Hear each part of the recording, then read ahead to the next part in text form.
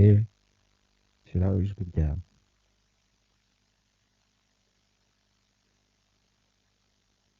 Test, test. Twari twatumwumva kugeza hano.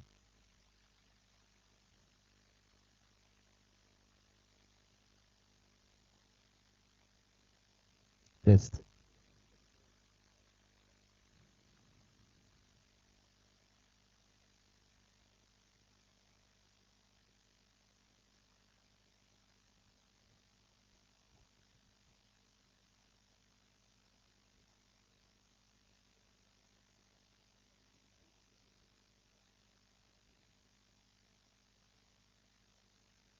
Then,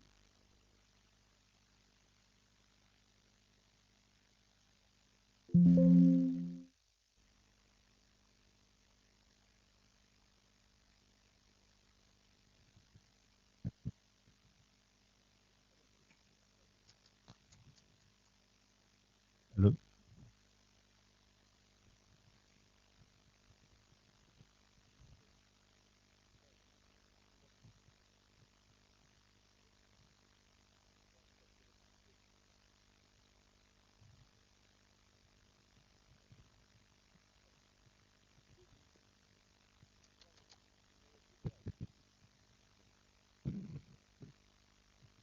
hello, hello,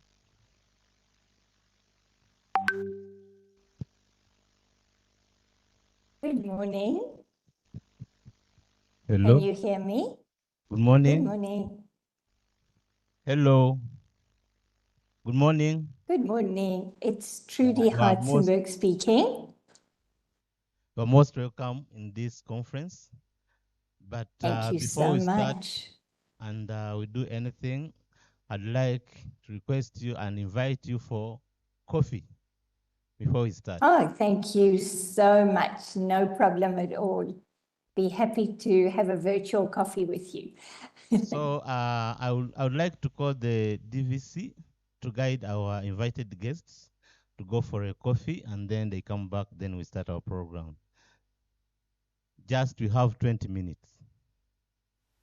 Yeah, thank you. The protocol, please, those in protocol lead our guests.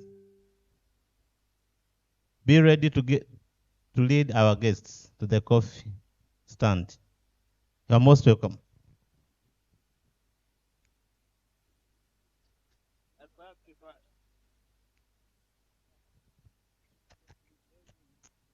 Yes, exactly.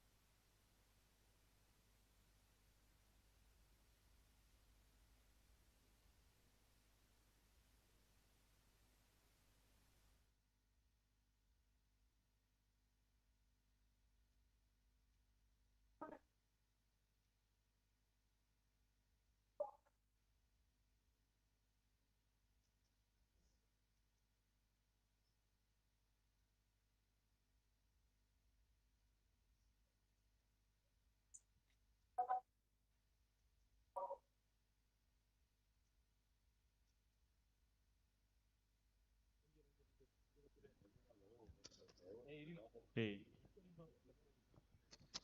queria futuro.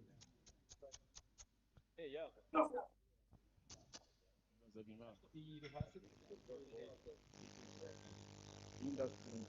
Wait, wait, go. Hello. Room.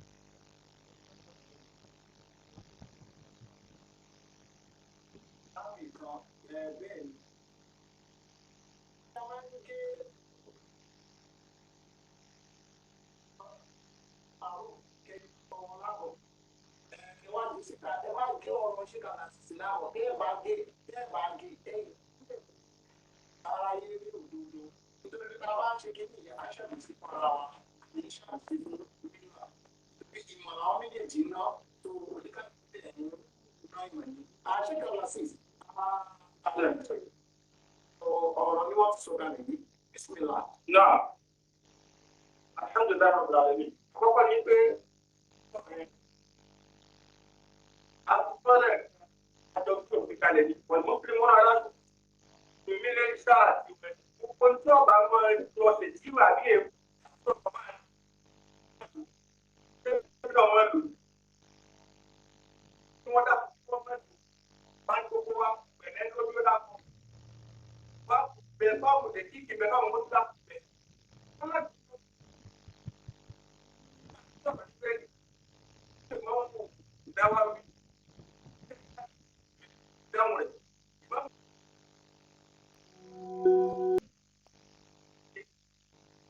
Wọ́n tó bá bẹ̀rẹ̀ kí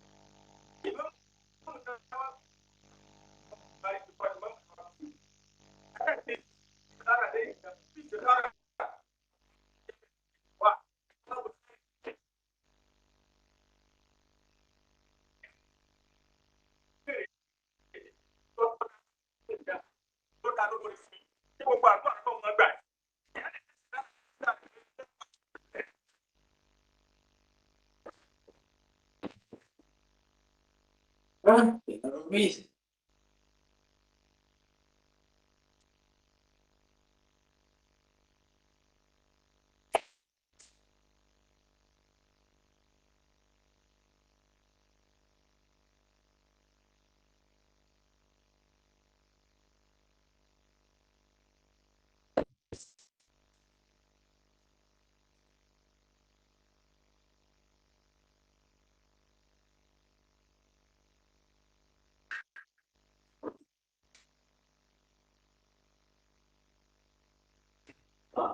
Bonito. All about you.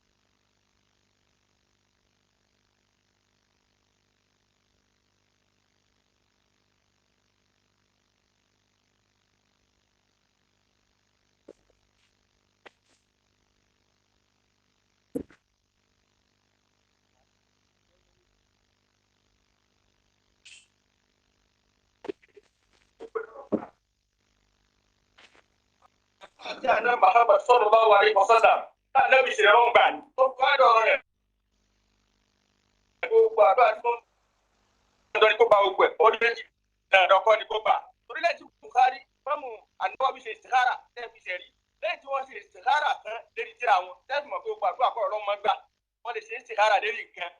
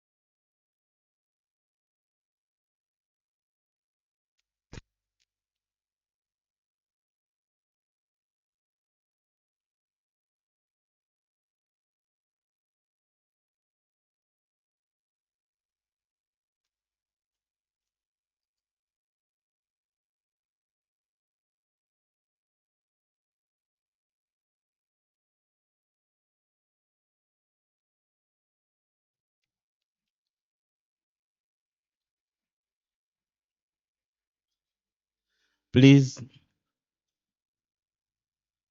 please get seated. Those outside, please come in. Come in and we start.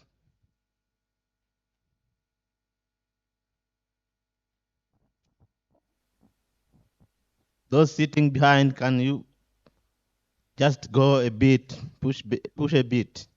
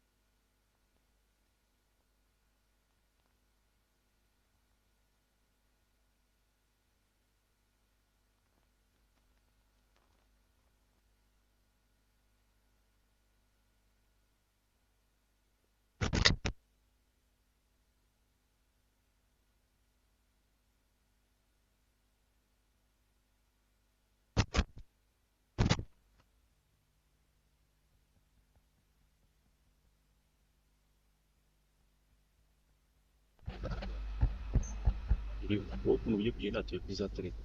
Çayda çıkıyor mesela bir bir var bazı bir de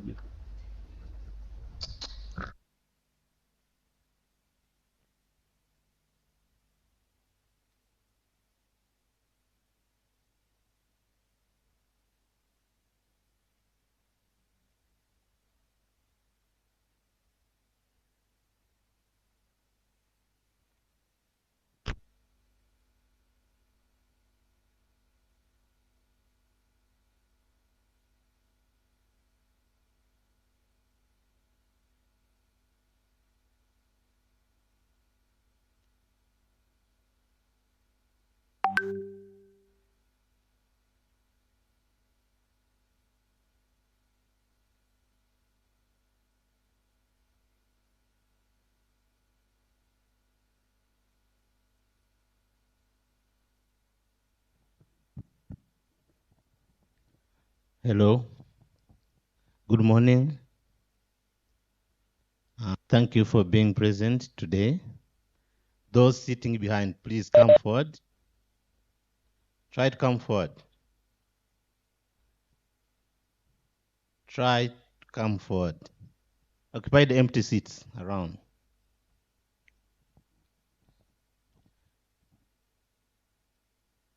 So you are most welcome on this date, which is 30th of October 2025. Welcome to this conference, International Conference, Research Conference on Trade, Development, Innovation, and Commercialization. We have a very good theme here, enhancing the effectiveness of partnership between universities and industry. So this is 2025 conference organized by partner institutions, World Trade Organization, University of Rwanda, the African E-Trade Group, Chalmers, Unipod. Me sitting here, standing before you, I'm Dr. James Rwijema, a faculty member in the School of ICT, College of Science and Technology. I'm going to be the MC of this event. Dear Deputy Vice Chancellor, Finance, ambassadors here present, principals, researchers, innovators, all partner members, invited guests, ladies and gentlemen, you are most welcome on this day to open up this conference. I have a program before me here. I'm just going to go through it very fast. We are going to have the brief overview of the event to be shared by UR World Trade Organization Chair and Chair of the Organizing Committee, Prof. Jonas Varayandema. Then we'll have the welcome remarks by the Deputy Vice Chancellor of Finance, here presenting the Vice Chancellor of the University of Rwanda. Then we'll have the remarks by the Principal, Joseph Nkurunziza, Principal of College of Business and Economics. Then we'll be having the remarks from the World Trade Organization Advisory Committee and the Principal College of Business and Economics will call our keynote speaker, the guest of honor, Chief Technical Advisor, the Minister of Trade and Industry. Then we'll have the culture troops to entertain us. And then we have the official tour of the exhibition. Then from there, we'll be having panel discussions with keynote speakers. And we have 2 panel discussions. Then after that, we'll go for lunch. And then after lunch, we'll be having a breakout sessions. That just at the UR headquarter offices, just nearby us. And that will be the end of today's session. Then in the afternoon or evening, we'll be having a coffee break and exhibition tour. As you have the program before you, we have another day which is on 31st October 2025, which is the last day of our conference. So by tomorrow, we'll be sharing you the program as well. Thank you. Allow me to call. I think we have people online, and those who want to some internet, please feel free. The internet ID is there and the password. So allow me to call the UR World Trade Organization Chair and Chair of the Organization Committee, Prof. Jonas Varayandema, for a brief overview of the event. You are most welcome, Prof. Thank you.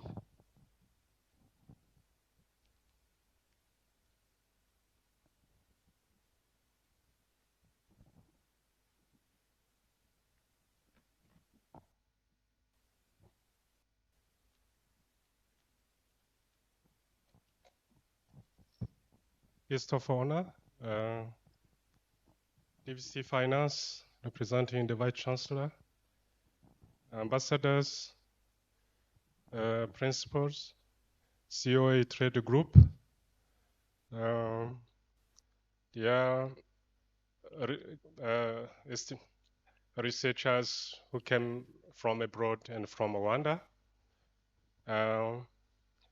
It is a pleasure to see you, and I'm honored to give a brief overview of this research conference and exhibition organized in collaboration between the University of Rwanda, World Trade Organization Chairs Program, Uniport, and A Trade Group. So it is a research conference, but also organized, and we thought that it would be better also we show what is done by the exhibition, which you will have take tour and then see what SMEs are doing. So the objective of organizing this conference, the theme is enhancing the effectiveness of partnership between university and the industries. And as you notice, the research is around themes including trade and integration, innovation and commercialization, digital trade, and also sustainability and gender, and youth and entrepreneurship. So we can notice that when there is a strong collaboration between academia and the industry, we can deliver, and then show also if we do research, what about the research output? Why do we do research, and what is the importance of doing research? So in line with this one, we have a couple of keynotes and panel discussions organized around those different themes. We'll be happy to hear from industry leaders, but also those who have strong experience in the academia and the industry collaboration, and then see what can be done to strengthen the collaboration between academia and the industry. As the MSc took us through the program on day 1, day 2, so we will have breakout sessions considering the different research areas where we have also discussion about research done. So I'm happy and honored to see that we have the 10 participants from India. Let me request, if you get the guest of honor, invite DVC, you allow, we can notice that researchers who came from India. Researchers from India, please, for your cognition, please stand up. Thank you so much. We have also researchers from Lesotho, National University of Lesotho.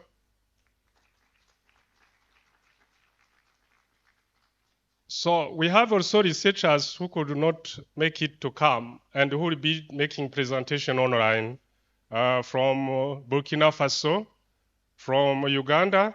I don't know if from Uganda, Dr. Ngutu. Okay, maybe he's still coming.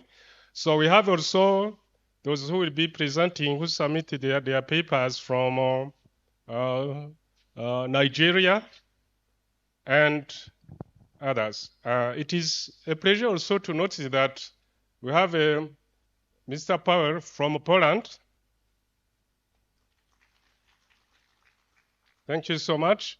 We have a Professor Lawrence from University of Cape Town. Thank you so much. We have also our colleagues from University of Malaysia. Please stand up for recognition. So without taking too much time, the guest of honor, Vice Chancellor and guest, let me stop here, but it will be a pleasure. We can expect that as the CEO, A Trade Group, at the end of this conference and exhibition, will show us we'll see what is the way forward. If you are having a research, and then also sharing research findings and exhibition, what can be the way forward of this one? We'll be happy to share that one. It will also to tell researchers that tomorrow we'll make an announcement about publications for the best research papers will be produced. Thank you so much for your kind attention.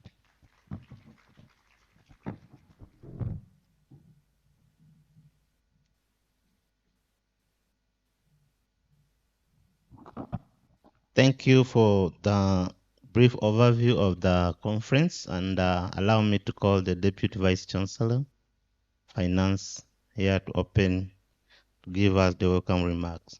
You're most welcome.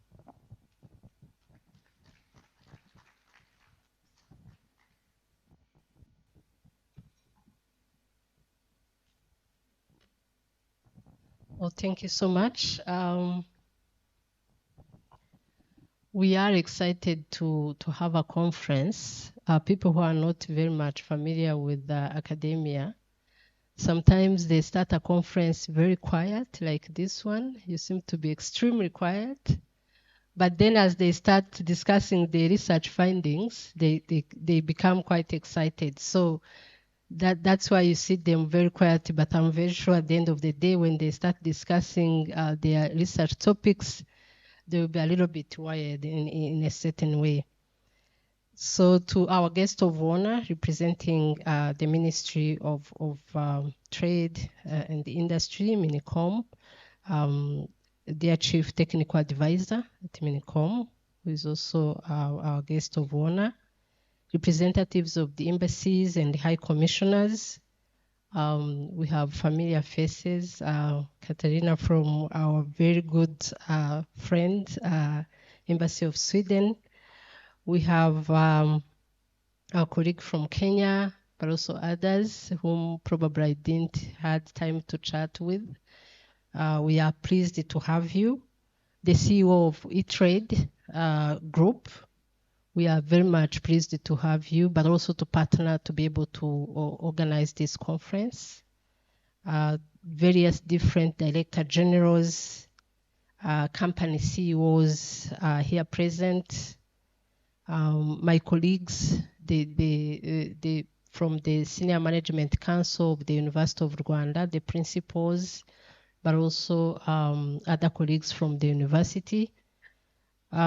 Distinguished researchers, Jonas has done a good job, fantastic job, coming from Rwanda, Africa, Europe, but also as far as Asia, India, and Malaysia. To our distinguished SMEs managers, particularly those ones who are going to do exhibitions, to our students, whom I encourage so much. You need to tell your colleagues to join the conference. We still have so many empty seats, so we'll be pleased to have more students joining in. If I didn't mention you in any category, please know that you are very much welcome, all ladies and gentlemen in the room. On behalf of the University of Rwanda leadership team, very good morning and warm welcome to this International Research Conference on Trade, Development, Innovation, and Commercialization. It is an honor to address this gathering of thinkers, innovators, and change makers.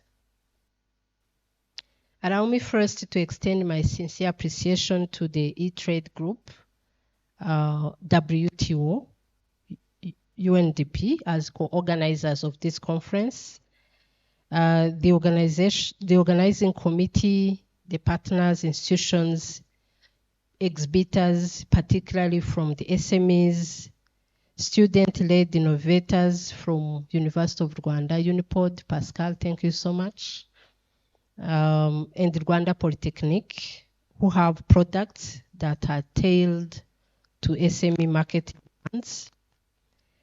Companies in trade finance, and all participants who have joined us today. Your presence reflects our shared commitment to research, that both informs but also more importantly transforms. This platform will create opportunities for networking and collaboration between universities, researchers, young innovators, entrepreneurs, policymakers, development partners, and the other players in the ecosystem. The conference theme, which is enhancing the effectiveness of partnerships between universities and industries, is timely and relevant. As global challenges grow more complex, from economic uncertainty to climate change, no single institution can act alone. Universities, we are centers of knowledge and discoveries, while industries drive applications, scale them down. When these forces unite, true transformation happens. At the University of Rwanda and beyond, higher education is evolving from teaching and research to entrepreneurship, innovation, and socio-economic impact. They are very much critical. Through incubation hubs and technology transfer offices, universities are becoming engines of national development, producing problem solvers who create opportunities and drive progress. To realize this vision, partnerships with the industry and taking the advantage of having a trade group here established in Rwanda, which is continental level, and the other partners who are local and international as well as other higher learning institutions in Rwanda, we must be transformative, but more importantly, not just transactional. We have to build on trusts, shared goals, and mutual benefits in all our transactions. Universities bring intellectual capital and talent. Industry brings the resources, and the real-world challenges are being solved when they work together. They can create sustainable value chains that benefit societies and addresses their critical challenges as well. Of course, challenges remain. Differences in priorities occur. Timelines and culture often hinder collaborations.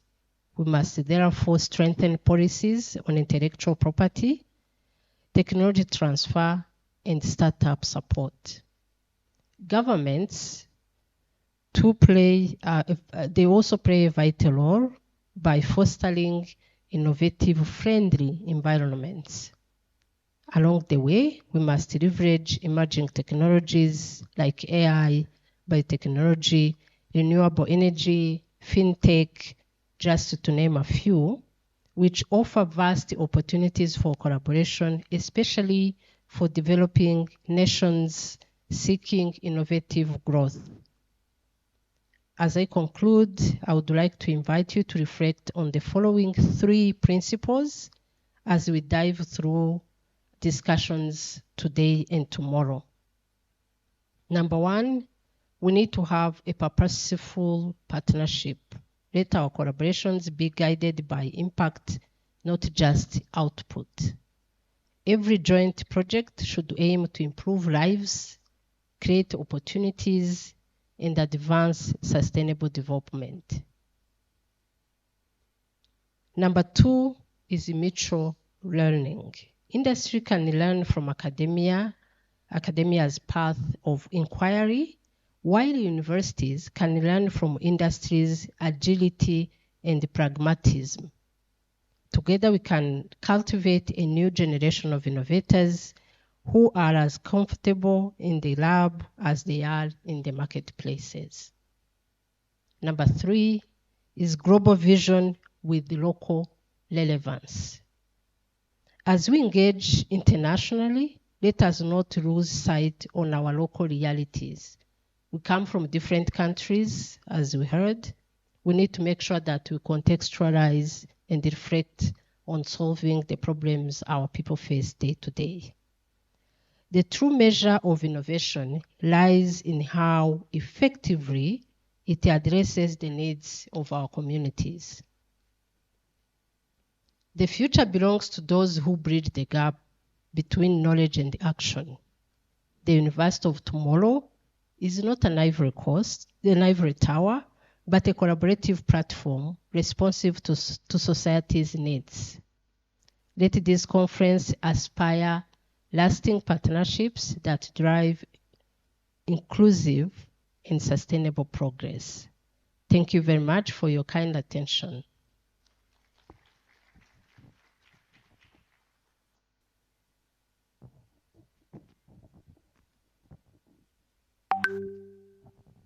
Thank you, DVC. Can we put our hands together and thank you for such insightful remarks. And I got a point from her remarks that let us be transformative than being transactional. That is a word to take home. So we have someone online. We have the remarks from the World Trade Organization Advisory Board member to be delivered by Dr. Trudy, the Executive Director of the Trade Law Center for Southern Africa. You are most welcome, Doctor.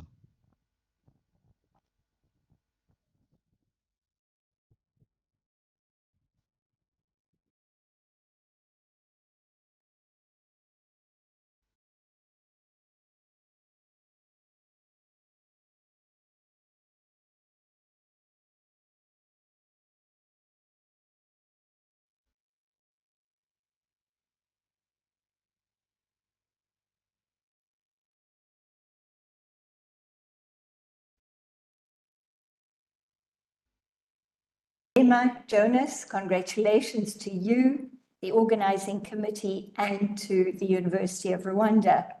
I have the privilege and the great pleasure, together with my colleague on the WTO Advisory Board,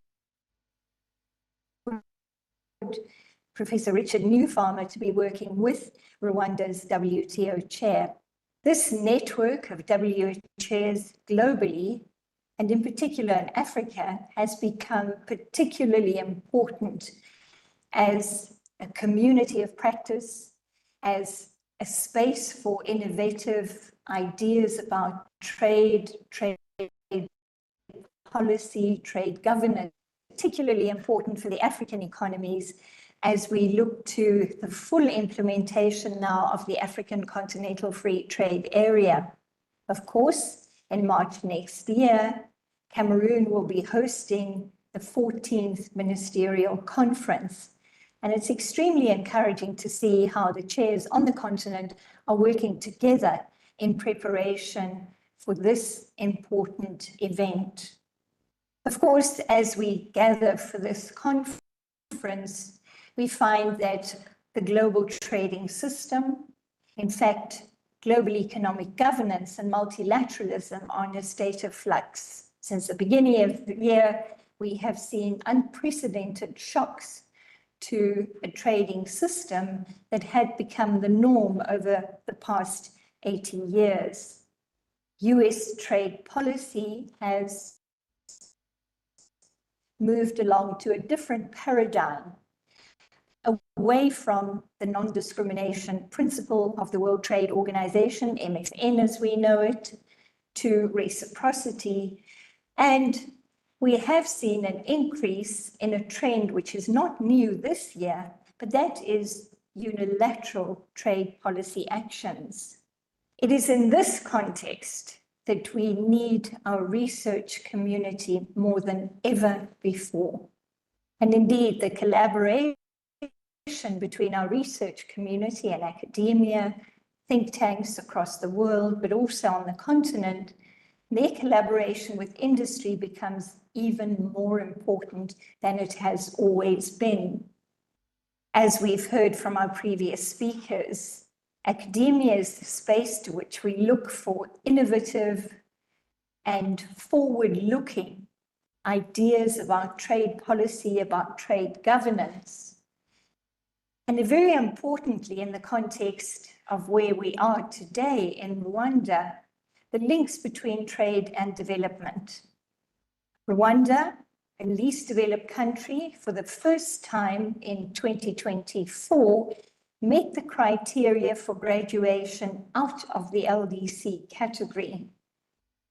Now, of course, this is a process. It would take some years for the graduation to become effective, but it will bring new challenges and also new opportunities as we see evidence of the policy choices that Rwanda has made in recent years to move up that development pathway. The new challenges, of course, are extremely important to navigate smartly. And this is where the collaboration between academia, our policymaking community, and industry is particularly important. The uncertainty and the new dimensions of risk that we have seen become part of the global trade policy context this year are particularly important, not only for individual enterprises and in particular for small and medium enterprises. And it's so good to hear that the exhibition will be showcasing what Rwanda's SMEs are working on, but also for value chains. Now, in this context, very important that the African Continental Free Trade Area, which has certainly featured quite prominently in a discourse about Africa's response to the global trade policy, the global trade challenges that we're navigating at the moment, has been quite important. The AFCFTA is not only a free trade area. It has also been adopted as a framework for Africa's industrialization, with particular emphasis on building cross-border value chains. And this means that we've got to think about the linkages between trade and policy in this new context. African enterprises and policymakers, our governments, will have to respond to the global industrial reach and the reconfiguration of global value chains that we are seeing in response to changes in global trade policy and governance.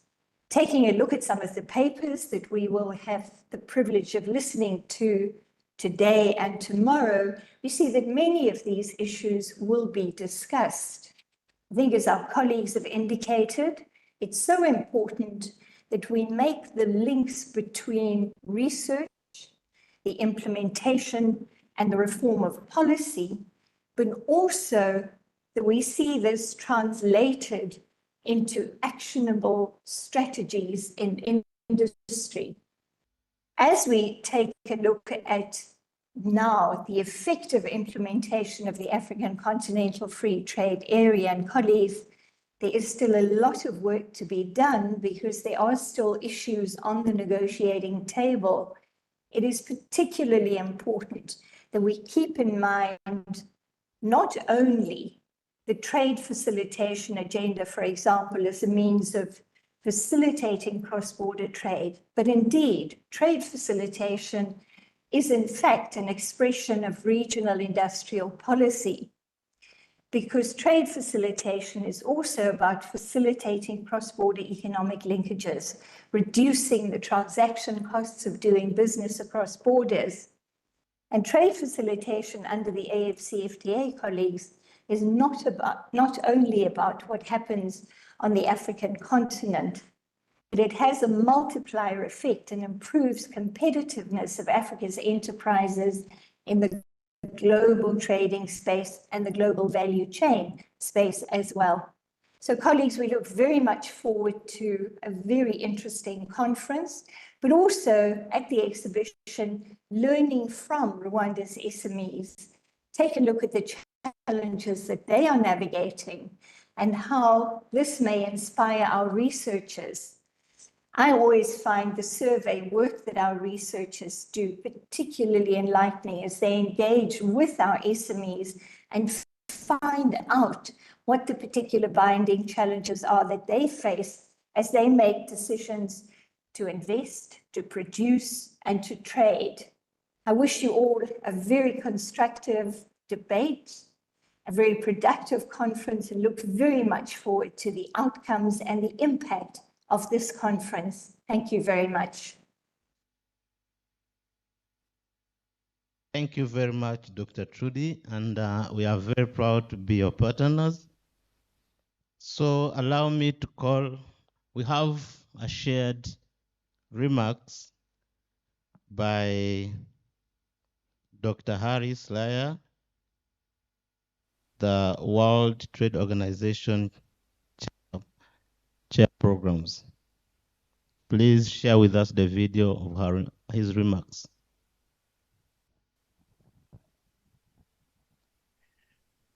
Distinguished guests, colleagues, friends, greetings from the WTO Chairs Program, the WCP in Geneva. Thank you all for being part of this International Research Conference on Trade and Development, organized by the WCP Chair in Rwanda. I'd like to congratulate Professor Barayandema and Professor Niragire, the WCP chairholders at the University of Rwanda, for having organized this event. The WCP, which was established in 2010, enhances knowledge and understanding of the multilateral trading system among academics, policymakers, and other stakeholders by supporting trade-related research, curriculum development, and outreach activities in academic institutions in beneficiary WTO members and observers. There are now 39 academic institutions in different regions of the world that are part of this program. And I would emphasize that the research and teaching material on WTO issues that is generated by the chairs is extremely important in allowing policymakers and trade negotiators to take well-informed decisions. The outreach element is therefore one of the crucial features of the program, and in that regard, I'm glad to note the participation in this event by representatives of, among others, the E-Trade Group, the International Growth Center, the Trade Law Center for Southern Africa, the United Nations Economic Commission for Africa, and the United Nations Development Program, as well as participants from various universities across the world. I would additionally like to express my appreciation to two members of the WCP Academic Advisory Board, who I know have worked very closely with the chair in Rwanda, Trudy Hartzenberg and Richard Newfarmer. And I would add that the support and engagement of the Ministry for Trade at this event is vital and very much appreciated. I also think that the topics that are up for discussion at this event are very important ones. Many WCP chairs are working on issues relating to regional trade integration, including in the context of the AFCFTA, among other things, to ensure that the benefits of regional integration are inclusive. Some 80% of businesses in Africa are MSMEs. The informal sector accounts for about 85% of economic activity in Africa, and women account for almost 90% of the labor force in the informal sector.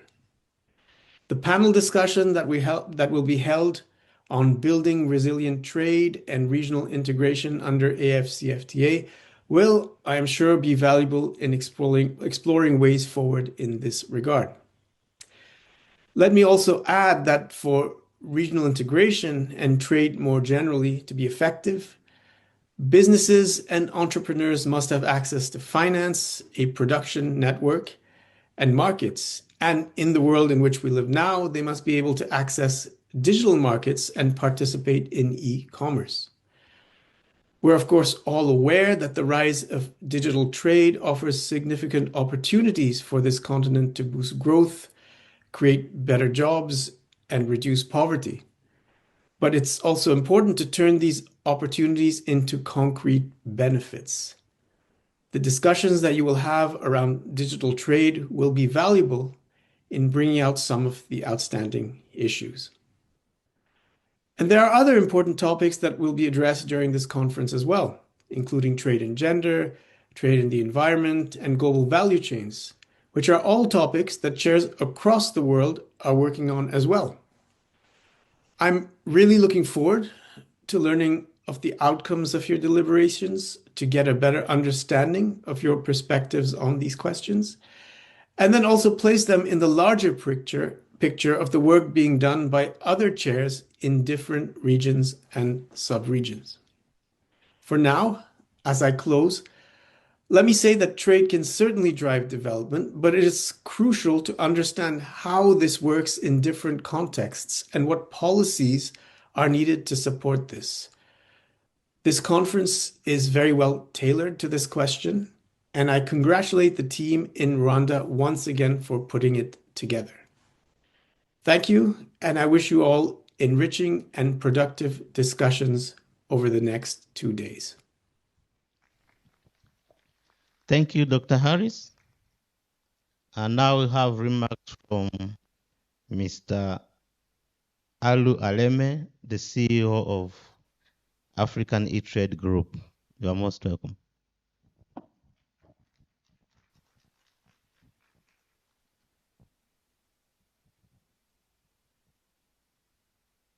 you.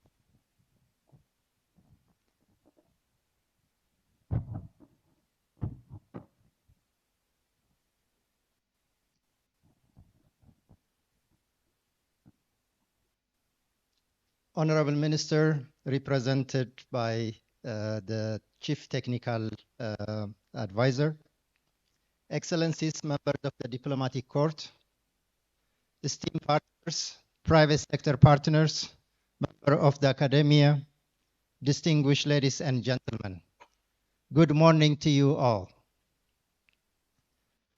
I am representing today my boss, the Vice Chairman of the African Electronic Trade Group Board, Ambassador Professor Charles Murugande. And I'm honored to deliver on his behalf this remark on behalf of the A-Trade Group as a co-organizer of this important event that has brought together the university researchers, private sectors, especially SMEs in agro-processing, creative industries, and young innovators from University of Rwanda, Rwanda Polytechnics. First of all, let me thank you, the University of Rwanda, the WTO, Unipod, and all other partners who join us to organize this conference. This is important to recognize the significance of the platform as an opportunity to enhance collaborations, enrich our network, and strengthen partnership between the private sectors, universities, and young innovators, policymakers, development partners, and other stakeholders in the ecosystem of trade and trade developments. This gathering also provides us with a valuable space to reflect collectively on how to deepen these collaborations so that we may fully harness the opportunities presented by the African Continental Free Trade Area and its immense potential to create sustainable jobs across the continent. When you visit the exhibitions, you will witness the potential of wonderful made in Rwanda products that are either as our platform, sokuku.africa, or are going to be onboarded during the next 2 days. We believe that visibility of product made in by small and medium entrepreneurs, women and youth, it is imperative that to showcase. This is part of our contributions to catalyze markets linkage inter alia.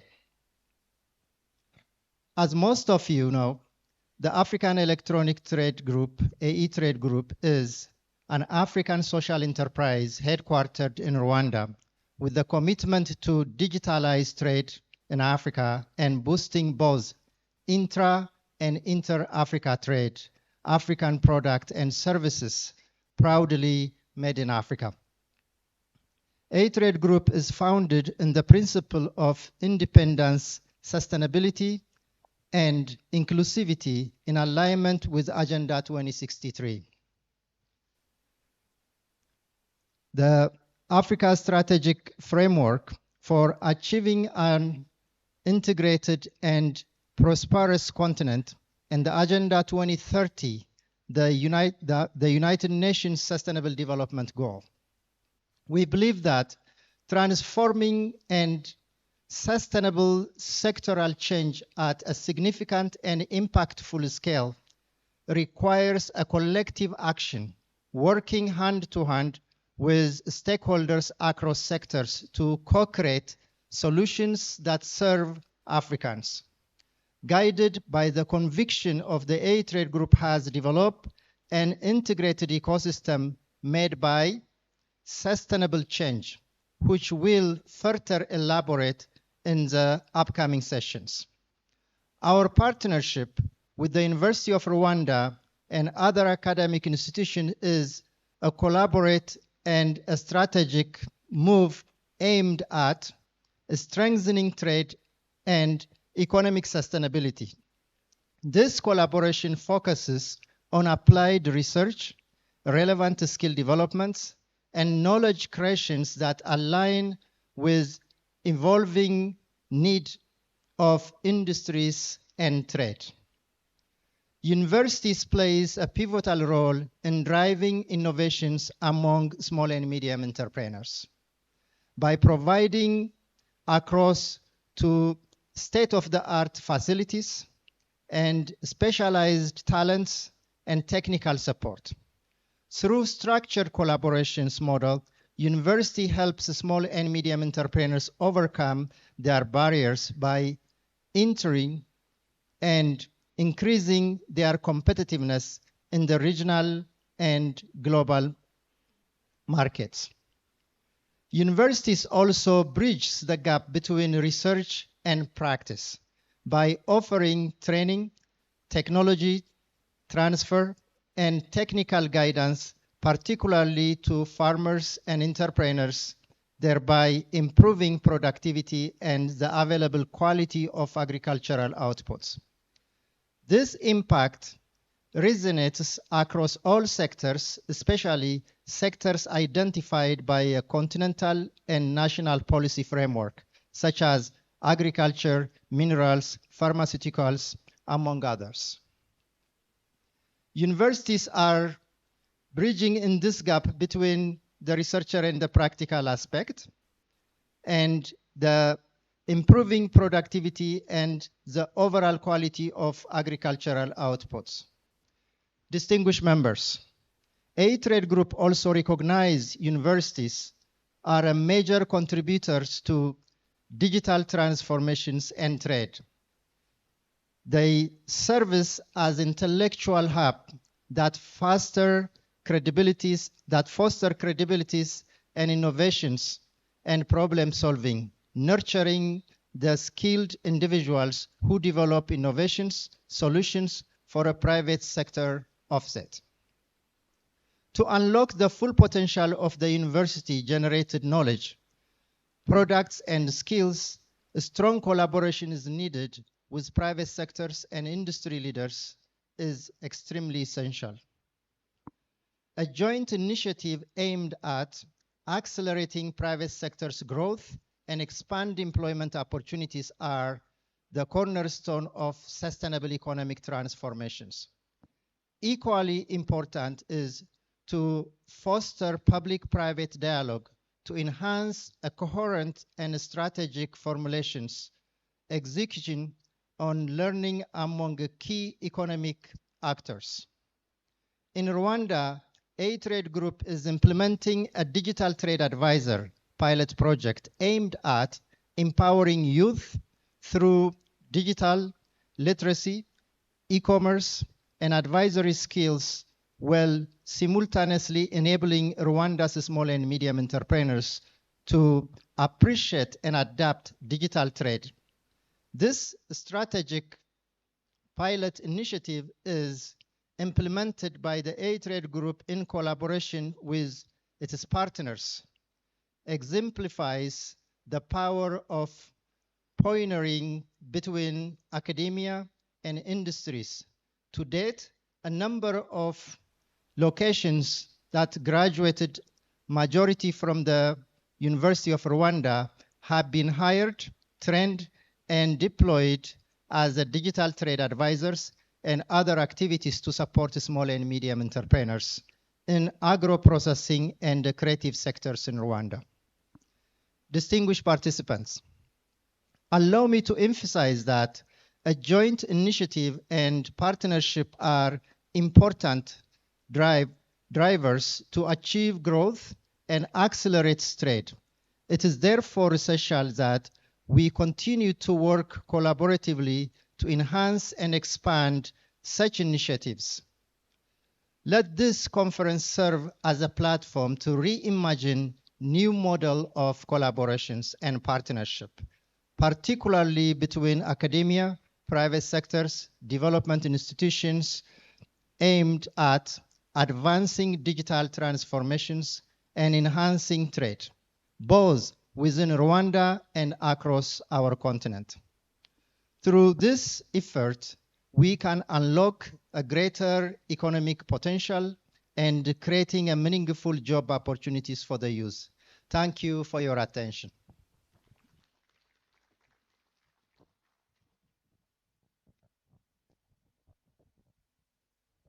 Thank you for your remarks, and I promise that the students of University of Rwanda will be A-Trade ambassadors. So allow me to call the principal of College of Business and Economics to give his remarks and kindly invite the keynote speaker for the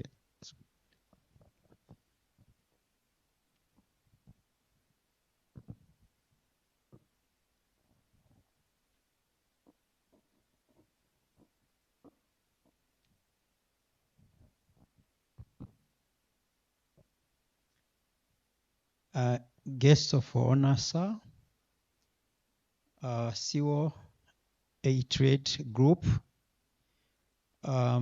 Minister of Cancer for Kenya High Commission in Rwanda, Executive Director of Trade Law Center for Southern Africa, Madame Katarina from Swedish Embassy and a friend of University of Rwanda, principals, WTO Chair, Rwanda, distinguished guests, researchers, colleagues, exhibitors, friends, all protocol observed, a very good morning.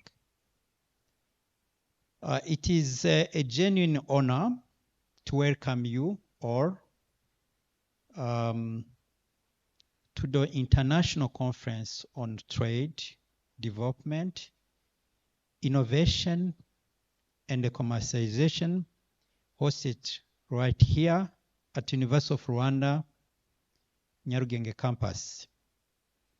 Your presence today, representing the government of Rwanda, international organization, the private sector, academia, civil society from Rwanda and abroad, underscores the critical importance of this moment.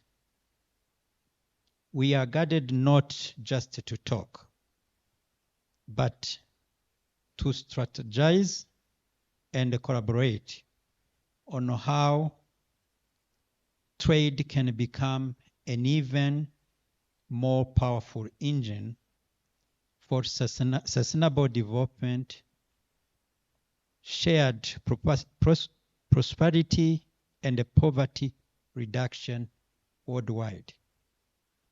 Your presence here today is a powerful testament to the vital linkage between rigorous research and the real-world policy. Over the 2 days, the program will focus on a panel discussion, networking sessions designed to foster meaningful partnership and knowledge exchange. Research presentations on trade, development strategies, and SMEs' contribution to the growth. Exhibition booths showcasing cutting-edge SMEs product, services, and technology. I particularly want to draw your attention to the exhibition we have set up. It is showcases the best and the brightest solutions, technologies, and initiatives that are actively shaping the future of the globe, trade, and advancing development goals. Please take the time to visit and support these innovators. It is a concrete demonstration of the possibility that emerges when trade and innovation are internationally linked to the Sustainable Development Goals. Holding this conference in Rwanda is particularly significant. Our national journey highlights the challenge and the success of using trade, innovation, and digital transformation to drive rapid development and regional integration. We encourage you to look beyond the conference hall and engage with the dynamism and innovation happening across our country. The unique environment offers a valuable opportunity to transform from theories to practical application. I want here to thank a lot AE Trade Group for offering an opportunity to our graduates and to link them with SMEs, where we link the theories and the practical knowledge. To our academic visitors, thank you for bringing your expertise. To our policymakers, thank you for your commitment to implementation. And to our graduates, I urge you to listen, question, and engage. You are the future architect of the research focusing on trade policies. I extend my gratitude to all those who made this conference possible. The University of Rwanda, A-Trade Group leaders, Head of Business and Commercialization at Unipod Rwanda, WTO Chair, and every hand that worked behind the scenes. Once again, welcome and thank you so much for being part of this meaningful occasion. Let us move forward together toward a brighter and a more connected future. I'd like to take this opportunity to welcome our guest of honor to give the opening remarks, and thank you so much for your kind attention. Most welcome, sir.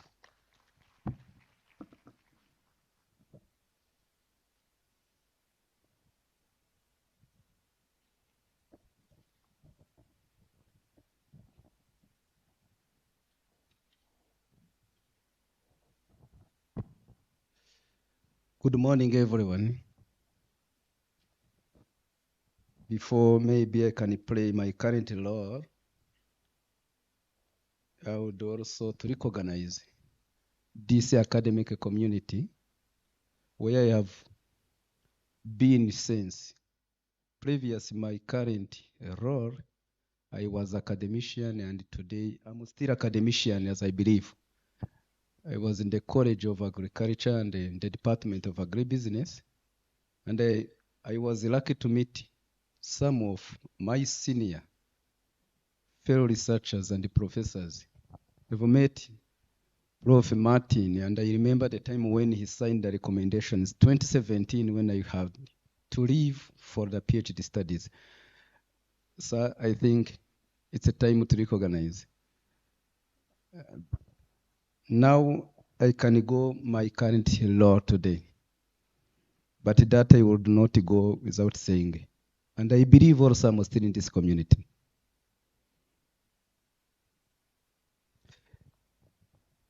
Honorable Minister Councillor, Kenya High Commission in Rwanda, CEO African E-Trade Group, Principal representing Deputy Vice Chancellor in charge of Finance, and the other principals present, distinguished researchers from abroad and from Rwanda, company leaders, esteemed SMEs, managers and exhibitors, or online contributors from WTO and the Trade Law Center, distinguished guests, ladies and gentlemen, all protocols observed. Good morning. On behalf of the Honorable Minister of Trade and Industry, Mr. Seva His Prudence, who is not present, it is both a pleasure and an honor to address this distinguished gathering at the research conference on trade, development, innovation, and commercialization, organized under the theme Enhancing the Effectiveness of Partnership between Universities and Industries. I commend the organizers for bringing together such a distinguished group of leaders, policymakers, entrepreneurs, academics, and innovators. The conference comes at a pivot moment as the global economy is being reshaped by rapid technological change, evolving trade systems, and the rise of the knowledge-driven development. At the heart of today's theme lies a powerful truth. No single institution, no matter how capable, can drive national development alone. Innovation and progress are collective efforts. Universities remain the foundation of knowledge places where ideas are born, refined, and tested. Industries, on the other hand, transform those ideas into products, services, and technologies that shape markets and improve lives. When these two forces collaborate effectively, research becomes relevant, innovations becomes practical, and economic growth becomes inclusive and sustainable. However, the challenge before us is not mere partnership, but effective partnership, one that is strategic, mutually beneficial, and aligned with the national and regional development priorities. Too often, groundbreaking research remains confined within academic journals, while industries are still struggling to access solutions that could enhance their competitiveness. To bridge this gap, we must strengthen mechanisms for technology transfer, intellectual property management, and research commercialization. We must also cultivate a culture of entrepreneurship within academia, where researchers see innovation not just as a publication, but as a transformation and the ability to turn into ideas into impact.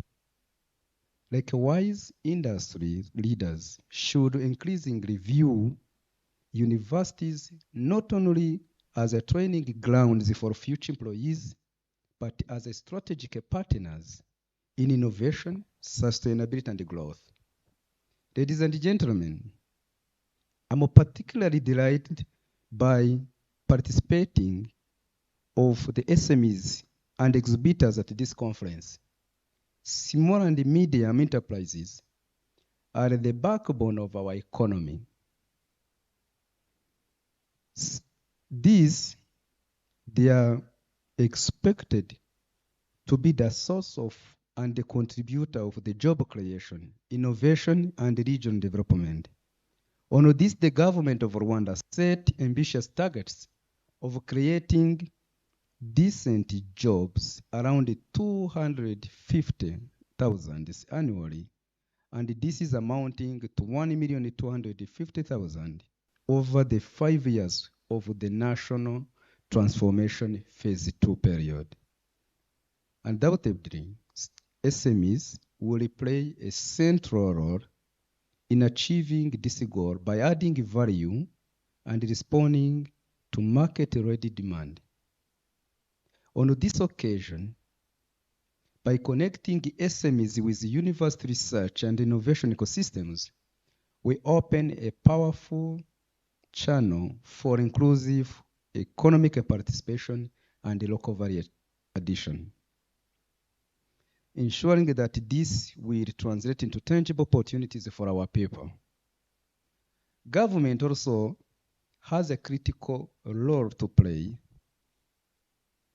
through sound policies, strategic funding, and enabling regulations.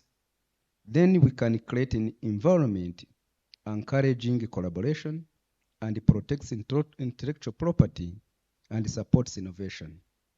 On the other side, private-public partnership must be deepened, research funding models should be reshaped, and regional networks to strengthen and to ensure that no idea is left unexplored and no innovation underutilized. Ladies and gentlemen, this conference is not just a forum for discussion. It is a platform for action. The conversation we begin here must lead to concrete outcomes, strengthening a partnership that yield measurable impact on trade, job creation, technology transfer, and sustainable development. In closing, I argue each of you, policymakers who are here present, researchers, industry leaders, and entrepreneurship leaders, to take this opportunity to connect, to collaborate, and to create solutions that drive progress. Together, we can transform knowledge into value, ideas into industries, and the partnership into progress. I thank you very much, and I wish you all a successful and inspiring conference. Thank you.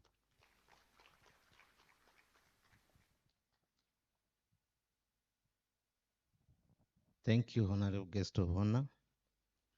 And take away home is let us connect, collaborate, and be creative to solve problems in the society through innovation. I think this is a very insightful remark, which need to be followed by an entertainment. So I call Itorero Inyambo to come and entertain us. Please, the floor is yours.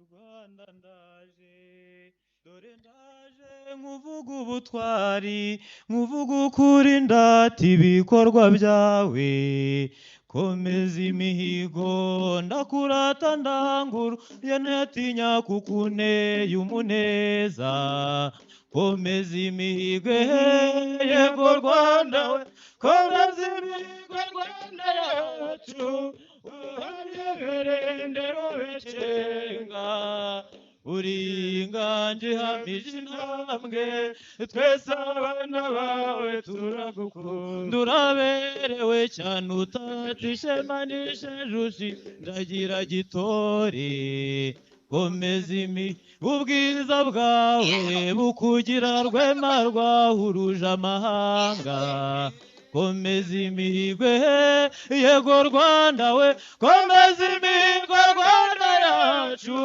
uhamye birindiro bikirenga uri inganje ihamije intambwe twese abana bawe turagukunda niyongeze mu birunga mbona ko wakirwa imanzi kandi ko Imana yibera iwawe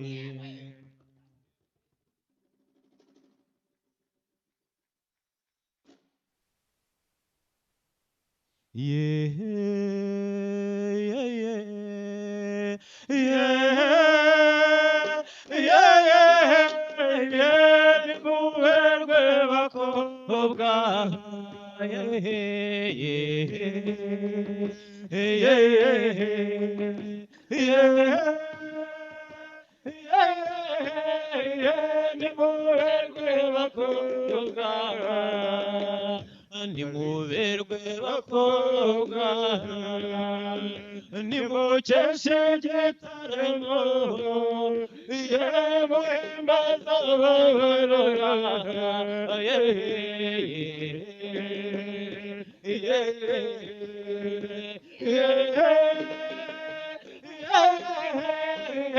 nimuberwe bakobwa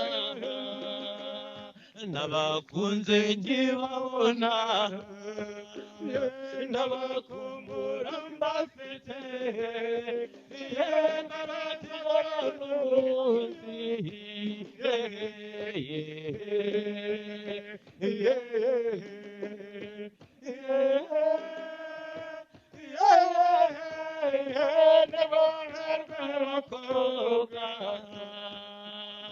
abeza musani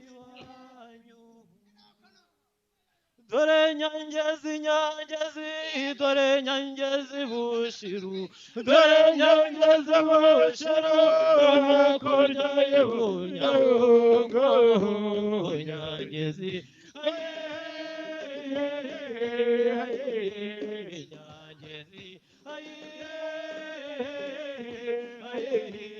nyangezi agacaca karanteze n'ingaruka ndagatema katazatega urungano nyangezi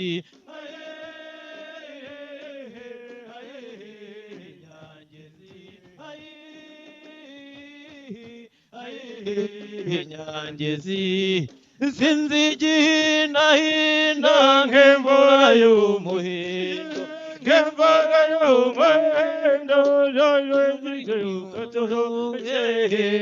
nyangezi nyangezi nyangezi sinzi igihindahina nk'insina y'inyamunyu nk'insina y'inyamunyu imwe y'intokatoki nyangezi nyangezi aye nyangezi Rwanda nziza komeza imihigo ubumwe bw'abanyarwanda nibusagame ngo byiduhetse horana intsinzi turagushyigikiye Rwanda nziza komeza imihigo ubumwe bw'abanyarwanda nibusagame ngo byiduhetse horana intsinzi turagushyigikiye tukuririmbe Rwanda ngo byiduhetse horana intsinzi turagushyigikiye Rwanda nziza komeza imihigo ubumwe bw'abanyarwanda nibusagambe ngo byiduhetse horana intsinzi turagushyigikiye nitwe condo ry'ingabo yawe ibe n'izindi ngo byiduhetse horana intsinzi turagushyigikiye Rwanda nziza komeza imihigo ubumwe bw'abanyarwanda nibusagambe ngo byiduhetse horana intsinzi turagushyigikiye urutare urutare rwiza noteraga izuba rikarasa rikarenga njyewe nkumbuye kurureba mu mata y'intore njyewe nkumbuye kurureba n'urutare rwandaba njyewe nkumbuye kurureba urutare rwiza noteraga izuba rikarasa rikarenga njyewe nkumbuye kurureba urwakamegera imwumba njyewe nkumbuye kurureba n'urutare rwandaba njyewe nkumbuye kurureba urutare rwiza noteraga izuba rikarasa rikarenga njyewe nkumbuye kurureba urwahogoje amahanga njyewe nkumbuye kurureba urwo rutare rwiza we njyewe nkumbuye kurureba urutare rwiza noteraga izuba rikarasa rikarenga njyewe nkumbuye kurureba urutare rwiza noteraga izuba rikarasa rikarenga nagiye iwabo w'icuma rusika umurukari nasanze rukubana amakuza ruhongore rwogeye muhorakeye ngo ni mwene rugaba bihumbi yego we nagiye iwabo w'icuma rusika umurukari nasanze rukubana amakuza ruhongore rwogeye muhorakeye ngo ni mwene rugaba bihumbi uzamusanga iwabo ngo ni mwene rugaba bihumbi n'umusore batinya n'inkuba y'amarere ngo ni mwene rugaba bihumbi nagiye iwawe ngiye iwawe icuma ruseka n'urukare nahasanze rukubana amaguru ruhongore rwogeye muhorakeye ngo ni mwene rugaba bihumbi ngo niwe munyarwanda ubereye igihugu ngo ni mwene rugaba bihumbi yagariye mu mashuri yiga atiganyira ngo ni mwene rugaba bihumbi nagiye iwawe icuma ruseka urukare nasanze rugana amakuza ruhongore rwogeye muhorakeye ngo ni mwene rugaba bihumbi muze musanga i Rwanda nuwe munyarwanda uwo ni mwene rugababihumbi icagera hose niwe barata uwo ni mwene rugababihumbi uraho Rwanda yacu uraho Rwanda nziza Rwanda uraho urwatubyaye uraho urwagasa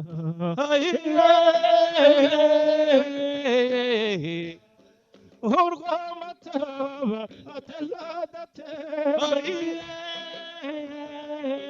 Rwanda uraho amata meza avuna imitozo Rwanda uraho Rwanda muvuze impundu Rwanda uraho urwatubyaye ruradusha Rwanda uraho Rwanda yacu uraho Rwanda nziza Rwanda uraho urwatubyaye uraho urwagasabo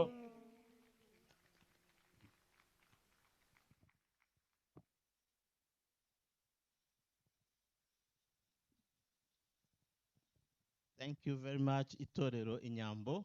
This is Itorero from Yuara Huye campus. Please let us put our hands together.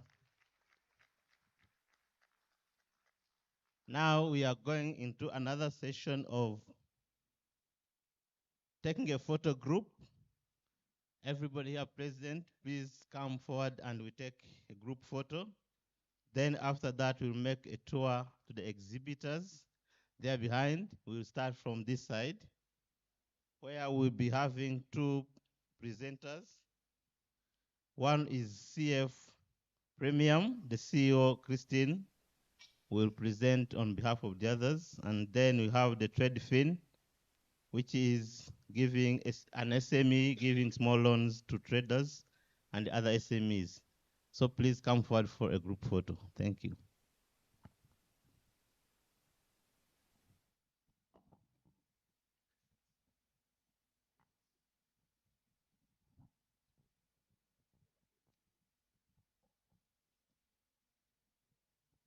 Pascal will help us to go through this activity.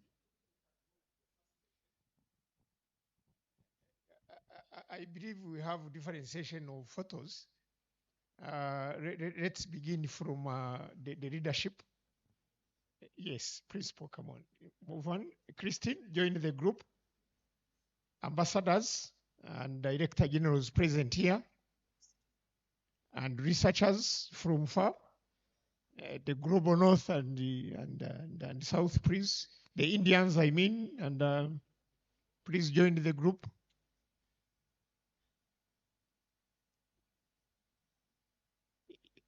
Kindly, I mean our visitors from outside Rwanda, please join the group. Yes. Thank you for coming. This is our first session.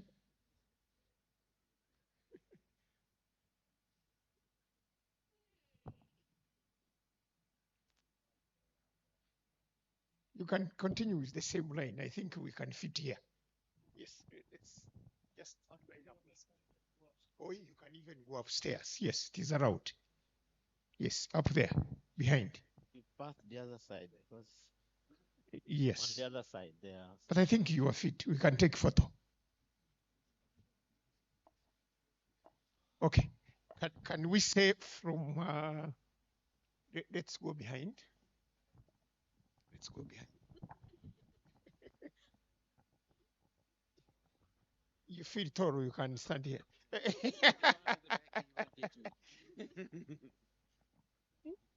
Why can't you go up there? Yes, to make sure that you are tall like him. Yeah.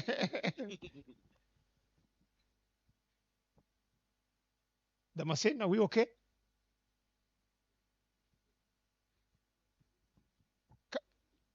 Oh, sorry. Join there. You are not able to stand. Or you can move around.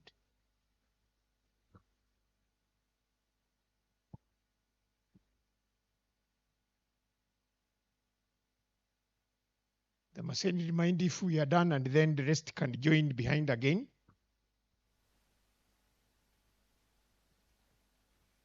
So we remain the way we are standing, and I beg the entire team in the room just to join. Stand and join the photo. My friends, I want to see everybody, very energetic, moving and happy. Though it is raining, but we need to be happy with the event. Let's move fast and take photo, and then move on with the next. Thank you. Thank you.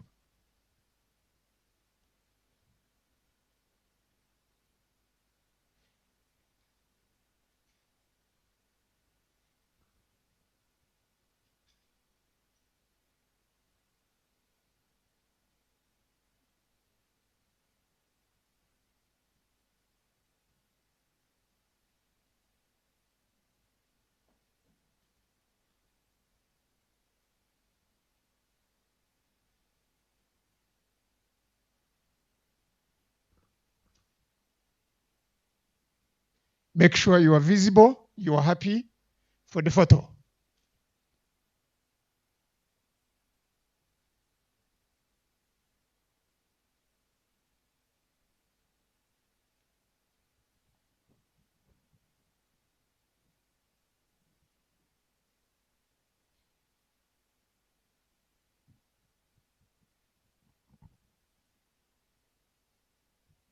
I think we are done. We are done, and then the next is, let me hand over to the MC.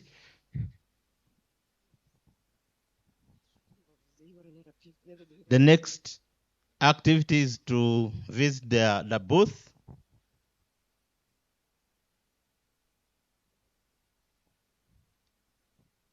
We should pass from this side. Start from this side. The protocol can help us to guide the visitors. And then from this side, we'll go to visit the stands of Rwanda Polytechnic and the University of Rwanda, Unipod on the right side, where I'm standing and I'm showing the right side. So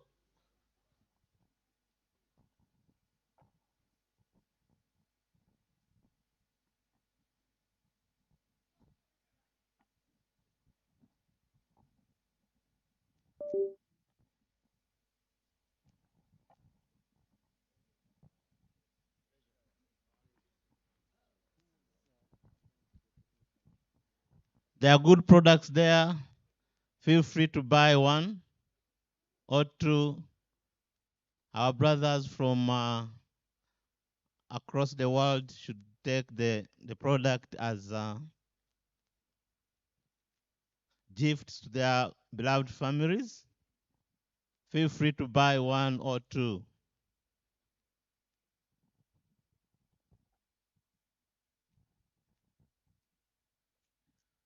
This activity is going to take 10 minutes, then we come back here.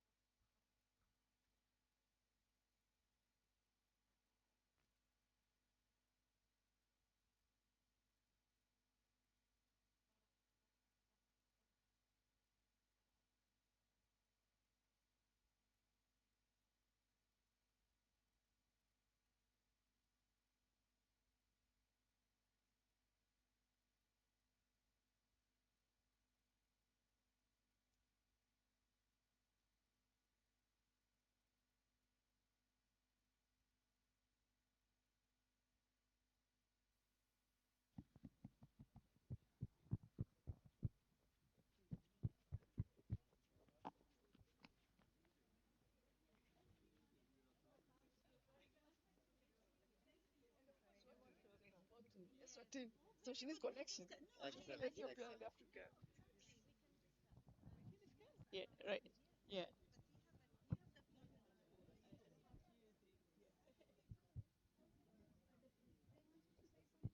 Hello, hello.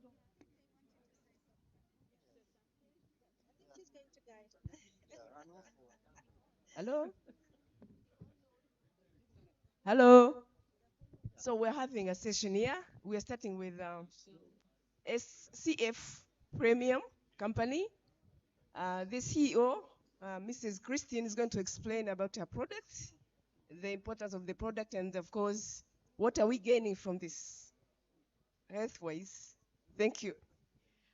Thank you very much. It's a great opportunity to stand here and talk about our products and introduce you of our new products. So we have teas of different kinds, and some are being infused with our organic cayenne pepper, and we have organic teas all grown in Rwanda. So beginning from here, maybe I begin from the first product we have. That's the origin of CF Premium. That's what we do, and that's what we infuse in all our products. So the cayenne pepper is grown in Rwanda, and we're the first company to grow it in Rwanda and process it to this stage. So it's all from farm. It's all the value chain, just from the farm to this bottle to your plate. That's what we do. So the cayenne pepper is natural, sun-dried, and it has no additives, it has no salt, it has no sugar. It's 100% natural. We infuse that in the organic green tea sourced from a well-known organic growing teas in Rwanda, the best growing company that grows green tea and black tea. So to make it more beneficial to every one of you, including me, so we add cayenne pepper in it. It's very, very tasty and very natural. So our green tea as well, and we also have another one that we didn't bring here, but we infuse it as well with cayenne pepper. Apart from that, we produce, we pack the orthodox tea. So this is the tea that is not tempered, has never been tempered, and also is well dried and not passed through so many processes to make it granule or something like that. So this is the tea that you put in water, hot water, and it just comes back to its natural way. It just like a leaf, the way it is. It's very, very, it's very good. It's very beneficial to us, and it's good to be in every kitchen of Rwanda and even abroad. Yes, the whole continent. Yes, yeah. Thank you. We haven't started exporting. We began by exporting the chili, dried chili, but we thought it's better that we start processing ourselves, which we can, and we are doing it better anyway. And it's more, I think, adding value to it is more important than exporting it the way it is. Yeah. Thank you.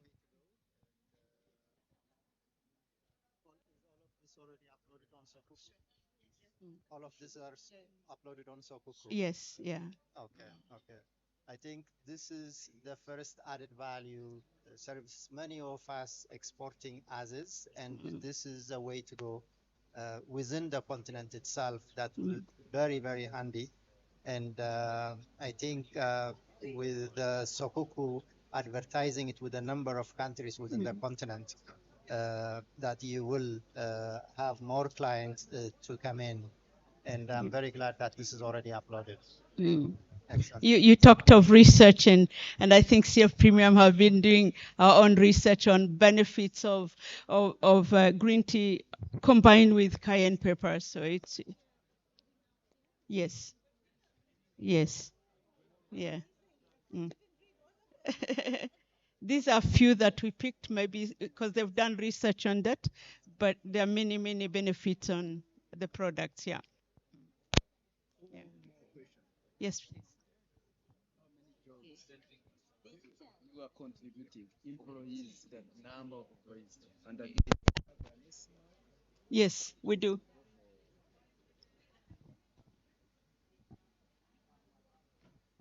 I brought it in case you ask.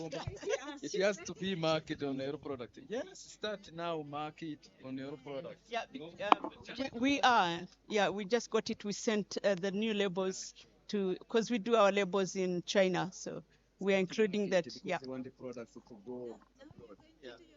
With the young innovators here. Yes. We'll connect you. Sure.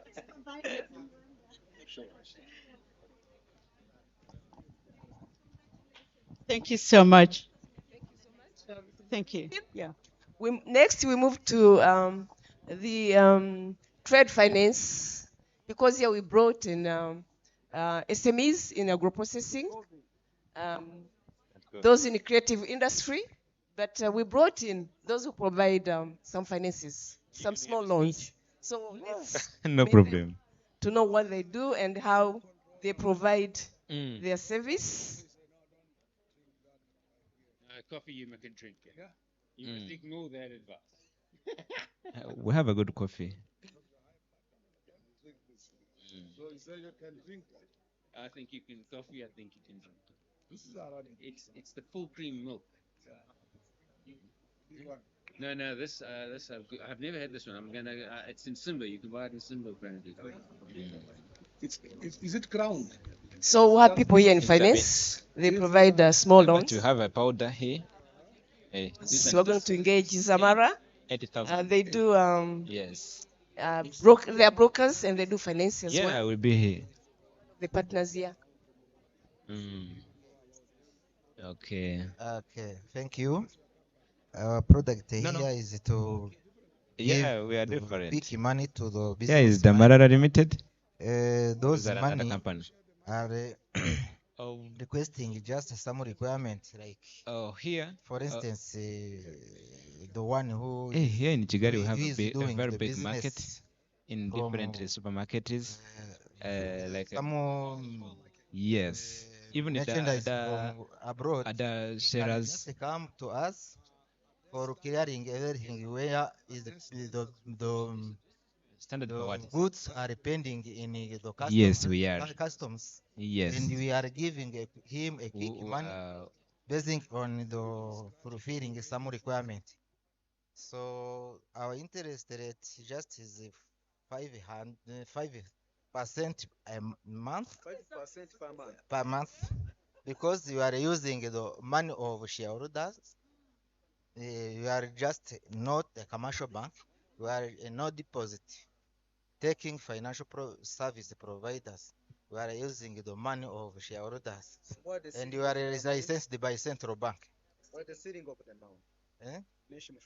The maximum, we do not have a maximum, so it's depend of the repayment capacity of the client.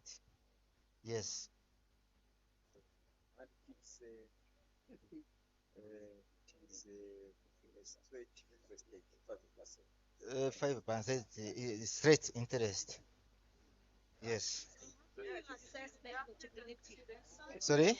How do you assess if I approach for a dog? Oh, okay. There are some profile that we have. The requirement are ready at our office.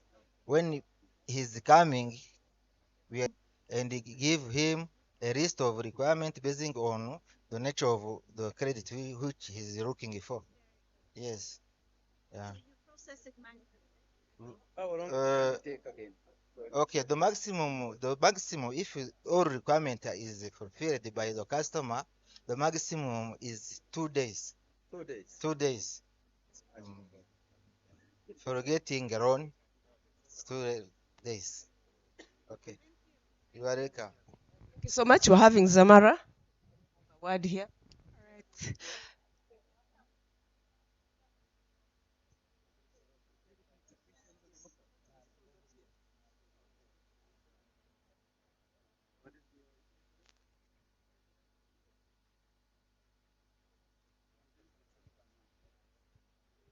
They also provide short term. Once paid. So that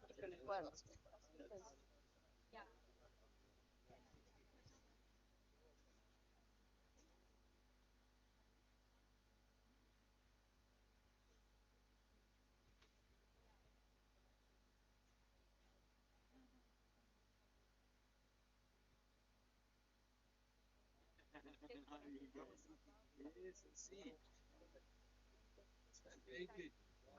Very good. Yes, certainly.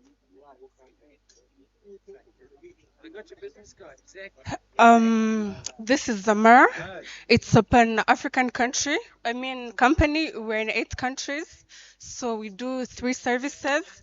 Firstly, we do insurance brokerage. We're an intermediary between a client. We stand for you as the client. We negotiate for you. We're able to manage your insurance portfolio. We work with all insurance companies in Rwanda, whereby we give you or we advise on how you can get the best insurance that suits your needs, that's tailored to you as the customer's needs, and it's at a free cost. And we also do pension administration, whereby we give pension solutions. They're private. We usually in Rwanda we have RSSB, but we also have a private pension scheme called Tekana. It has very many beautiful benefits. You can contribute any amount above 10,000, and the best thing is you get free life insurance. This is usually an insurance cover that people purchase, but now you're getting it for free as you're in the scheme. You can contribute any amount of money. It can be 10,000. It's very flexible depending on how you are financially. And we also offer actuary services, whereby we use mathematical tools to get evaluations, recommendations.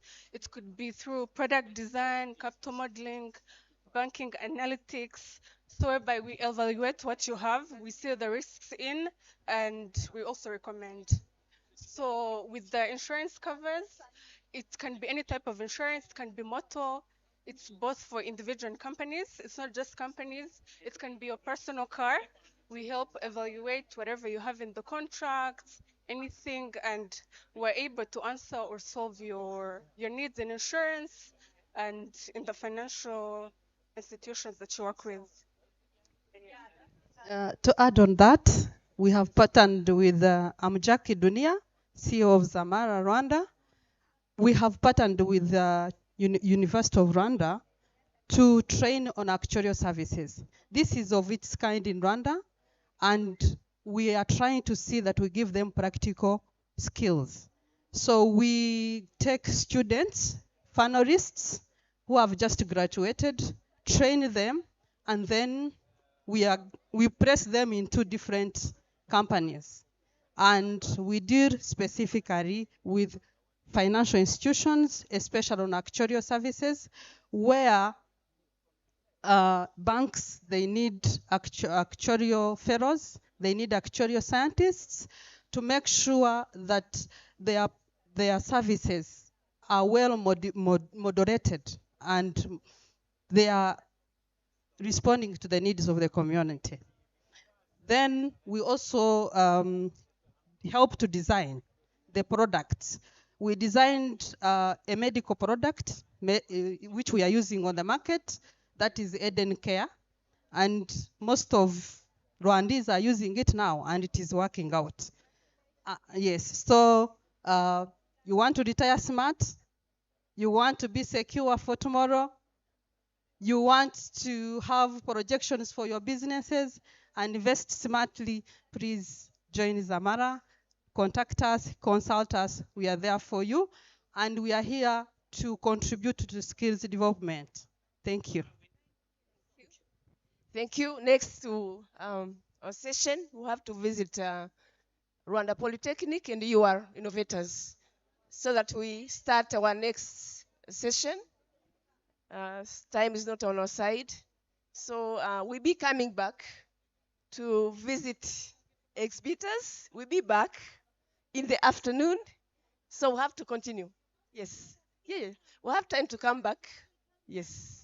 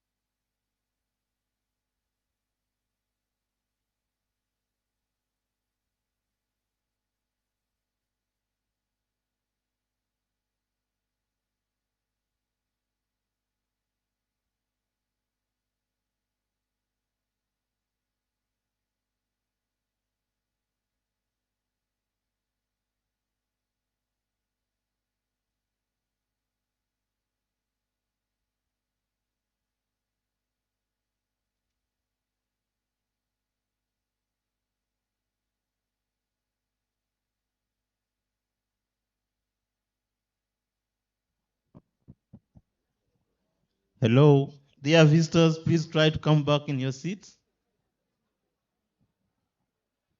Try to come back and we go for the next session. We will have time to revisit the booth.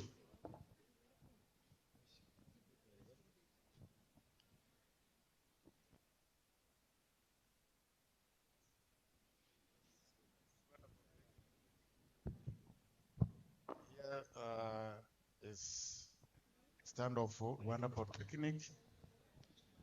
We have different products that we produce. Welcome here. So you are welcome. This is the stand for Rwanda Polytechnic, the College of Musanze. We are showcasing different products made through the researches of students, but also which are ready to be commercialized. Especially this product that you are seeing here are made by the students in a food processing program. So this one is the innovative product made by students, which is made in avocado. It is a crude avocado oil or cold pressed oil. This one can be used for cooking and for skincare, just like this way that you buy the other crude oil like olive and whatever. So this one is made from our local varieties of avocado. So it's cooking oil that it is crude because there is no other ingredient that is added in this, and it is cold pressed. There is no other processing ways that can destroy the components or the essential components of it. So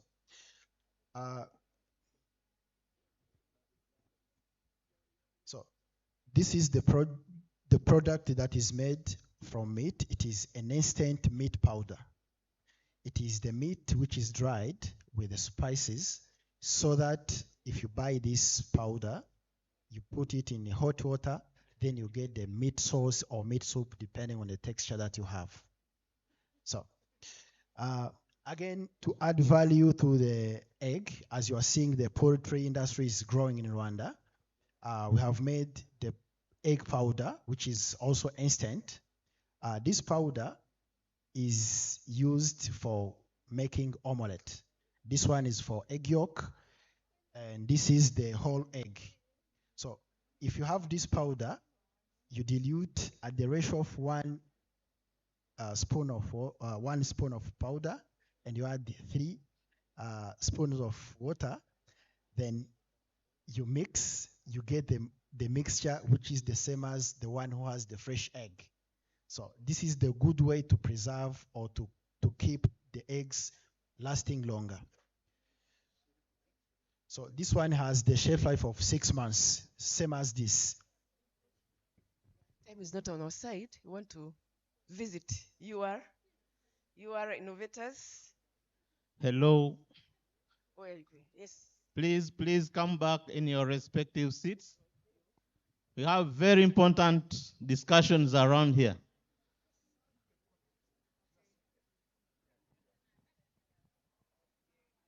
We'll come back in. Dear visitors, we are at the Uniport stand. We have the bags with Imizi brand. We do them in the textile. Hello. Please to develop the fashion and also design. come back in your respective seats. We do this with the help of different machines in our textile lab. It's on the other side. The protocol can help. Yes. Please come back in your respective seats. We'll come back for the booth. And the main context of the Unipod is the University Innovation Pod. So it's a maker space. And we provide capacity building mainly to support students do fabrications. But we provide training on INET and DARIHO, where we focus on building robotics, SolidWorks, and this training take 3 to 5 months. And mainly, if you attend this program, is actually to strengthen your capacity in terms of building robotics. For example, there are some ideas around robotics.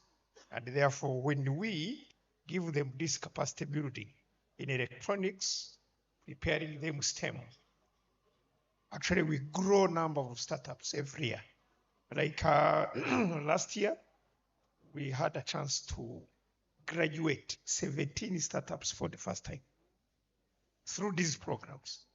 So there are many initiatives actually. We have even a Grid Hub, which focuses on the renewable.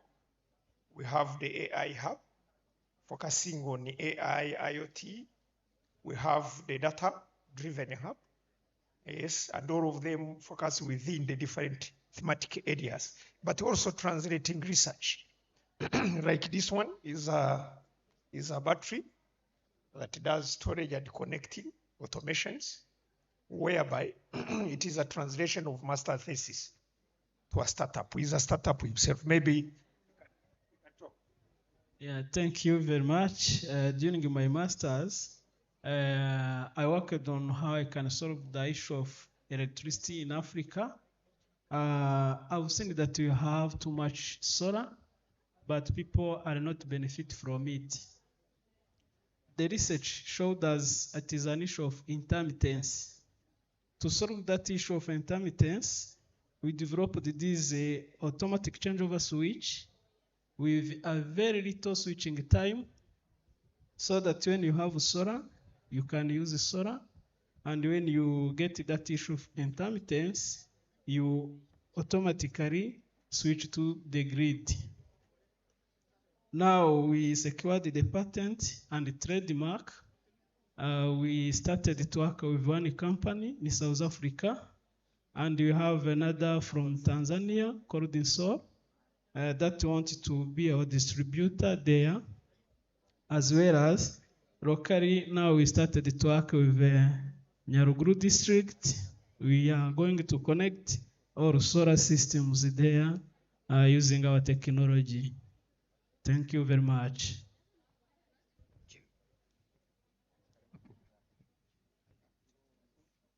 Yeah, in fact, here, City, what we saw when we visited this center, they develop patents, design. So they may support people in fashion industry. So we want them to connect with those who are in fashion, so they're able to get markets for what they do. Go the innovators. Yeah. Unipod. So, thank you. What we do, we are a student association based in Unipod, and we are trying to build the future of the students by bringing the innovations to the life, whereby every student with different fashions come and try to do their things in real time. So like these chairs, even lamps, t-shirts, as you see, there's bags and different innovations that are solving the problems in the society. So within Unipod, even the Innovator Impact Every Association, we are trying to help even work together as young to do like the innovative solution to the community. Thank you so much. We go back to the session. We are now starting the panel discussions. So we invite everyone to be in the room. Even exhibitors, you are most welcome to the next session. You get to know about policies, innovations, research, findings, and so on.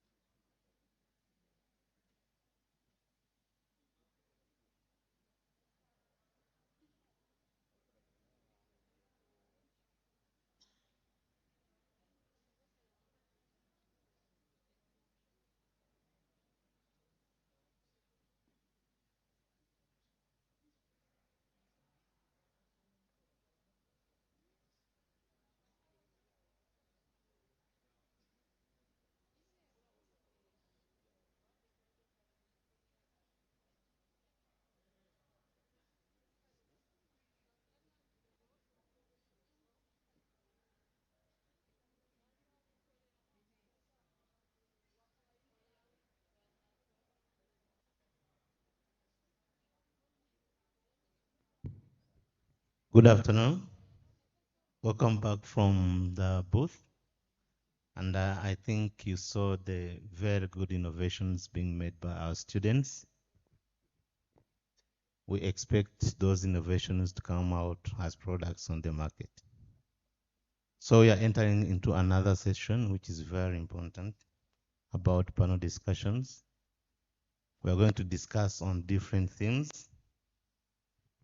So we have a keynote speaker here by Professor Lawrence Edward, talking about resilience through integration, unlocking the African Continental Free Trade Area for sustainable growth. The theme for the discussion will be global dynamics and African resilience, African trade and regional integration agenda beyond AGOA. Allow me to call Professor Lawrence Edward for his remarks. By the way, he's the director of the research unit, Policy Research and Innovation Services and Manufacturing, PRISM, University of Cape Town. You're welcome, Professor.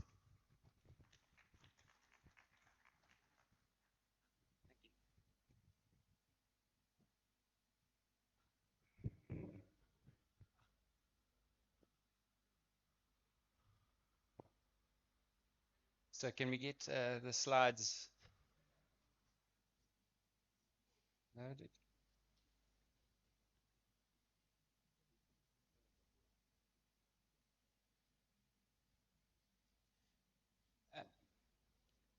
The representative of the Ministry of Trade and Industry, the distinguished guests, the organizers, fellow academics and the students, and also the industry representatives who I've thoroughly enjoyed meeting, and all participants. It's a real honor to be here, to be invited to present here.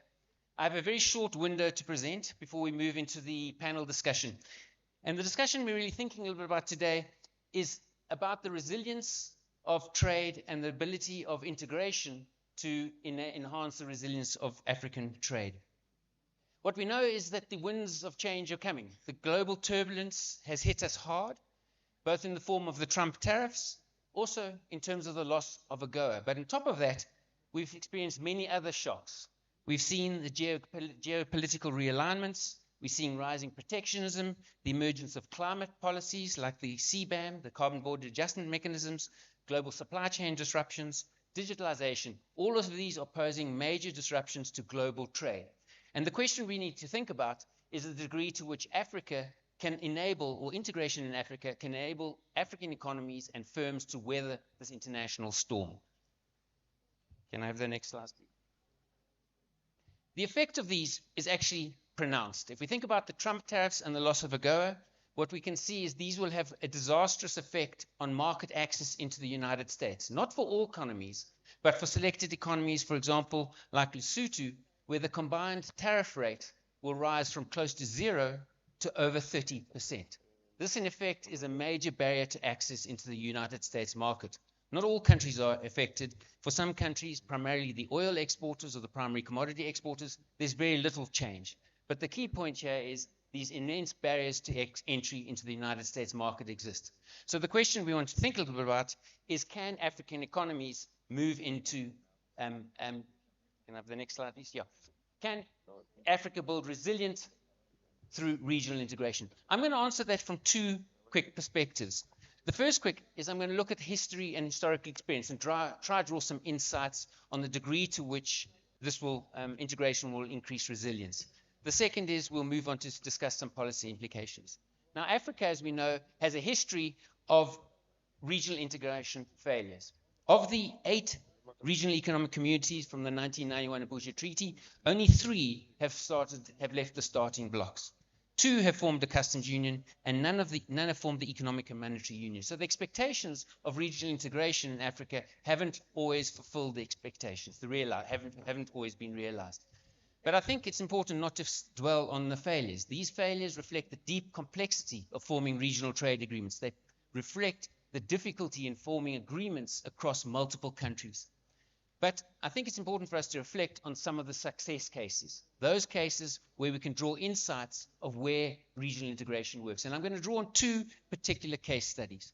The first is I'm going to look at the Southern African Customs Union, the Southern African Development Corporation, these two customs unions trade agreements.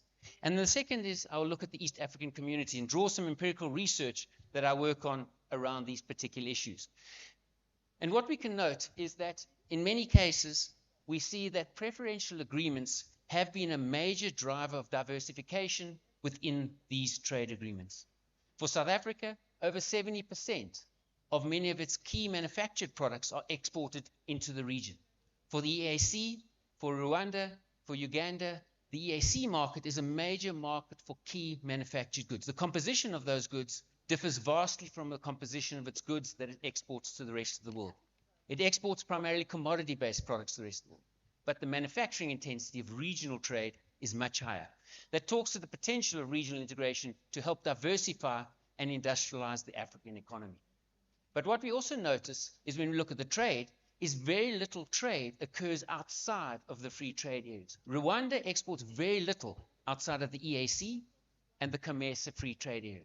South Africa exports very little into the rest of Africa outside of those areas where it has preferential access. And that talks to a key barrier, namely tariffs.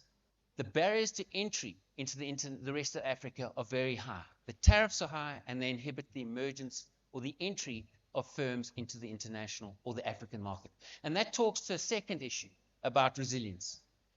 Opening up markets enables firms to diversify their destinations and thereby increase resilience to global shocks. So we see resilience in product diversification, we see resilience in market diversification.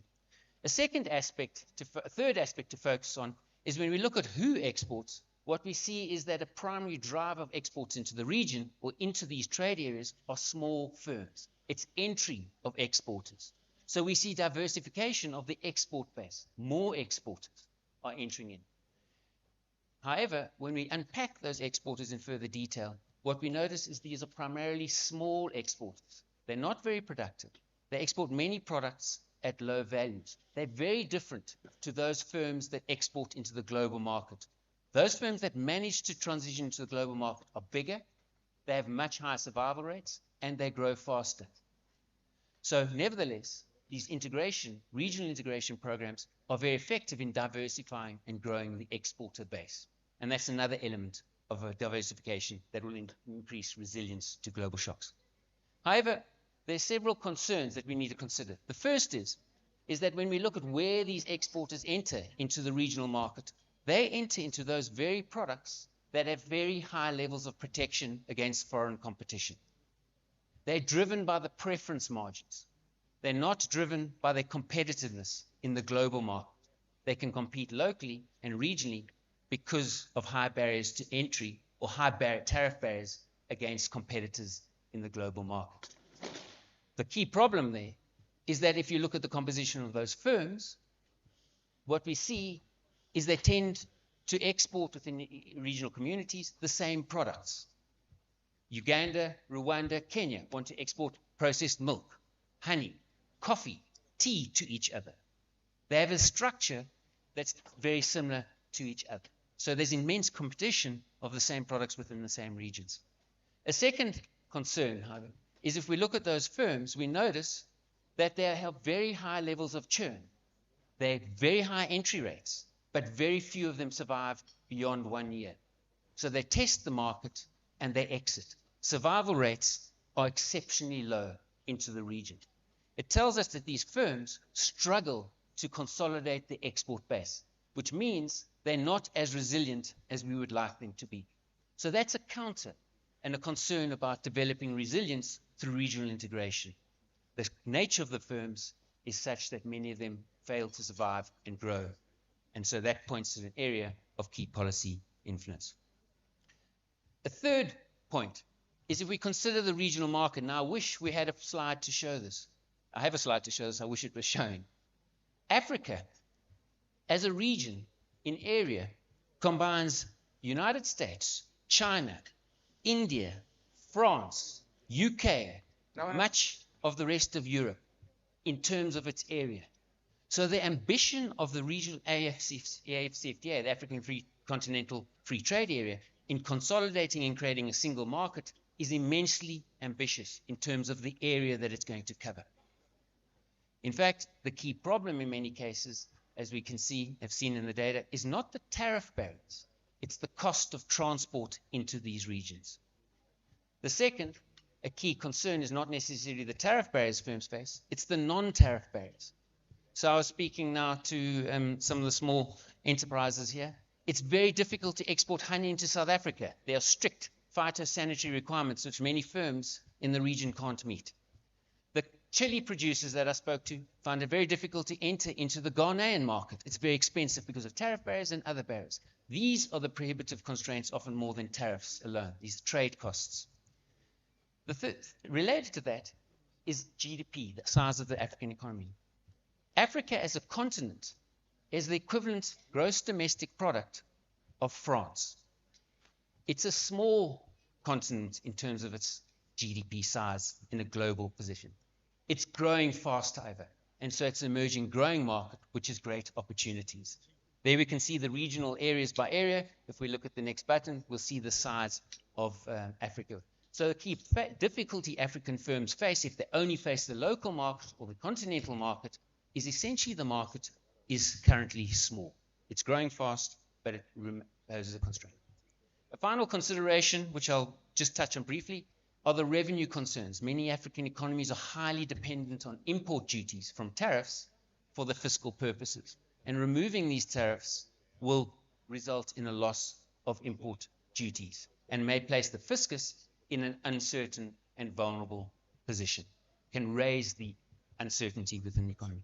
Our assessment, however, is that for most countries, that's not much of a concern.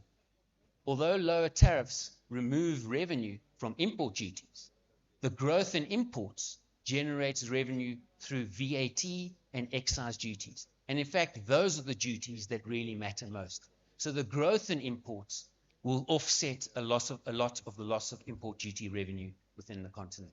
And so the revenue concerns for most African economies is not the primary concern about joining AFCFTA. So to then conclude, Africa has enormous potential for the African Continental Free Trade has enormous potential to grow the economy, grow into industry trade, and industrialize. But I think a key point we want to recognize is regionalism should not replace multilateralism. It complements and reinforces this. This is the UNCTAD Secretary General Rebecca Greenspan. And so Africa mustn't only look inwardsly, it needs to also look at how regional integration can complement a global agenda of moving international. And that raises issues about how do we utilize the multilateral organizations like the World Trade Organization. Africa can play a role in driving a new agenda in the crisis that the WTO is facing. It means that we need to move beyond tariffs. We need to consider the annexes to the trade agreement that deal with the protocols around trade facilitation, as Trudy Hartzenberg also pointed out. The implementation of the trade facilitation protocols is actually going to potentially have a much bigger effect on intra-Africa trade than the tariff reductions alone. We need to think about policies that orientate and deal specifically with firms, that enable firms to be more resilient to global shocks, regional shocks, so that when they enter international markets or global markets, they can sustain and not exit. We also need to think of policies of how to enable those firms to leverage off their regional exports to become global competitors and into the international market. And finally, Africa as a continent has many common interests in the globe, dealing with the loss of AGOA access, dealing with foreign barriers around climate issues, dealing with critical minerals, dealing with green industrialization. And there's strong common interests that African economies need to forge and work closely together in order to realize the full potential of the AFCFTA and build resilience to these global shocks. Thank you.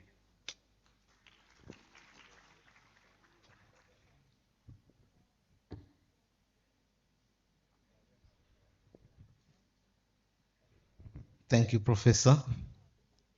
And I took some notes from him where he said that through regional integration, we'll avoid duplication of product on the regional market.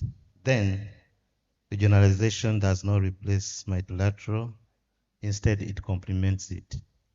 Thank you very much. So we are entering into a panel discussion where still we are on resilience or economic resilience, which is the title will be Global Dynamics and African Resilience, where Africa's trade and regional integration agenda beyond AGOA. Allow us to welcome the moderator of this panel, Ms. Treasure Mapanga from EA Trade Group. You're most welcome.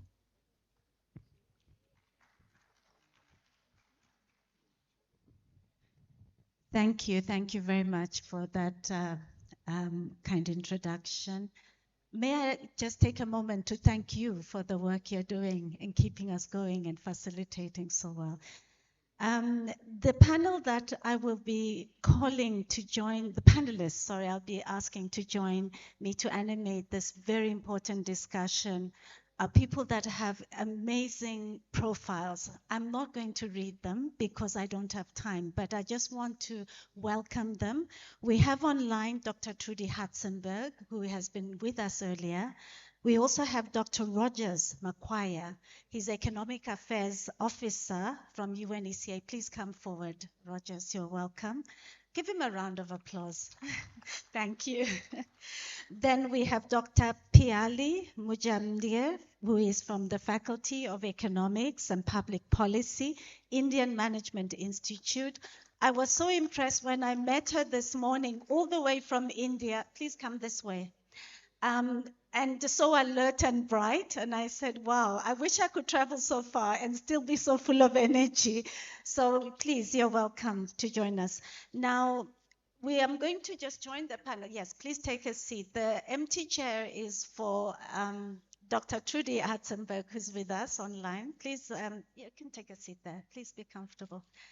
And I don't want this to be a very boring session. I know you have presentations. We've just had a very good keynote presentation. So thank you, Professor Edwards, for framing the discussion. But I'd like to just say briefly that what really inspired this conversation amongst these leaders is the moment.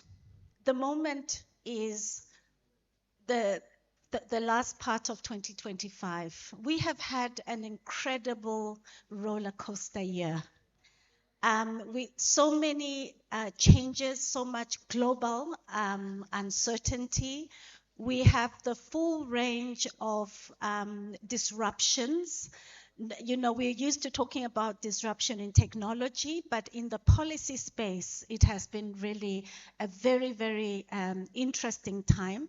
And I think this panel here is going to help us to understand some of these dynamics, both from the political economy perspective, but also from the macroeconomic policy perspective. That's why I'm so happy that you're here. And I would like to start by saying that what got the world's attention was an announcement made by one of the world leaders about tariffs. I think that he popularized the term that most of these experts have been studying, and this was, I think, a spark.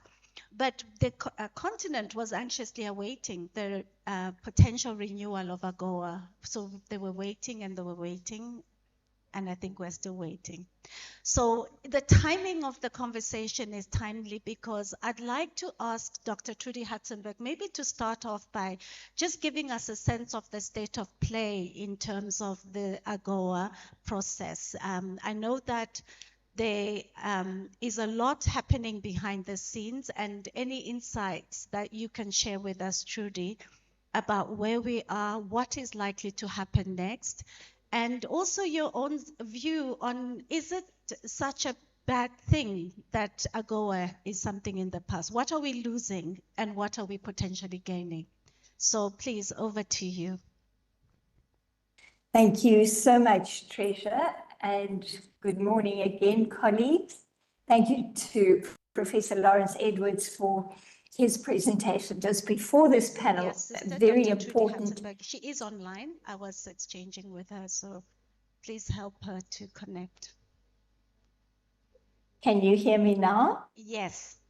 Yes, we Perfect. can. Warm welcome, Trudy. Please go ahead. Thanks. Thanks so much, Teresa. Great pleasure to be with you again. And thank you to Professor Lawrence Edwards for his presentation just before this. Teresa, I think as you've indicated, we find ourselves in rather turbulent times. And while the eligible African countries were eagerly looking for signs, positive signs that AGOA would be renewed, 30th of September came and AGOA has not been renewed. But you're absolutely right, there are discussions and processes ongoing, both within the institutional arrangements of policy making and governance in the United States. So certainly we need to be monitoring those. But again, also we have a number of African countries that are actively engaging with Washington on bilateral deals. And so there is a great deal happening. Just to say, I think the loss of any long-standing preferential trading arrangement, even if it has been fraught with challenges, as we know, for certain countries that may have been excluded from those preferences, as for example, Rwanda was in 2018 excluded from the apparel provisions, it does mean there is a shock to the system, and the incidence of that shock is felt at the enterprise level. So enterprises in the 32 eligible countries that have been exporting last year, 2024, to AGOA, means that they have lost that preferential market access. As of the 30th of September, of course, the benefit of the AGOA waiver has disappeared. So it means that the reciprocal tariffs for each of the countries, for Rwanda it's 10%, for South Africa, my country, it's 30%, is added to the prevailing duty. And that for us is the MFN duty, because keep in mind that the generalized system of preferences of the United States expired in December 2020 and it was never renewed. So since then, the only preferential market access was in fact under AGOA. And this means that for certain products, the duties are considerable. And I've had a look at, for example, exporting T-shirts. And if we're exporting a T-shirt from South Africa, the duty now, post 30 September, is 62%. That is prohibitive. For other countries, it may well be less because of their reciprocal duty. But I think we should see this in a bigger picture context. And some of the lessons that we have learned as a result of, for example, basing an industrial development strategy on unilateral preferential market access, as has been the case in Lesotho. Lesotho has not been able to diversify its export profile within this 25-year period. And so there is, of course, a lot of emphasis currently on diversification, market diversification, which I think is extremely important. This coincides with the implementation of the AFCFTA. And as we've mentioned before, the AFCFTA is not only a free trade area, but it's been adopted as a framework for Africa's industrialization. And there are specific programs focused on supporting cross-border value chain development for priority sectors, such as the automotive sector, agribusiness sector, transport and logistics, pharmaceuticals, and clothing and textiles is certainly included in that list as well. I think when we look at building resilience through diversification and other complementary policies and initiatives, it's so important to keep in mind that the AFCFTA will not succeed, colleagues, unless we implement these complementary initiatives. Infrastructure development, harmonization of certain regulatory barriers associated with access to infrastructure services such as transport, communication, and others as well. But that reflects very much that the African continent is still a small collective market. It remains a fragmented market. And therefore, implementing the AFCFTA to focus on governance improvements, for example, at border posts, not only customs, but other border management processes becomes extremely important. And those, as I mentioned earlier in my opening remarks, have a multiplier effect. If our goods can move through border posts more expeditiously, more efficiently, with less holdups, this improves our competitiveness, not only on the continent, but also in global markets. So the global markets remain particularly important. And as we build our continental value chains, move up those value chains, add more value on the continent, this will stand us in better stead to participate more effectively, more competitively, more efficiently in the global markets. It also means that we've got to take a look at not only at the regional economic communities, but other initiatives such as corridor developments. And I think the North-South corridors in West and Central Africa offer some success stories, but also lessons on where we have not succeeded and where, in the case of the Maputo Development Corridor, where there was success, but we've lost some of that competitive advantage in that corridor.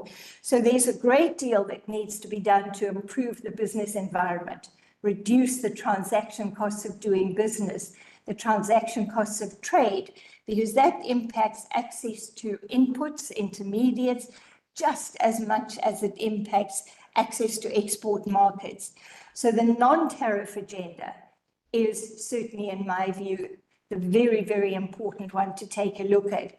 But as we look to global market diversification, there's a great deal of work being done already in countries in the Southern African, West African, and East African and African community regions as well. And I think we now need to think very strategically about not only market access in terms of tariffs, but taking a look at those non-tariff measures, because these can very easily, not only in and of themselves, become protectionist, but the way they are implemented.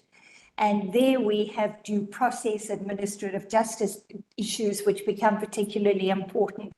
And they can become the effective market access impediments. Lawrence has also mentioned climate-related policy measures.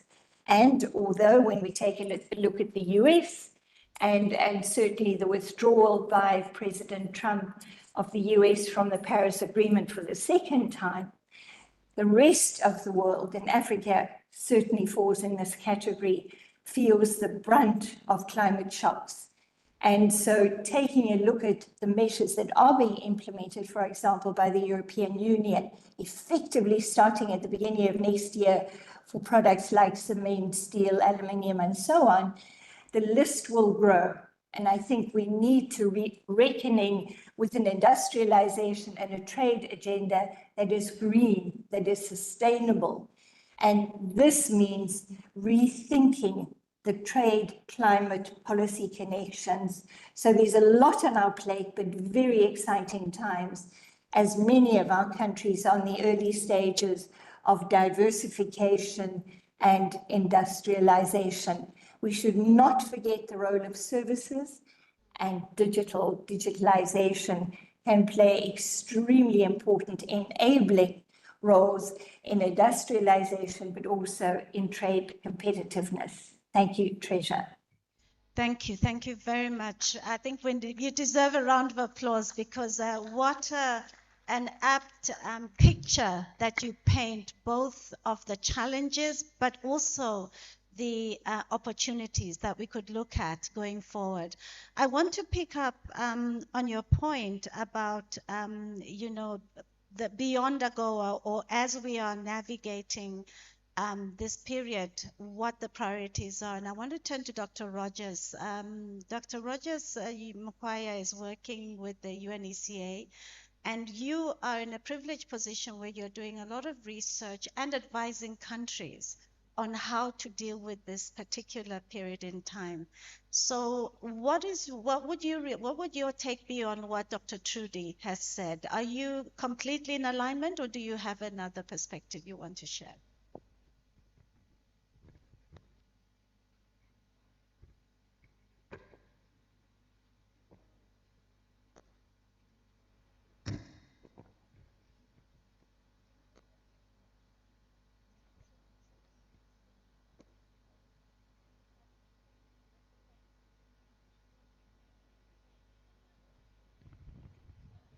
Thank you, Treasure. Distinguished colleagues, my name is Rogers Mukwaya. I work with the Economic Commission for Africa. Regarding your question, I do agree with some of the points that Trudy has made. And I'd like to point out that much as the end of AGOA is going to be a challenge for some of the countries in the region, if you look at the overall African picture, the US market is not and has not been as important for African countries. For Africa, the US share of the market is only 3% of African exports. For Eastern African countries, and I'm talking about broad definition of Eastern Africa, which covers 13 countries, it's only 4% of East African exports. So much as AGOA has been important for some countries within the region, like Kenya, Madagascar, Lesotho, right? In the broad sense, it has not been as important. And at the start of AGOA, it was thought that AGOA was going to be this catalyst for industrial development of Africa, but it has not actually turned out to be that. There have been several challenges in the implementation of AGOA, and one of them has been that AGOA was, as Trudy pointed out, a unilateral preference, which meant that if the US disagreed with your country policy, they could always pull you out of AGOA. And we've talked about the textile industry, we've talked about the successes of the textile industry, but I'd like to point out that what happened with Rwanda is a case in point. The importation of second-hand clothing into the African market. So when Rwanda tried to ban the importation of second-hand clothing into the market in order to grow the Rwandan textile, because you're not competitive if you're competing against second-hand clothing, right? The US actually banned Rwanda from the apparel part of AGOA just because of this. And so there is a trade-off. Much as AGOA has improved textile exports in some countries, there's been that trade-off. There have been those implicit conditions that AGOA has imposed on African countries. You cannot ban certain goods that may be detrimental to your economy. For example, like I said, second-hand clothing has been a problem. Another thing that I'd like to point out, going from AGOA, the CFTA, the African CFTA, is an immense opportunity for the African countries, because it's not just trade policy, it's industrialization policy for the African countries. And we have got to make the African CFTA work, because as individual countries, African countries are not big enough to compete. You cannot compete with the Chinas of this world. You cannot compete with the US. You can even see that when the UK left the European Union, they have struggled. They're still struggling to compete globally. So for Africa, the CFTA is important, and it is important that we make it work. Thank you very much.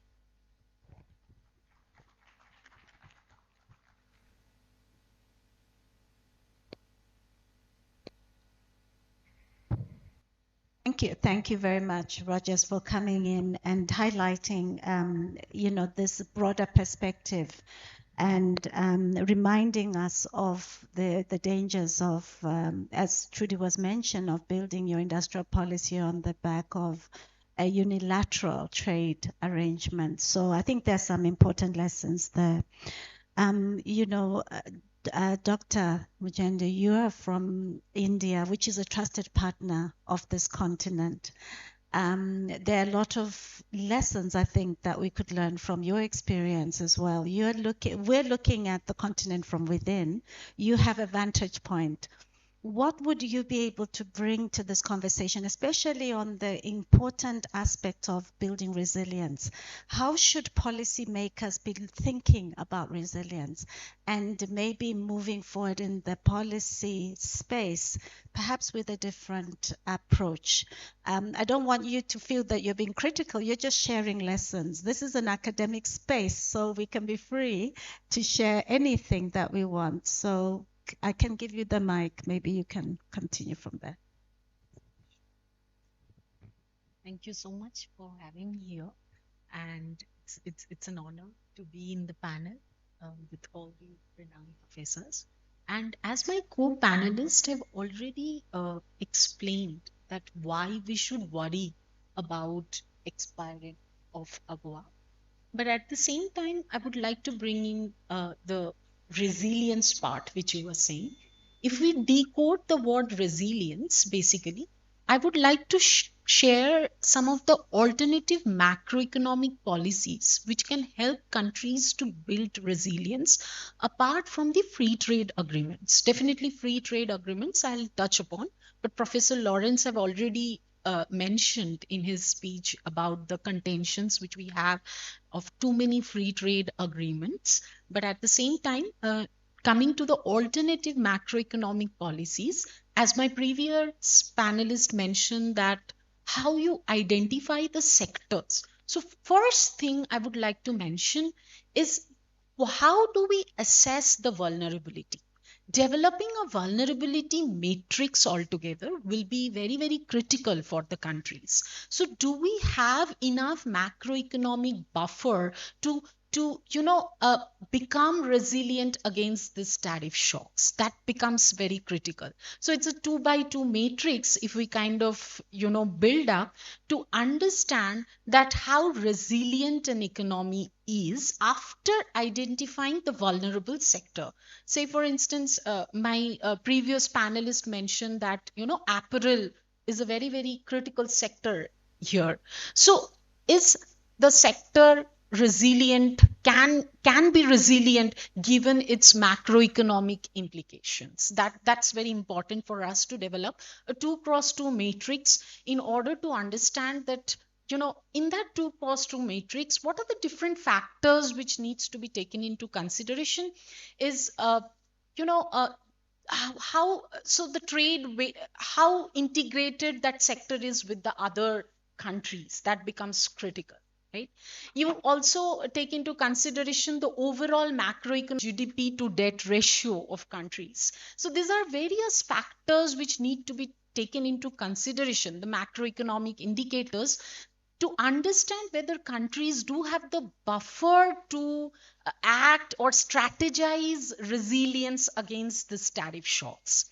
Now, coming to the word resilience and decoding it further, if we go to the resilience economic theory, we get to see that there are one mechanism is self-regulating. Let the market freely operate, and they will automatically become resilient. But at the same time, policy driven resilience, which we are talking about macroeconomic policies, one could be that quantitative easing, priority sector lending, medium term lending facilities provided to specific sectors which are more vulnerable, as mentioned by my co-panelist, will be very, very important. And apart from that, we can also use the quantum machine learning techniques to do the sentiment analysis of the market in order to understand how the market is going, the machine learning techniques to understand that what is the sentiment which is going on, and it's kind of a gradual, it's kind of a continuous process. So today I'm getting a tariff shock and I'm kind of strategizing a resilience policy. That's not the way how we should address this, but it should be a continuous process to do some, sentiment analysis, which helps us to see that where the trade dynamics, global trade dynamics, is going forward. That's what the invisible matrix of resilience theory talks about. Like that. And regarding whether free trade agreements, as is kind of being discussed already in this platform, that whether it's a possible solution to this or not, definitely it is, because it kinds of tap on the economies of scale, economic diversification, as my other panelists have already mentioned about product diversification and market diversification, etc. But at the same time, another concern with regional blocks is whether in the process we are getting polarized. We are forming the multiple poles, and we are just fragmenting the world further, and which might jeopardize the objective of WTO, which is like the multilateralism, fostering multilateralism. Another concern is whether we have the trade diversion taking place, because sometimes when we focus more on regional blocks, we might actually lose out some of the competitive partners outside the blocks. So that might lead to trade diversion as well. So these are some of the perspective which I want to bring to the table. Thank you. Thank you very much. Very interesting. And I want to bring Professor Edwards back, because you gave us, I think, some insights on the broader context of the topic we're discussing.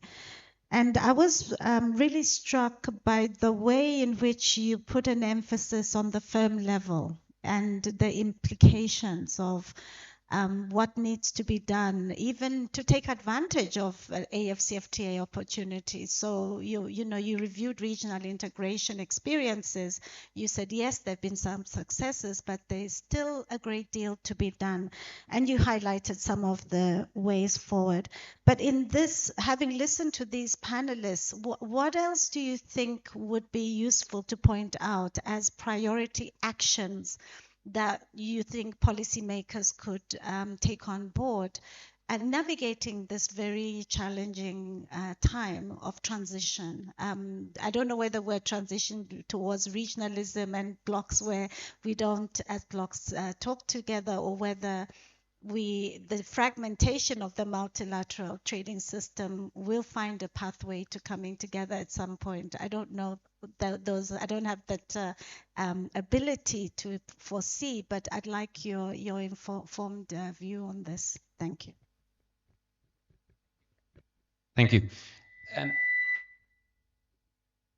think many issues were raised, and I agree with actually almost all of these, and I think they've added particular additional insights into factors that have influenced the vulnerability and resilience of African firms in Africa in relation to international trade. I wanted to, before I answer your question, there were two quick issues I wanted to point out. I agree with Dr. Roberts that the US market isn't as big as we make it out to be for African economies, and for two reasons. One is, actually, most of African trade into the US enters duty-free already because the general tariff is zero. These are commodities. There's no tariff imposed anywhere. Only 25% on average of African countries' exports to the US made use of the AGOA provisions and the preferences. And so the loss of AGOA only affected that 25%. But it varied. The degree to which AGOA conferred benefits on African firms depended critically on the product being traded. And so for apparel, the loss of AGOA market access was very big. Secondly, the impact on the economy level depended on the degree to which the country was dependent on exporting those sensitive products. So for Lesotho, the knock is very big. Thirdly, the danger, I think, is actually the reciprocal tariffs of the Trump administration. Now, the reciprocal tariffs don't apply to all products either. a large range of products are exempted. Only 45% of South Africa's exports are subject to the reciprocal tariffs on steel, aluminium, vehicles, and the other products, because most precious metals and commodities are exempt from the reciprocal tariff. And so, again, it depends on what you export. For Lesotho, to highlight, none of its products are exempt from the reciprocal tariff. So I wanted to make 2 points out of that. The one is the vulnerability of economies to the global tariff shocks in Africa is product and country specific, and it varies enormously. And so then we may need to think of processes and policies at the regional level to allow countries to adjust to these specific shocks, because it's not shared equally across African and continents. Coming to the specific areas, I think the focus, how to deal with additional policies, there's a focus of internal policies and domestic policies, and I would argue that the priority is about inducing competitive firms. And that's about the constraints within the economy. The primary factor constraining the ability of firms to export is not the international market barrier, it's the domestic barrier to firm growth and competitiveness. It's because when firms grow locally, they're able to leverage off their sales to access the international market. And so then policy responses are looking internally at the cost of doing business. Then I think it's important to think about the regional dynamic and the regional institutions that Trudy really talks about within the AFCFTA that inhibit the implementation of policies that enable trade. And I want to highlight again the emphasis that Trudy places on trade costs.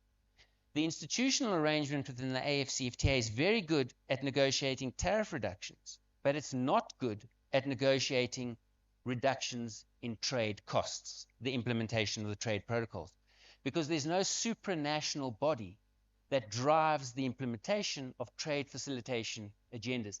That is critical for Rwanda, because Rwanda can implement its own trade facilitation agreement to reduce costs of crossing its borders.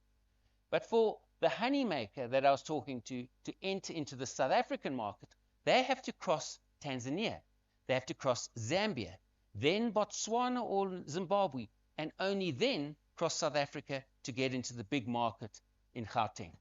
And so for Rwanda's interest is trade facilitation not only in its own market, but is in the other markets. And the AFCFTA doesn't have an institutional process to allow Rwanda to push the agenda of reducing trade, implementing trade agreements to reduce trade costs in other countries. And so I think the architecture of the AFCFTA needs to work. Then the final point, and then I'll close off, is the global policy arena and the role that Africa can play on that. The WTO, we know, is in crisis, and it's reconsidering how decisions are making and the consensus-based decision. But Africa can play a major role in some of the plurilateral discussions, for example, that are engaging about digital trade, etc. Africa can play a role in driving an agenda of rule-based trade for the willing. The US may not want to participate, but that doesn't mean that rule-based global agreements are not feasible. And Africa needs those in order to gain access into these global markets, which are also key components of its future growth prospects. Thank you. Thank you. Thank you very much. I think we've really run out of time, but I've learned a great deal from the panelists, and I wish I could do another round. But before I do, I'm just aware that we're in front of a very distinguished audience, and maybe there are 1 or 2 points that we could hear from you. I'd like us to maybe have one or two questions and then wrap up this discussion with some thoughts about what we have learned. So I'm looking for volunteers. Anyone want to step forward? And I may be assisted with a mic. Yes, please, Professor Jonas.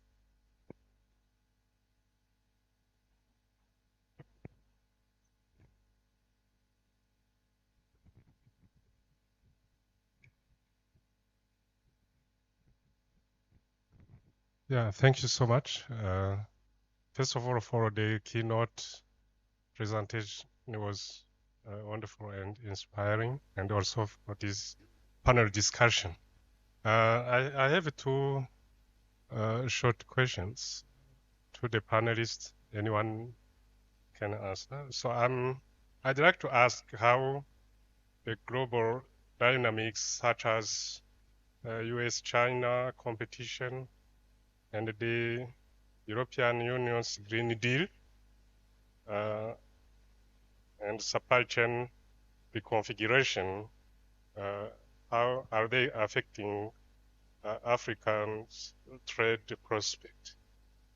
So another one is about how can Africa balance trade growth with the climate resilience, food security, and sustainable development goals?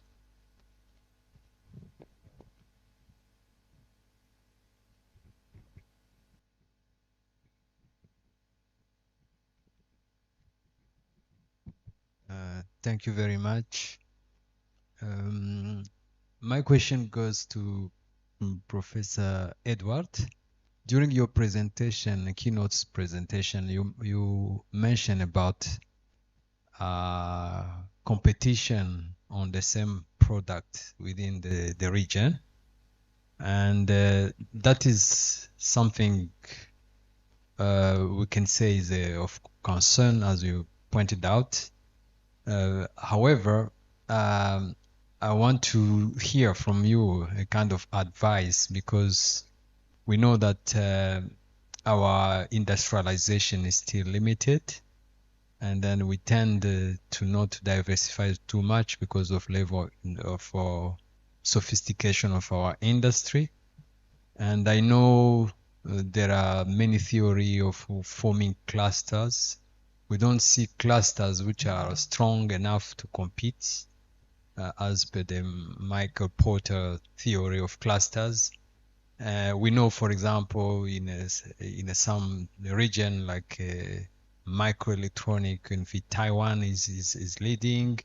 You may see some sectors which are very specific, where you can see development and banking sector in Switzerland. And what is the advice so that we can see in Africa developing clusters which are highly competitive, where we can see some products going to the level of sophistication and allow Africa to grow instead of just converting the agricultural products like coffee and tea, which is the case now. And then we whenever we produce it, we see it as a export of commodity and a raw product.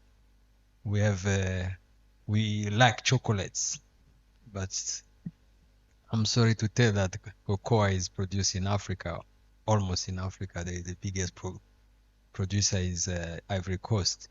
But when you travel, bags will come back with chocolates. I'm not proud of it, but I want us to see how we can do value addition in a more competitive ways, transforming our own product. Thank you very much. Thank you. Thank you. We've got, I think, three very important questions, contributions, which in my view may take another long session. So I'm going to ask my panelists to respond briefly and as much as you can to these important questions. Who would like to take the first one from Professor Jonas? US-China competition, EU's Green Deal and supply chain configurations. How are they going to be affecting Africa? Would anyone like to take this one? Thank you.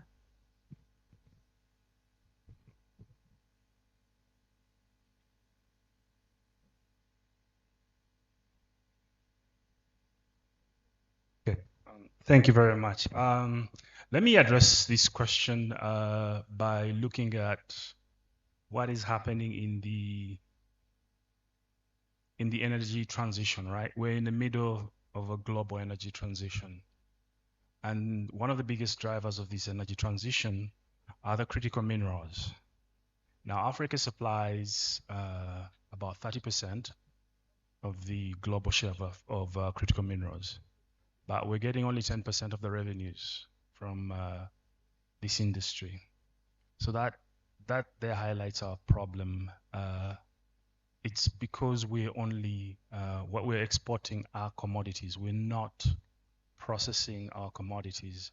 And for as long as we're not processing our commodities, it does not matter what China the US or the EU does, because our share of the global market is not going to increase until we start processing our own commodities.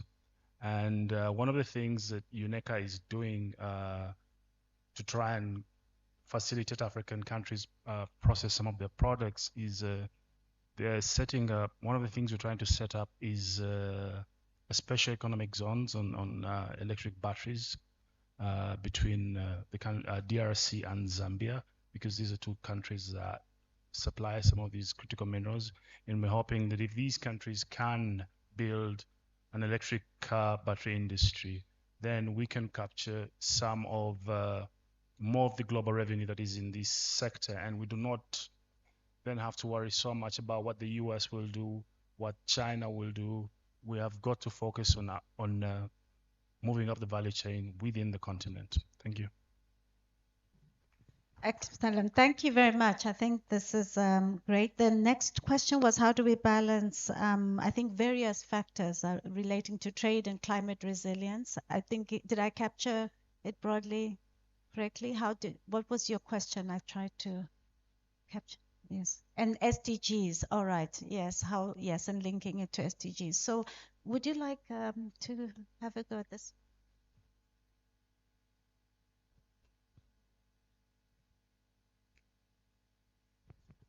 Thank you. Thank you for the question.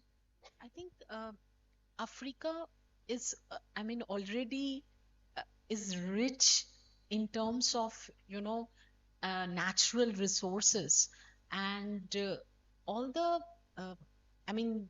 we are observing that, how they are doing, kind of great. I think it is about the strategic way of putting its policies in terms across the world. That becomes very important, because somewhere I think that Africa is factor endowment. If we get to the natural factor endowment, it's very rich. As my co-panelists mentioned, that critical minerals becomes very important, and Africa is a great source of that. So in this entire transition process, I think Africa should put out in more, exposure in a very strategic manner. Marketing and branding aspect I would like to focus upon, which needs a lot of, policies should be tailored, so that the products we just now saw in the exhibition, that how innovative products were, kind of being manufactured, but somewhere the branding and the marketing strategies should be, kind of strong enough to foster this entire dynamics, which I feel. Yeah, thank you. Thank you very much. Professor Edwards, could you also come in, whether you want to also add to this if you wish, or also talk to the question that was, I think, put to you on the issue of complementarity and, products in East Africa? So thank you for that question. And that question is exceptionally difficult, and I can't answer it in 2 minutes. For two reasons. It's too many issues, and the second reason is I simply don't have the competence to answer all those dimensions. But I like the question because it gets to the critical point of how do we actually grow these industries. And I don't have the silver bullet, and I don't think there's a silver bullet particularly around that. But I think the one is, and I'm going to link back to the story. The one is to recognize that access to global markets should be the end game of regional integration. Integration is about building capacity, building supply chains, learning about the market, and then leveraging off that to gain into the international market. I think sometimes that's lost, and we still have a fortress mentality sometimes around regional integration. But as I showed in my figure, the market is simply too small. The big fish is outside the African continent, and we have to go catch that fish. Now, how to do that? I think it's complicated. The one is about value addition. Now, value addition, we want to move from the raw cocoa. We were talking about the coffee beans here. They are exported, semi-processed, and then across the globe. But why aren't we exporting coffee beans that are roasted in Rwanda? And how do you get that value addition? Well, value addition, it turns out, is part of a long value chain and requires many things to access the global market. One is to access global value chains, and that requires foreign investment. It requires cheap services because global value chains are incredibly service intensive. It requires access to cheap imported intermediate inputs, and so you need good transport costs and low costs of accessing imports, as well as low costs of getting your good out the market. It also requires capabilities, and that's why this conference is so useful, because it talks about the integration of university excellence and industry experience. Also, government services should be thrown in there. And so it's about building those capabilities, because the capabilities to add value are very different to the capabilities required to extract and export as a raw particular good. And so the design of those needs to be clever. In South Africa, our SEZ policy is built about regional development. And so we have SEZs located far from the market because it's about building and developing poor regions. I think an SEZ should in part be about accessing the global market. And then you need to think, at least from that perspective, about what the requirements and the locations are on that. And so I think I like that area of policy. And so I think that's one area to start building some of these capabilities and clusters that you're talking about. And so I know it doesn't answer your question fully, but it's an excellent question. Thanks. Thank you. Thank you very much. Let's give our panel a round of applause. And I want to thank them for, I think, for really highlighting some of the key strategic issues and topics, which I think will be resonating throughout the next 2 days. I think many of the research papers will touch on aspects of this, and of course we will continue to share and learn. But from me, the key insights from this discussion is that I think Professor Edwards said it, there's no silver bullet. Nobody claims to have the answers.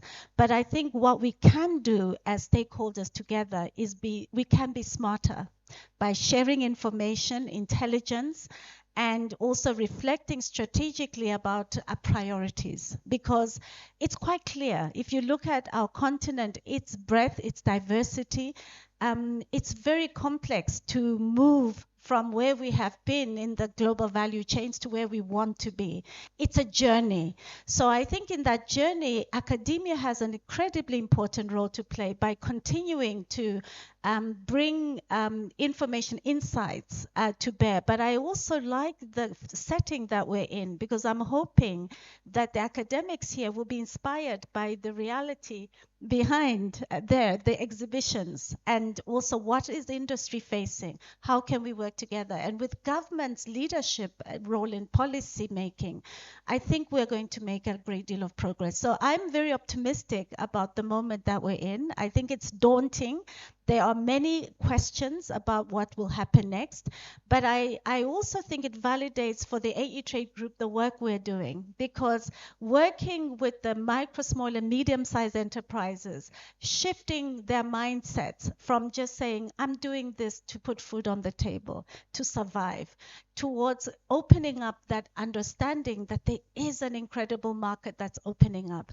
And yes, there are barriers to be overcome, but there are partners who will help them on that journey. So I think the knowledge that will be generated here will help with that process, and digital tools, many things will help. But I think at the end of the day, I just want to ask you to keep asking those hard questions, because this is how we're going to grow and learn together.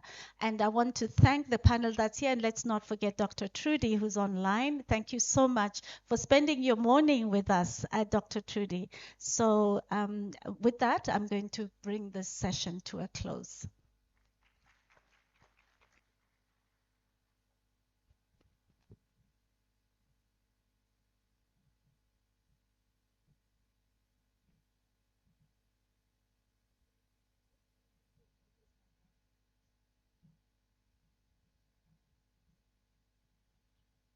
Thank you, presenters, and I think they deserve another round of applause.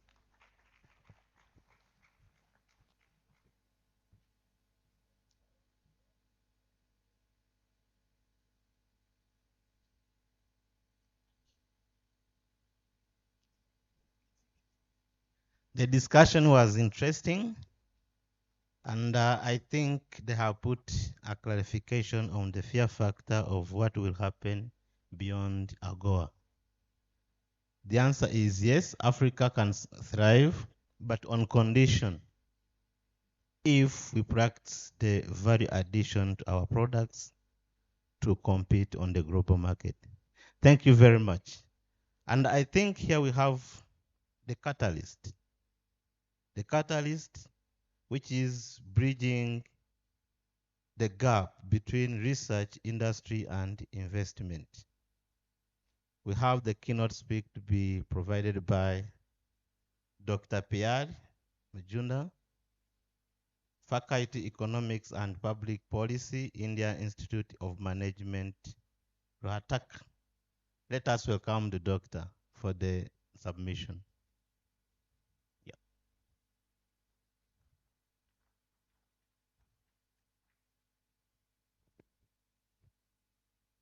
I think let us welcome the doctor for the submission.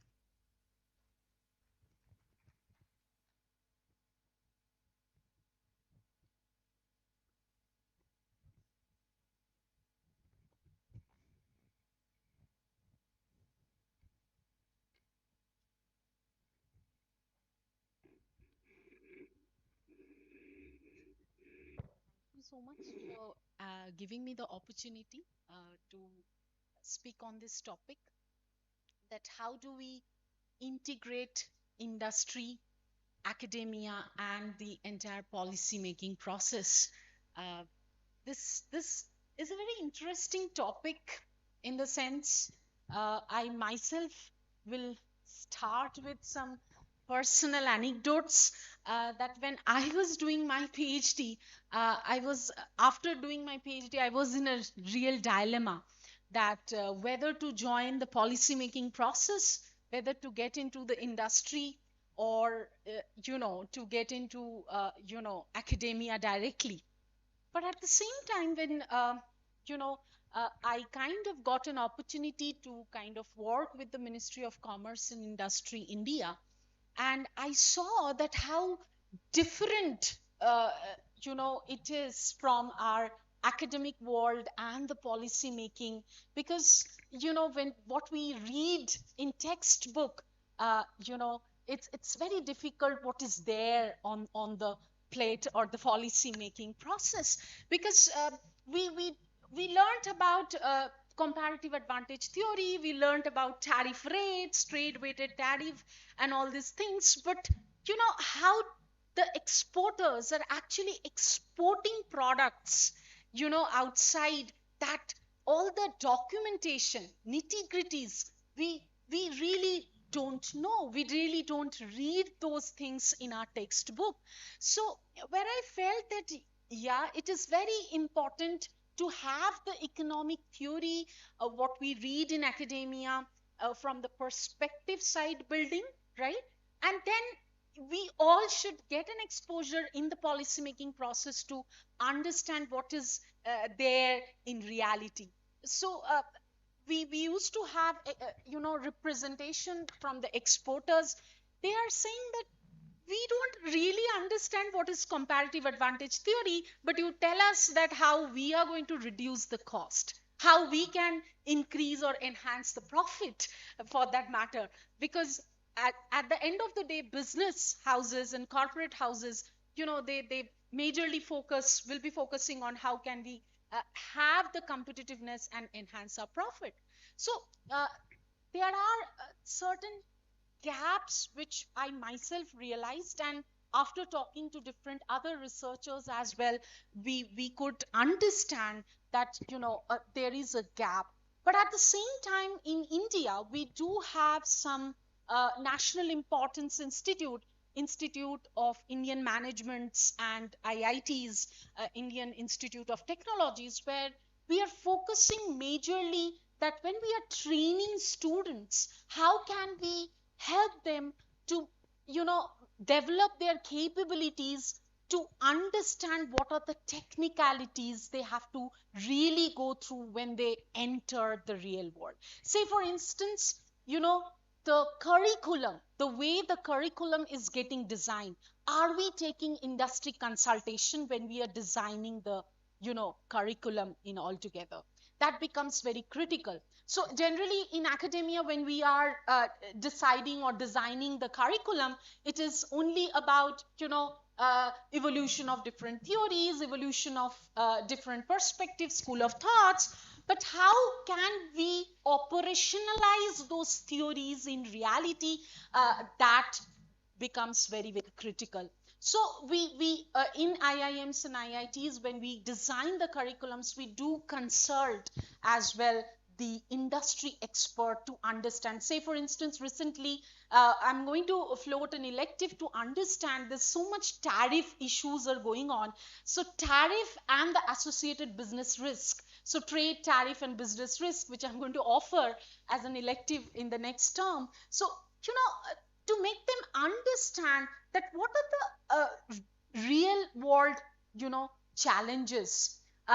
It's very, very important. Now, unless and until we kind of catalyze or reduce the gap between the academia and the policy making process, we cannot really catalyze this investment part, which I feel. Because, people will be sometimes very skeptical to understand where do we invest and how do we invest, right? So if we need to have investment, we have so much policies with regard to startups, with regard to, innovations, but are they able to also address this, this gap between academia and the policy making process? So there are three stakeholders. Even the title of the topic says that you have academia, you have the government policy making, and the investors per se. So I think this kind of platforms need to be organized, more, so that we can have a very holistic discussion that, how we can integrate these three things. My personal perspective will be that unless and until we reduce the gap between academia and the policy making process, we cannot catalyze the investment part. At the same time, then how do we do that? How do we reduce that gap? Coming to the next section of my talk, that how do we reduce that gap? Do we teach them now how GST plus, the general, so I'm talking about the tax, the indirect taxes, plus the tariff, all these things, what financial implication it will have, on the firms right at the academic level? Do we teach that? So then we have to design the curriculum in that way, in a very applied manner, right? Are we doing that? That's very important for us to understand, that whether, we do explain the process. Because when I was in the policy making process, I observed that exporters, how nitty gritty, in a nitty gritty way, they calculate, what will be my total cost of production after, this tariff is being imposed, which we never studied in textbook. So I think it's very important that designing of curriculum might reduce the gap. At the same time, it's important that time and often we do have workshops, conferences with the industry partners. Like in India, we do have FICCI, ASSOCHAM, CII, where they do hold some internship programs for the youngsters, so that they can go and, participate in the policy making, to understand how the policy making process takes place. What are the different, challenges and opportunities in the industry? So internships, workshops with technical knowledge is very, very important. There are different capacity building centers, training centers, which needs to be fostered more across the world, not just within the country, but across the countries, so that you also have a knowledge spillover cross country. That becomes very, very critical.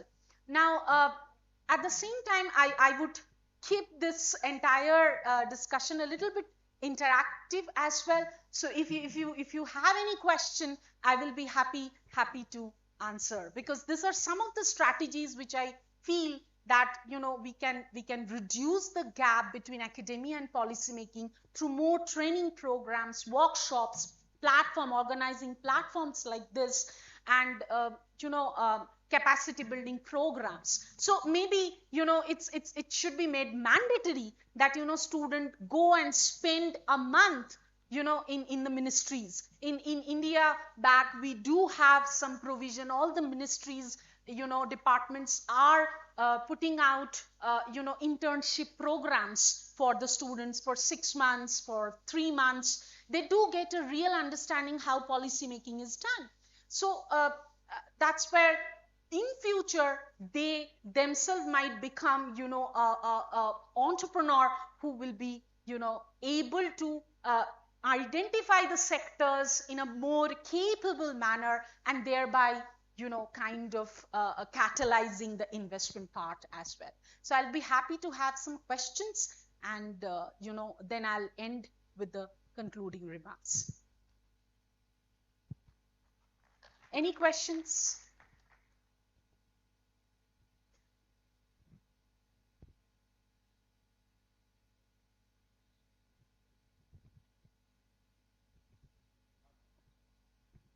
Okay. So I thought interactive sessions. Okay. So usually when like I'm now teaching at IIM, so it's more like we believe in constructivism. It should not be a monologue. So it should be like both the way, understanding the stakeholders' perspective as well. So that was my intention to understand. Anyway, so going ahead a little bit more, that, so getting into the nitty-gritties of academic curriculum and the investment part. So it's time.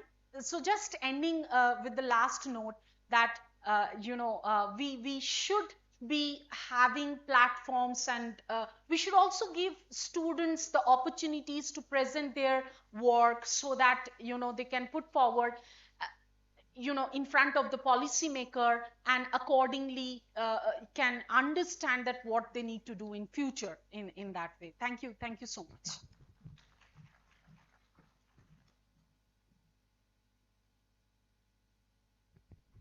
Thank you for bringing in a very important talk, that we should engage stakeholders in curriculum development and design.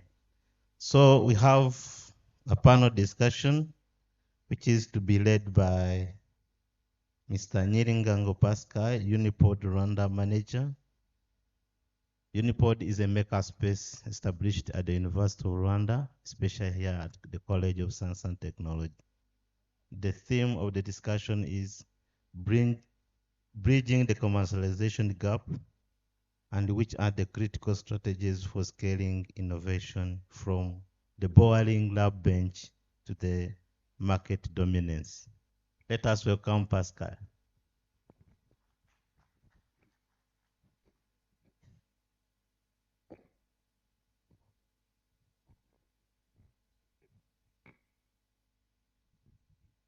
Thank you, Dr. James.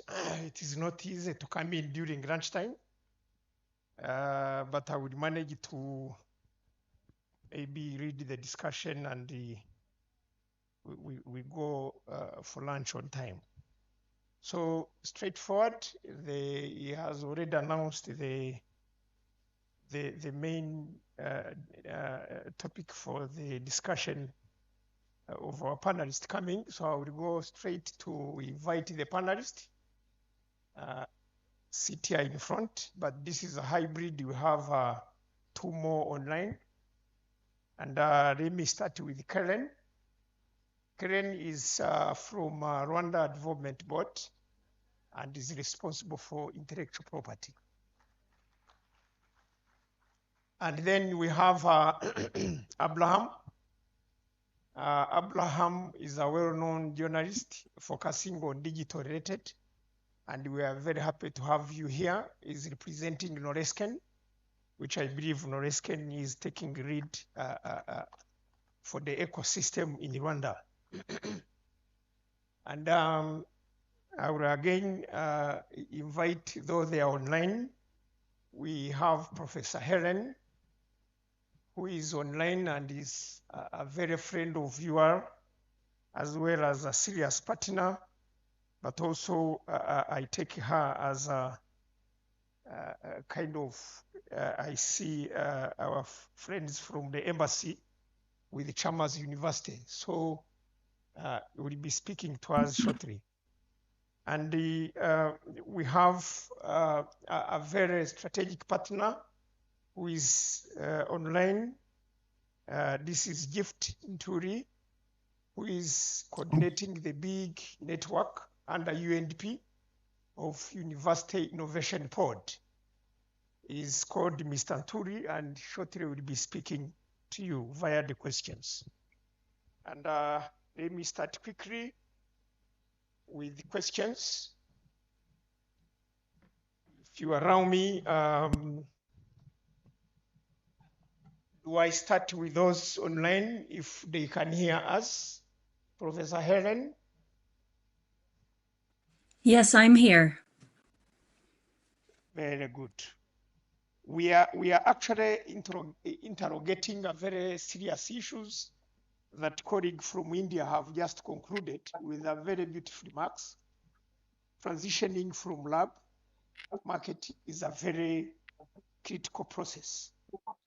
And I believe bridging innovation from the controlled environment, such as a lab or hub, is not that easy to position yourself as a market leader.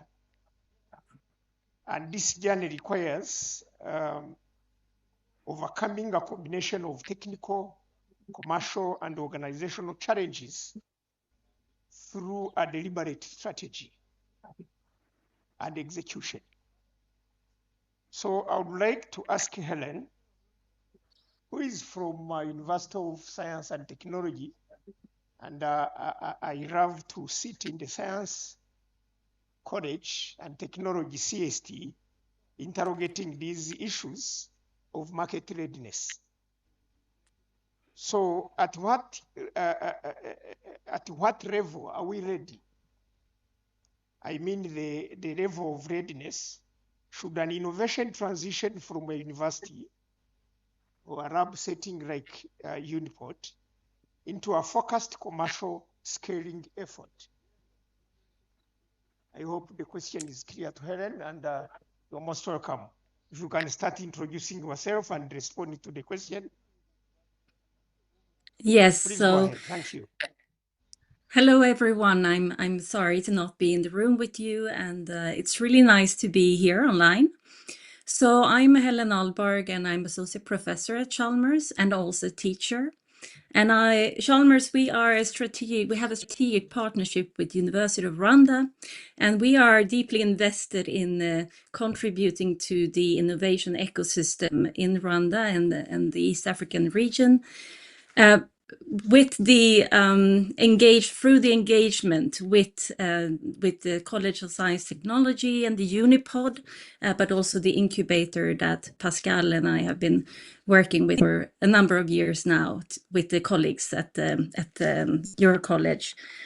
So I think there are two ways to answer this question. One is the perspective from Rwanda, and then of course I can also draw a bit on the Chalmers perspective. And the role of academia in supporting the development of entrepreneurs. I think from also listening to the previous discussions, we have to, of course, acknowledge that every company is unique and every market is unique. So it really depends on what the idea is and what kind of a startup that we are talking about. Because of course the market can be anything from selling a product to the local market to becoming selling a service across the region or even globally. And these markets are so different that they of course require very different things from us as providing the support to the entrepreneurs, but also from the team itself. So I think we need also to recognize that we do need companies of all sorts in order to build a stronger economy.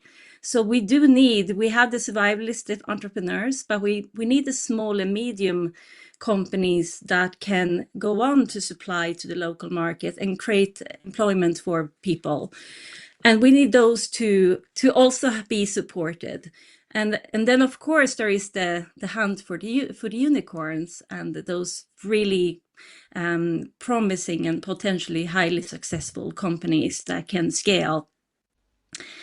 And so the question, I guess, is how do we then cater to this wide diversity of entrepreneurs and types of companies that could be generated from our ecosystem? And I think it's first and foremost about the team that is being composed. So we need to provide a great support, a good process for this team to form and build their competences and complementary skills.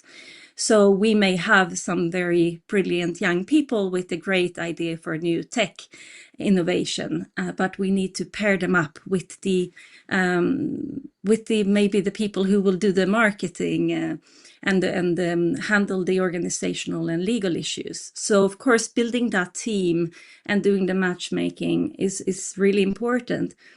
So of course, we have to validate the competences of both individuals and the team as a whole to ensure it is mature enough before we exit them from our own incubator. So I guess it's where we come to the stage where the team cannot learn more from us, actually, and they are ready to move on. And then the question is, are we then matching that with what the next actor requires? So are we taking them far enough that Norsk can then take on and take them further into the market? And if we have a gap there, then that's a lesson for all of us, that we have to bridge this gap between what we can provide as training and what the private sector will then pick up and take forward. So I think the ways we do this at Chalmers is that we have established both a master program where you have two tracks. So we have the tech venture creation track, where you have those promising new tech startups.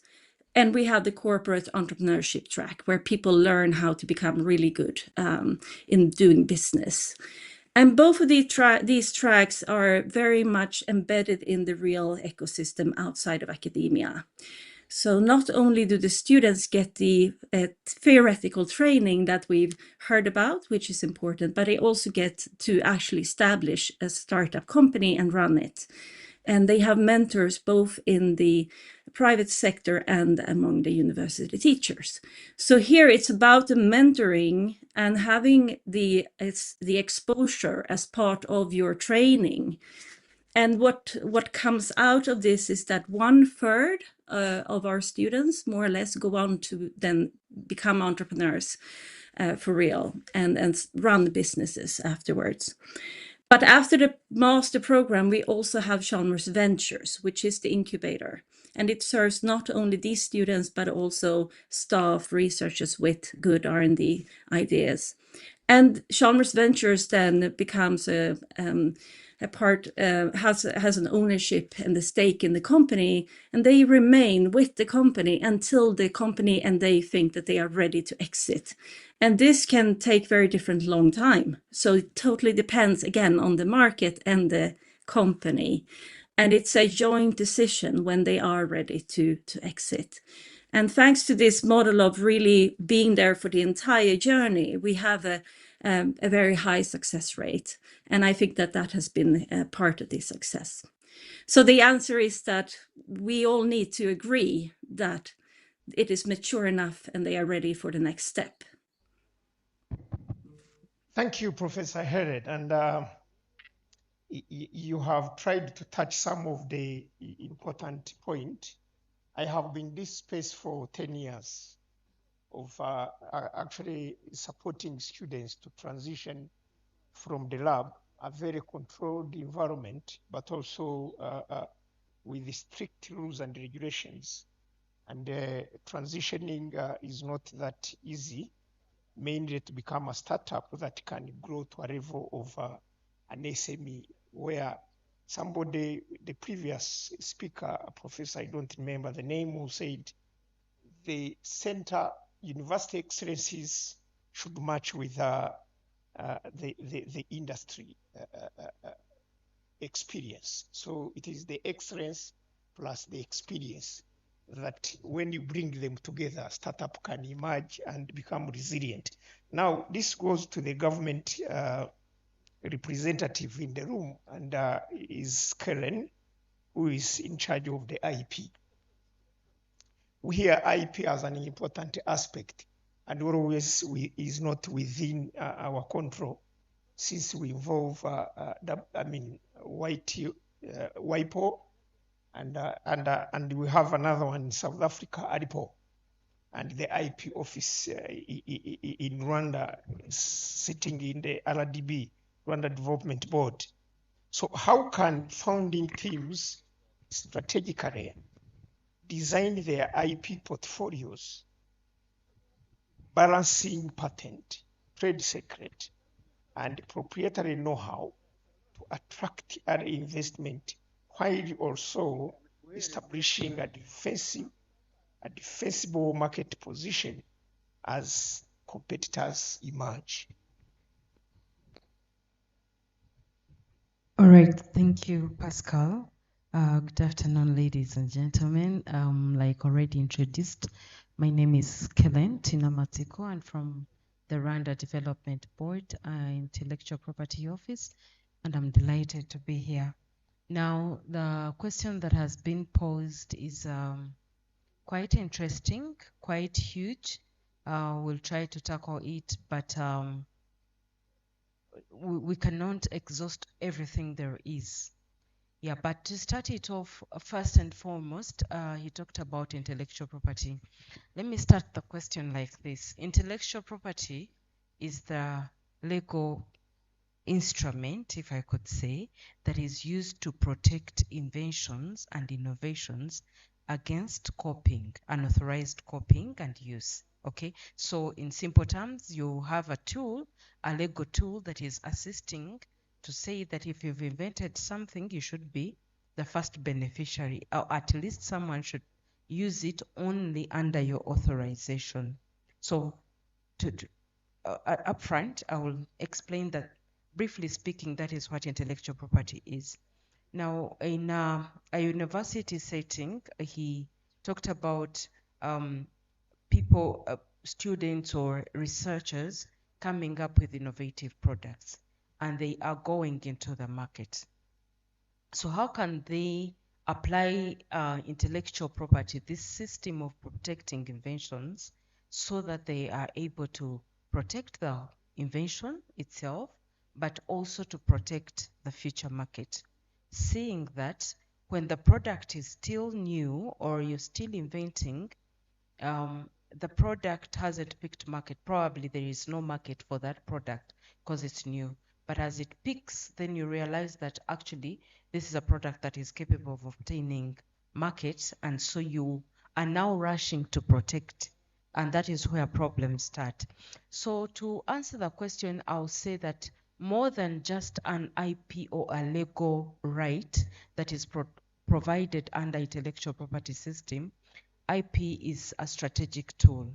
So precisely, you're not just protecting for the sake of protecting, that I have something new and I want to protect it, but you're saying there's business value in this. So what that means is that in the commercial strategy that you're creating in the first place, IP should be deeply embedded, because it is part of what is giving you the competitive edge. So how can we integrate IP into all this? First and foremost, understand where your value proposition is. What is it that you're bringing to the market? When we talk about IP, we are not just talking about a good business idea. We're talking about a product that has a new solution. So you're introducing a new solution. So first define where is your solution. And once you define that solution, understand how you're going to make money. Because more than just protecting, like I said, protecting for the sake of protecting, you want to protect your business value.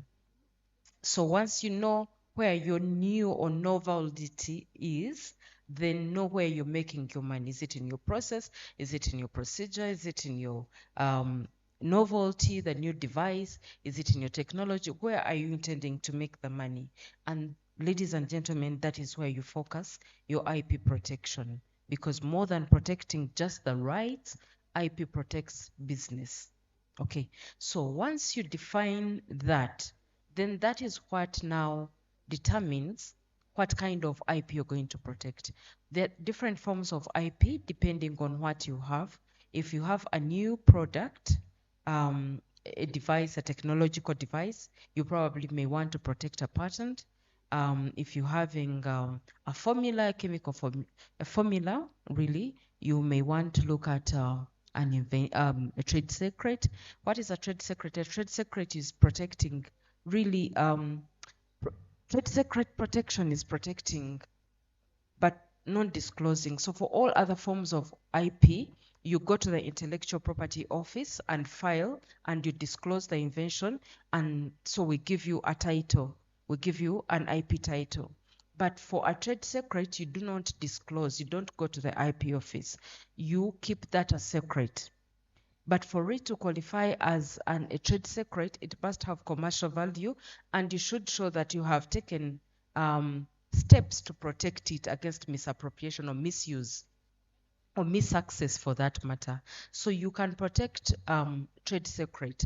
Usually you use trade secret to protect formula or anything that you feel cannot be reverse engineered. That is very important. So if it can be reverse engineered, then patent it.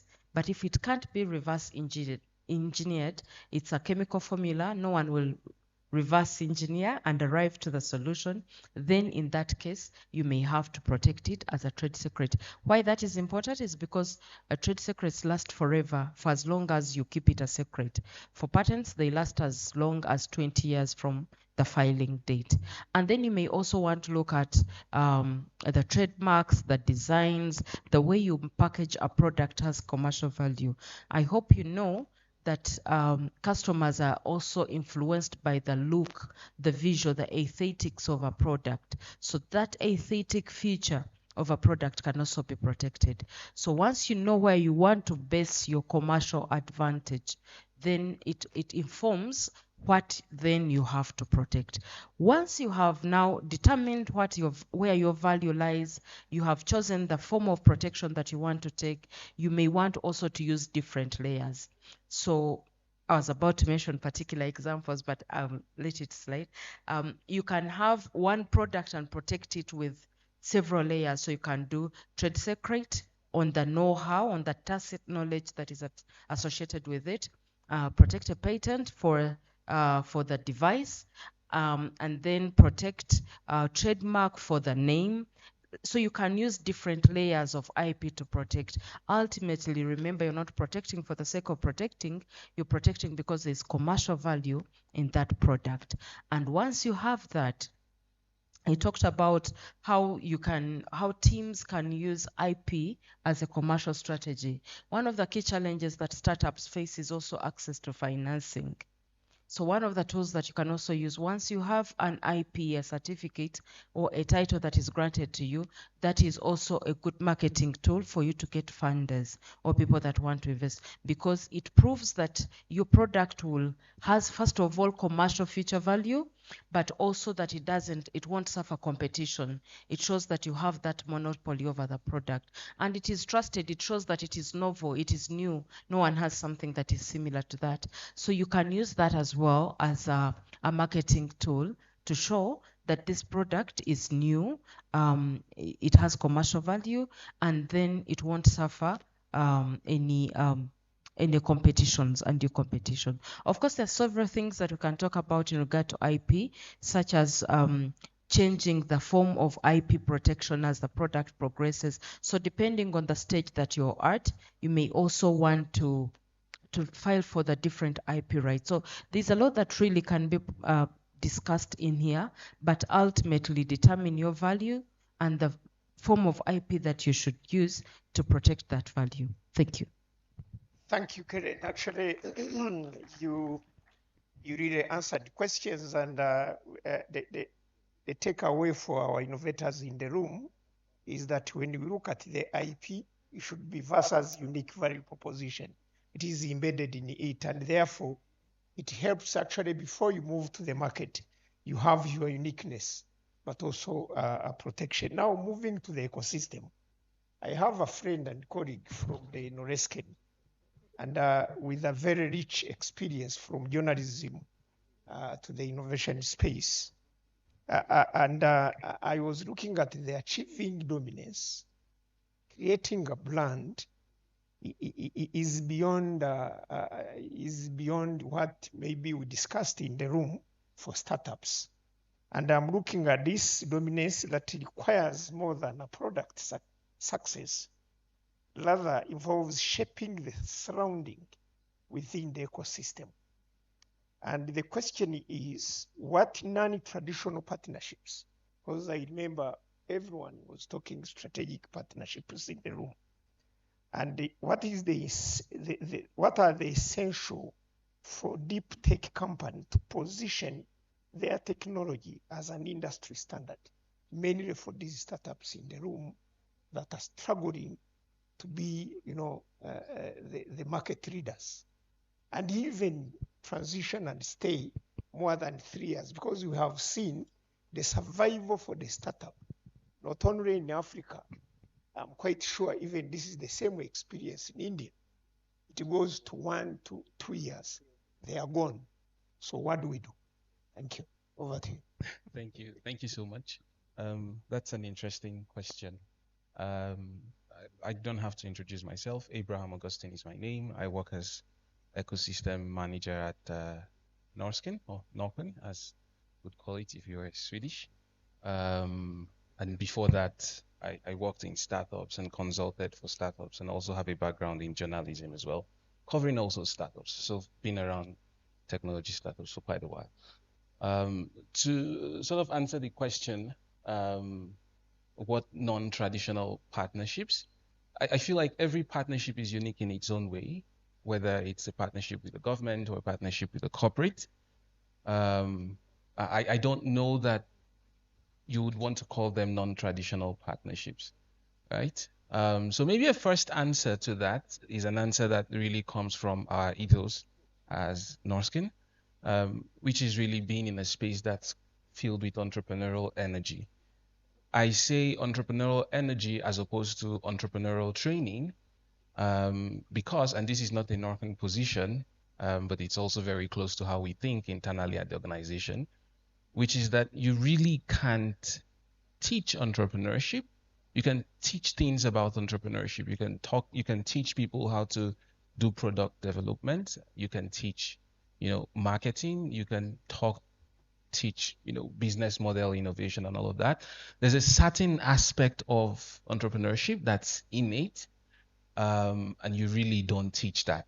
You either have it or you don't.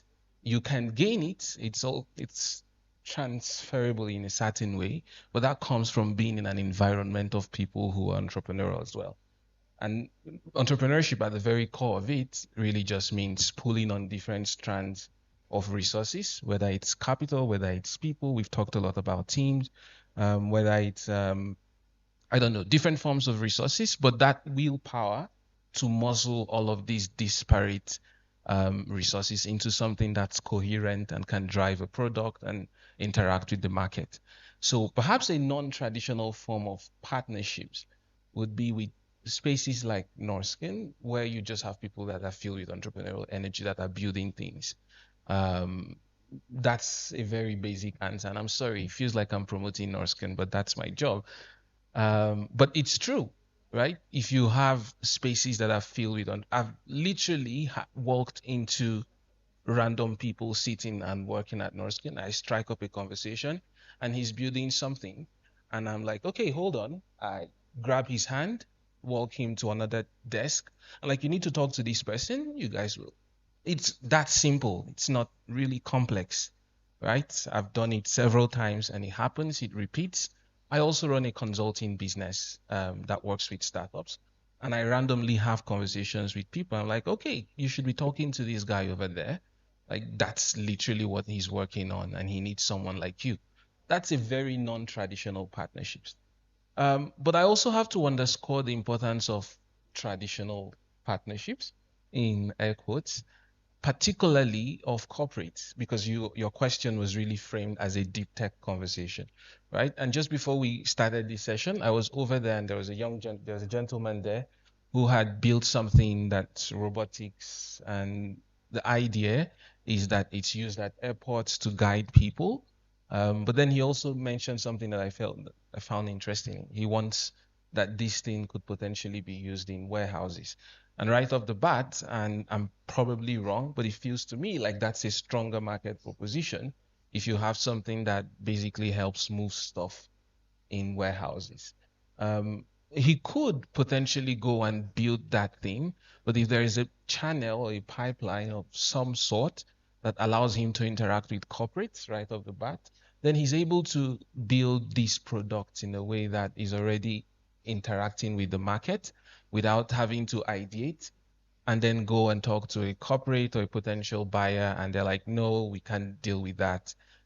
Really, the history of startups, you know, is really a history of corporate innovation. If you go way, way back, to the IBMs and even what we today call Silicon Valley, it's really just a history of corporate innovation and people building things. Really, I think, started with the military, but then eventually became a very corporate thing that has now spun off to become its own industry. So there's a very strong place and role for corporate partnerships. And just because they are startups, we should not discount that they need that. They should be really very closely working together. Maybe not off the bat, but once your product starts taking some shape, you want to have that interaction with the market. Thank you. Abraham.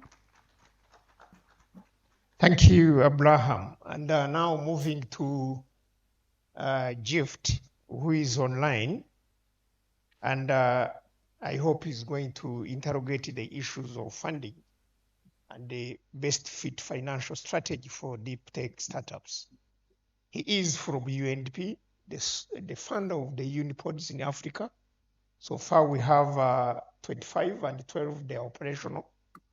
But from where I sit, the most challenge as we speak today, mainly during this global financial crisis, I would look at it from the pure capitalism and selfishness. People are becoming selfishness. They don't mind the other's business. And cut off budget and the ABCD, but also the cost of living. And we are talking from Rwanda, where I'm looking at Noresken. How many venture capitalists do we have in Noresken? I don't know. So my question actually is on the scaling deep tech innovations from lab to market, which is quite intensive, time-intensive process. How can startup demonstrate a fundable fraction to venture capitalists during early funding, especially when significant revenue generations may be still very away from them, and some of them even don't know where to go? Over to you, Gift. Okay, thank you so much, Pascal, and good afternoon to everyone in the space. My name is Gift Ntuli, and already, as Pascal said, I work for UNDP, the Regional Bureau for Africa.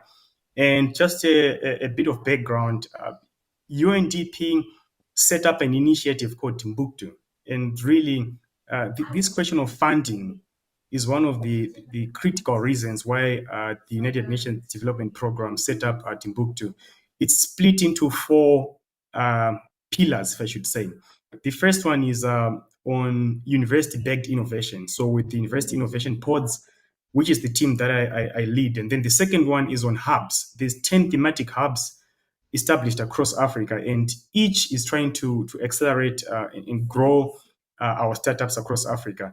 Then, of course, also not leaving out issues of policy. And I'm glad our government representative was talking about giving idea to our young innovators around issues of tech transfer and protecting your IP. The last bit is on financing. So there's an Africa Innovation Fund that's actually domiciled in Kigali. So now coming to this question of saying specifically for deep tech, how can our startups build value or make a case to the different investors during that journey of starting off with the idea, leading up to the prototyping and the product? I think I'll share some lessons that are coming out of the University Innovation Pods and also Timbuktu at large. The first one is on the need to encourage the innovators, the startups, that instead of the product, especially if you're in deep tech, that needs more time, you need to build a case along long-term value. So rather than trying to focus so much on selling your product, what we're trying to teach is can you become really good at telling the story of technology readiness, where you started, where you are, and where you want to go? And tied to that, I would say, is the issue of us different players coming together to create a conducive environment that mostly provides the tools and expertise for our innovators to prototype. Because in most cases, what we're seeing is with deep tech, the loophole is on the pace and rate of prototyping, the ability to test out the technologies, to develop the technologies in the labs. So I think that bit, trying to build investor confidence, not because of is your product ready for market, but because of your story, because of your measurable progress that you have made with your technology readiness. I think this is probably the fundamental aspect of being able to resource on an idea that takes time to be developed. The second one, which also I think UNTP then really comes in to play a big role, is on supporting the startups, providing them access to non-dilutive financing. So by this, we mean patient capital that's able to come in and, over a period of years, capital that's able to be invested without expecting immediate returns. So again, if I'm to go back to Timbuktu, you see that the Africa Innovation Fund is split into two. There's the grants money, where UNDP and other development stakeholders are putting money to say, we realize this is going to take time. So before you actually go to your private sector investors, here is some funding to help you with the prototyping. That's one. Or the other opportunity is to use that as a de-risking facility to then go to private sector and saying, UNDP or other partners are putting this X amount towards these innovations. And we understand they're deep tech, they're going to take time. So since we're using this as a de-risking fund, are you able to come in and match with a multiplier that's 0 point something X or 2X or something?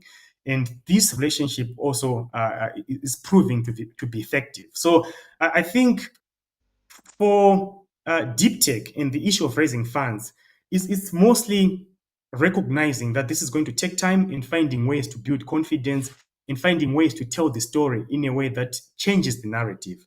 The third point, when it comes to telling the story in a way that changes the narrative, I think this is also a lesson that we've been learning from Professor Helen and other colleagues, supporting the students, if it's university students, in being, I would say, taking charge of their own story.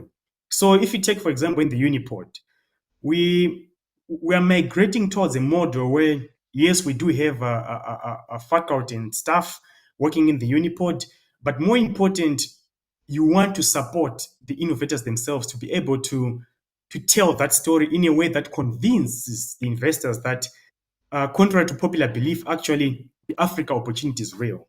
So the Africa opportunity is many things. You could start with, I think, the one statistic that's thrown around, looking at the growing youth population. But beyond that, I think even selling these thematic areas to show that the ability for deep tech to leapfrog Africa, but also because of the market size of Africa, the ability for deep tech to be adopted and actually take turn into a viable product. So there's a lot of heavy emphasis on telling the Africa story, its uniqueness vis-a-vis the deep tech journey. The last one, I think, again, going to the idea of de-risking, I spoke first of de-risking from a financial perspective, but I think there's also de-risking from a diversity of partnerships.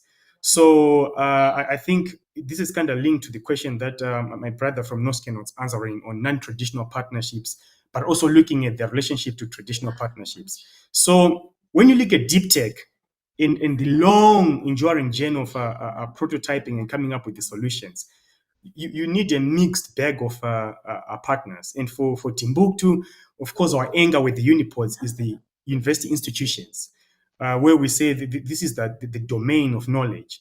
But beyond that, for your startups, can you then bring in government? It's very critical in creating the policies that can the policy environment for testing. Most of the time, deep tech, you need the testing environment, you need the certifications and all.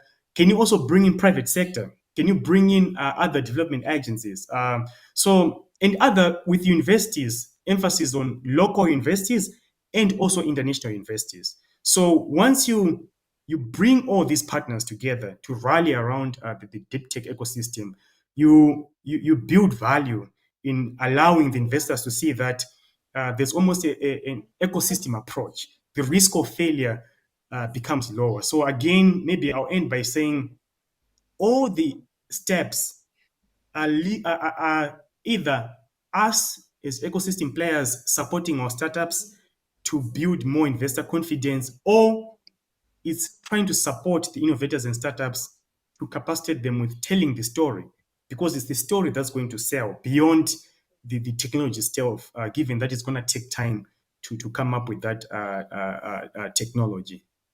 Thank you, and over to you, Pascal. Thank you, Gift, and thank you.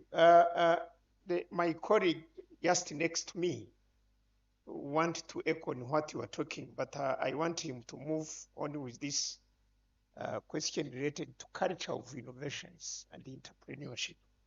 Because when you look at the extensive innovation network, it originates from that culture. India has been so successful in that.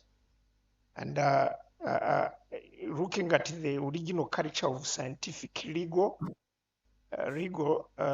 rapid iterations, and intellectual curiosity, while scaling from small lab-based team to a large multidisciplinary organizations, it remains a very serious puzzle for us from the innovation hubs. Maybe you echo to what you said, and then please make some comment on these questions. And then Gift will come to that, and anyone from the panel can make comment as we conclude and wrap up this panel session. Okay, no, thank you. Perhaps I should start from this question you just asked, talking about the culture of innovation. I think another word for the culture of innovation is really a culture of accepting failure. Okay, so I mean it's more fancy if you describe it as a culture of innovation. It's less appealing if you really look at what's under the hood, and that's really just being accepting of the possibility that these things are going to fail, and potentially even wanting to speed up, that distance, or shorten the distance to failure if it's going to fail, as opposed to sustaining something that really isn't alive, but it's also not dead, that exists in a sort of zombie state, right? So do we want the culture of innovation? Like, we can spend time talking about the culture of innovation, but the real question is, are we ready to accept that a lot of what is going to be built is going to fail? And if you're ready to accept that, one of Norskin, and this is Norskin globally, one of our biggest investments was in the Swedish battery maker Northvolt. And Northvolt went bankrupt not too long ago. That was a company that Norscan backed from the very early stages before there was like any actual commercial product. We have a Norscan investment vehicle that backs innovation at research stages, but it failed. If it had won, it would have been big.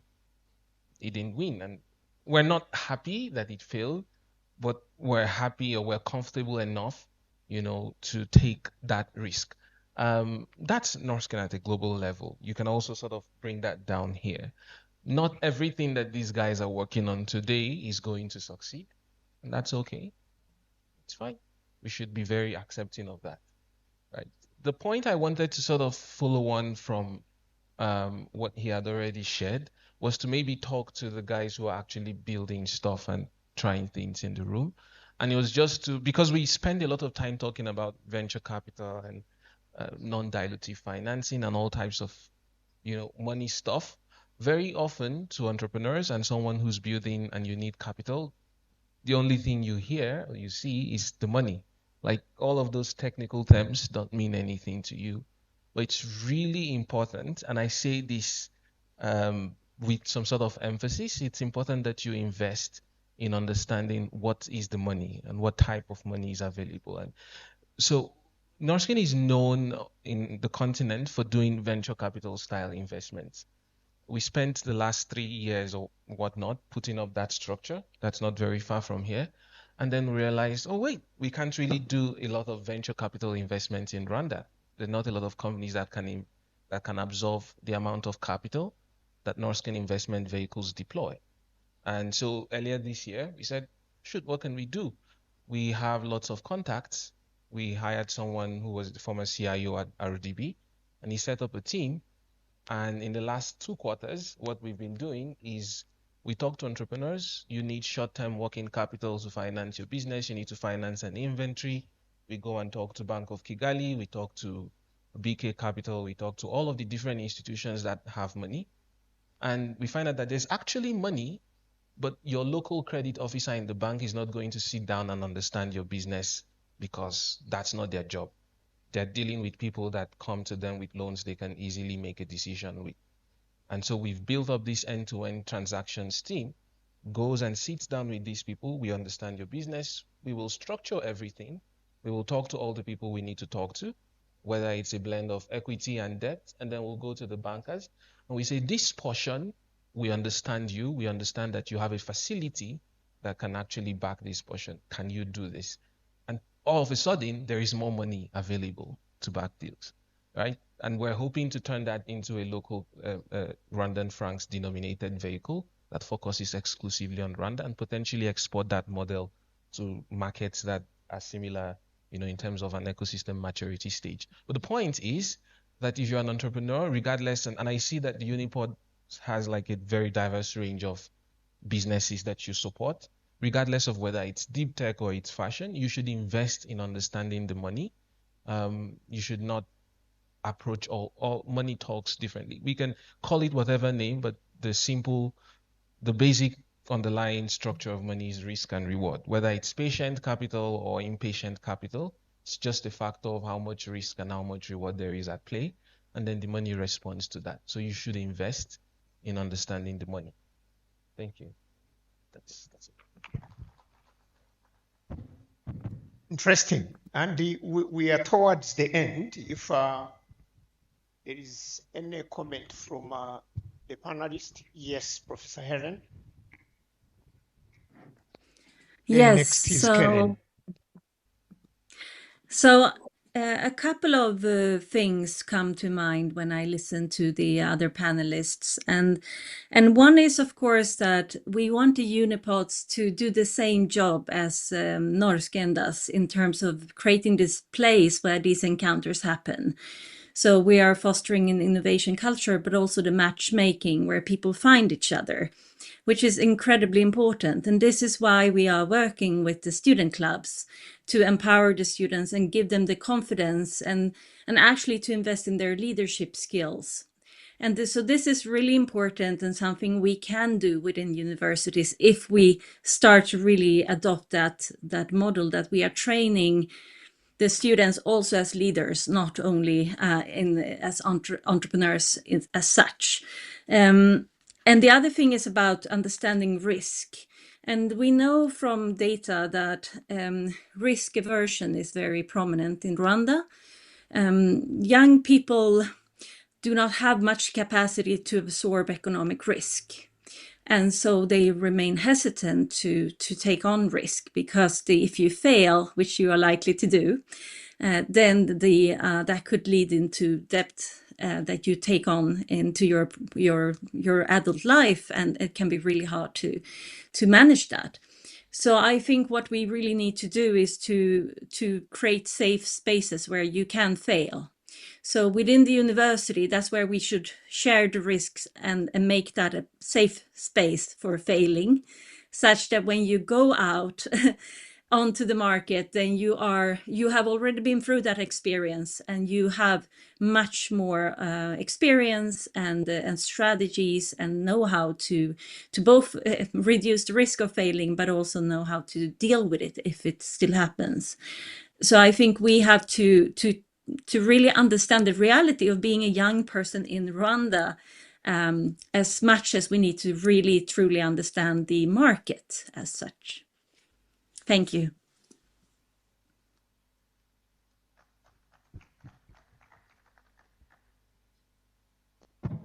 Okay, thank you very much. I feel like everyone that has just spoken was just starting. I felt there's a lot that we could learn from everyone that has already spoken, but pretty much everyone that has been speaking in this room from the beginning. But from the government perspective, I think for me, my key takeaway on this would be that innovation, when you talk about innovation and commercialization and research and all those things, I think it's quite complex, but I appreciate places or spaces like this where we all get to sit together and to rethink all this. He mentioned, my brother from Nosken mentioned that eventually when they did all they did, they found that money was actually there.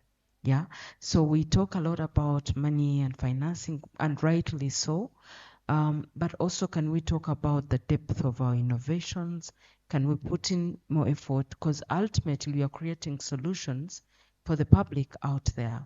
Yeah, we want something that works. We want people to receive something that works. We're not just trying to find an easy way to make money. Yeah, like something that will that will just, make money for us. We want solutions that work. So this is something that concerns everyone, that first of all, for the researchers, and get something. Let there not be a black spot where you don't understand yourself what is happening.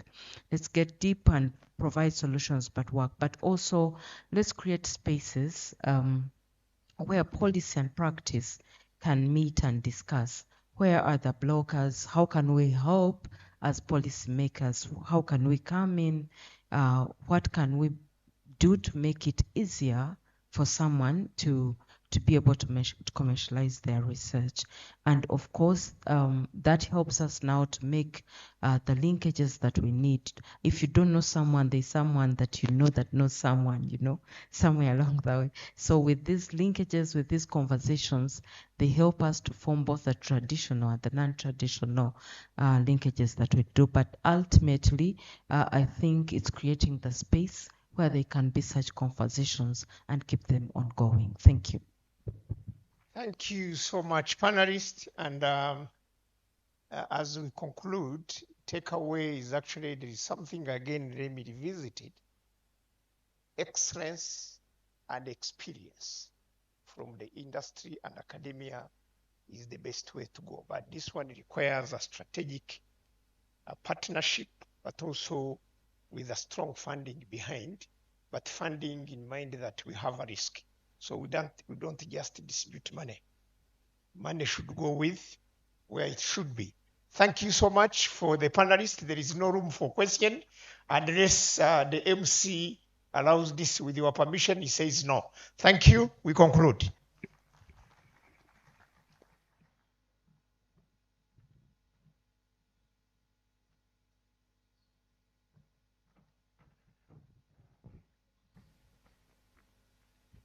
Thank you.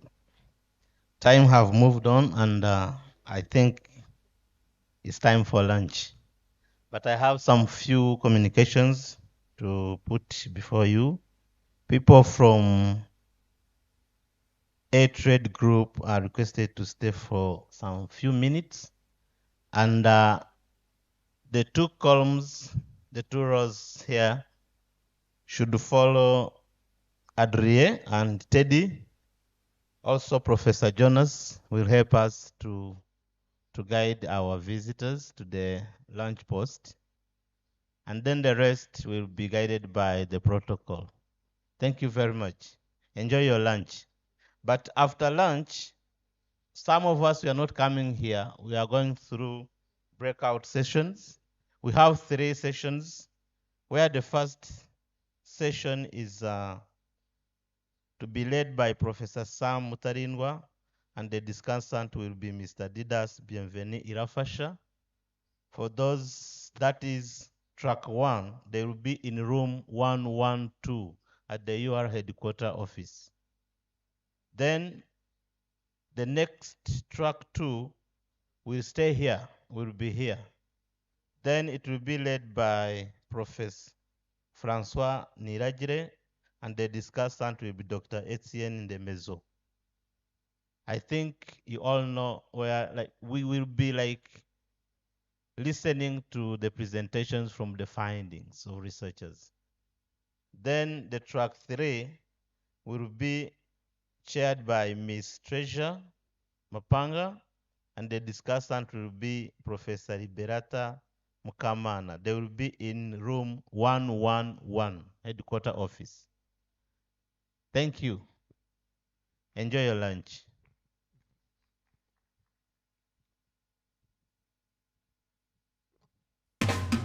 More clarification, feel free to come.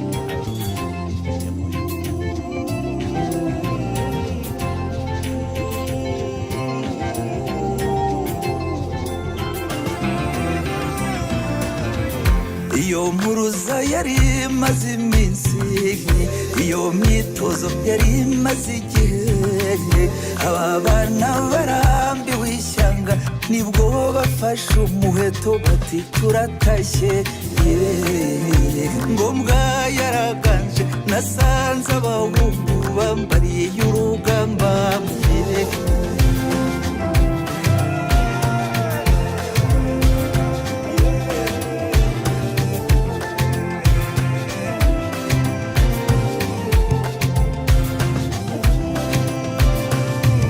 Wabihama yabwiye abazungu nimushake mushire ku mapingu, mucyo wa Rutinywa sinzahara u Rwanda sakanyiragwego. Ngombwa yaraganje nasanze abahungu bambariye y'urugamba.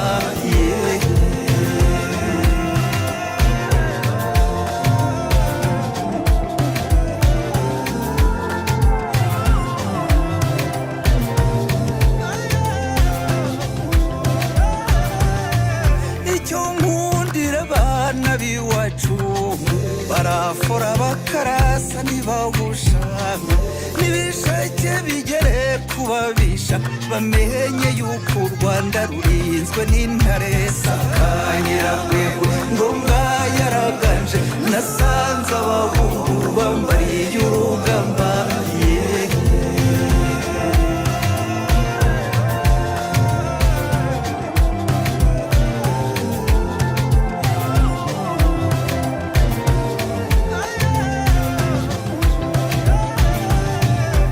Kugenda yajyanywe n'indege, mu kugaruka yagaruwe n'iyindi, yari yanze kujyanwa n'igare ritanyerera rikamuca umugongo, abakobwa b'i Rwanda bakamwita ikigwari sakanyiragwego. Ngombwa yaraganje nasanze abahungu bambaye y'urugamba.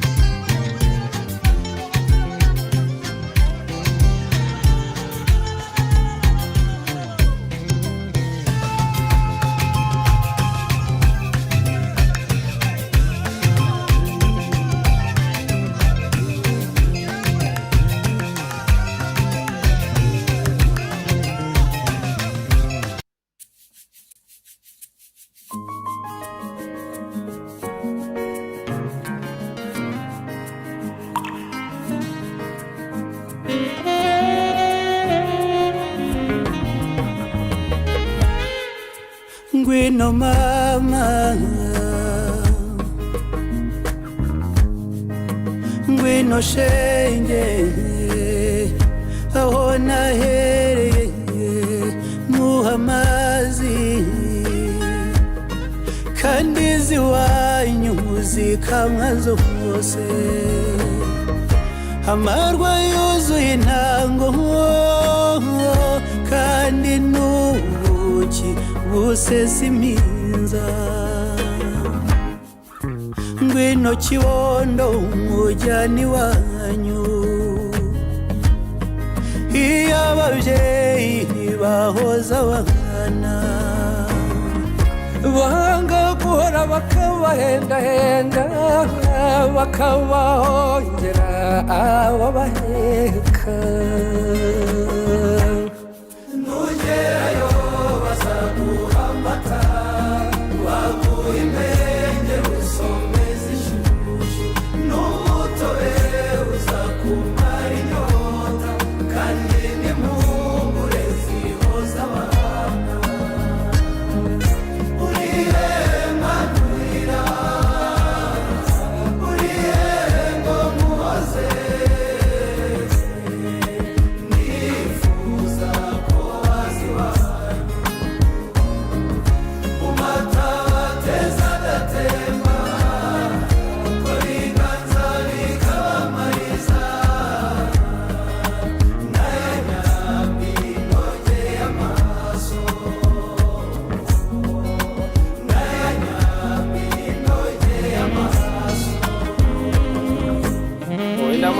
Wagote nyorotse rwose umuheto ukunda gutakisha uwarakarita warasinawutsinza mugabo ngambera n'umutasi gusa ko ntabaza museke wa kare gusa gusesa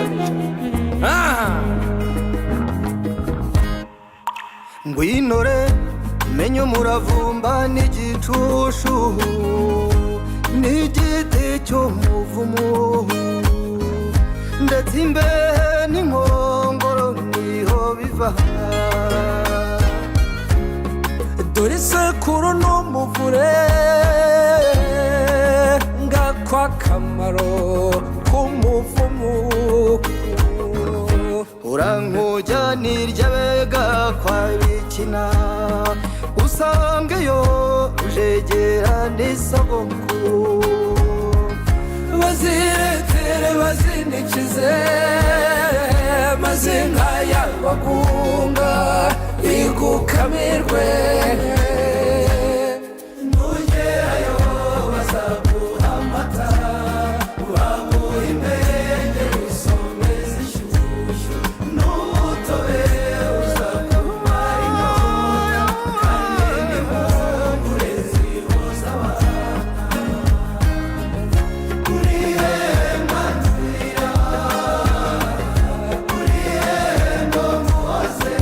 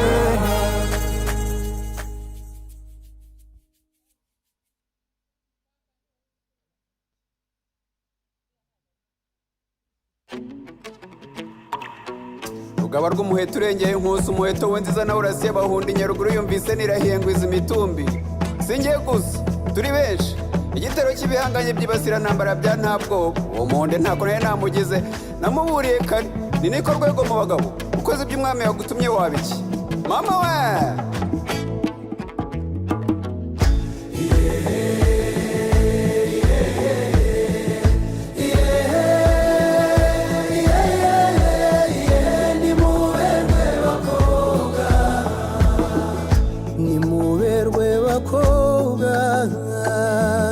nimukeshe igitaramo ye muhimbaza ababarora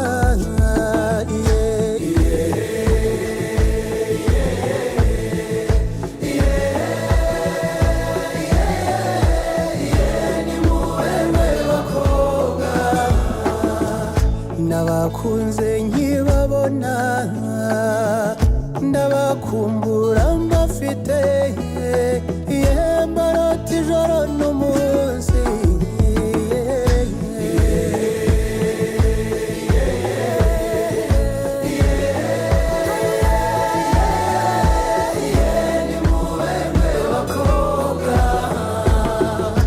abisoni mwisura ye isuku igira isoko yemwe mwese musa ni wanyu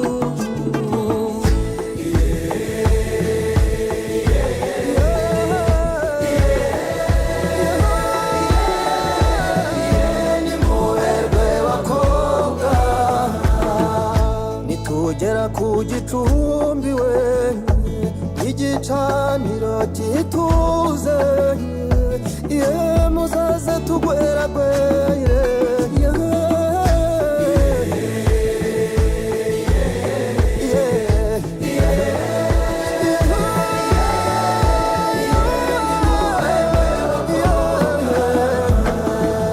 tuzicara duca imanza urwango turuca icyuho ye turangije duca imanzi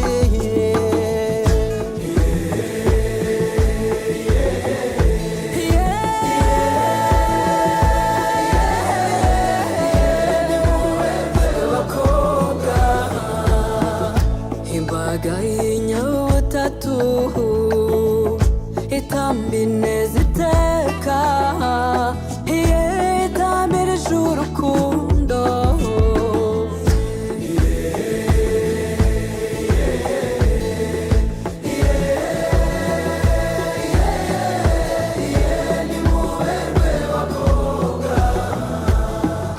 dukimbagire gitore twigire ku itetero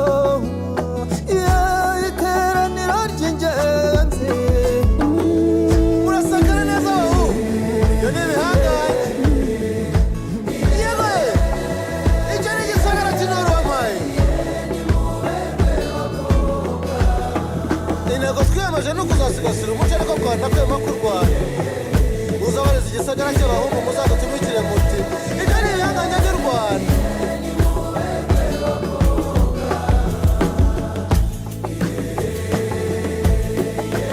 uraseruka neza mama butera bw'u Rwanda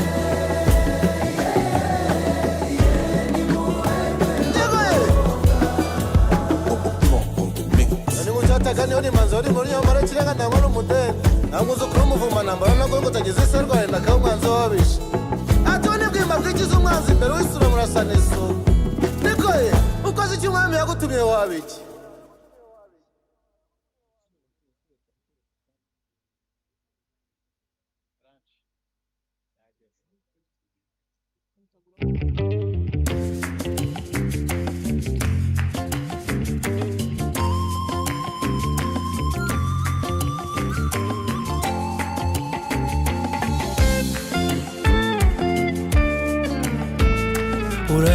urahinyamibwa we mbese urahinyamibwa yanjye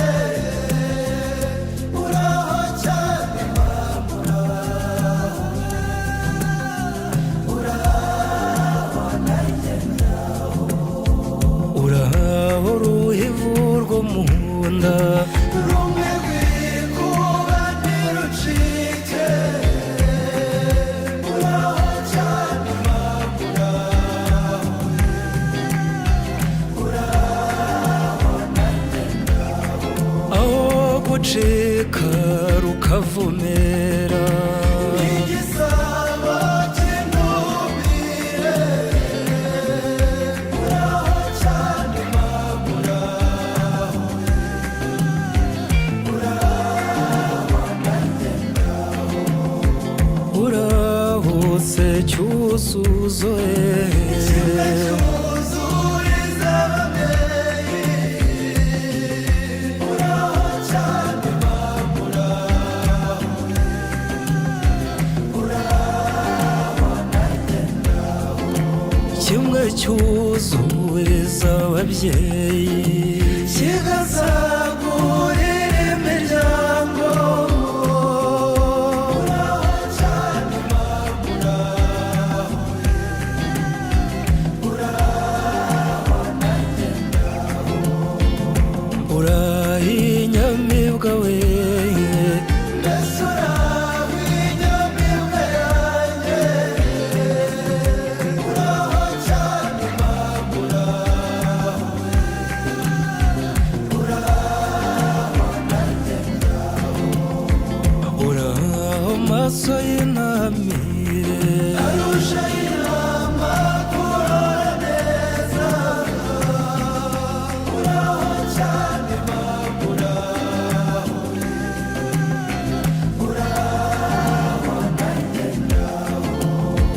uraho bibero by'uruyumbu bimwe byuhirirwa inyambo uraho cyane mama uraho nanjye muraho abatera amazi ese uraho inyamamare uraho cyane mama uraho nanjye uraho inyamibwa we mbese uraho inyamibwa yanjye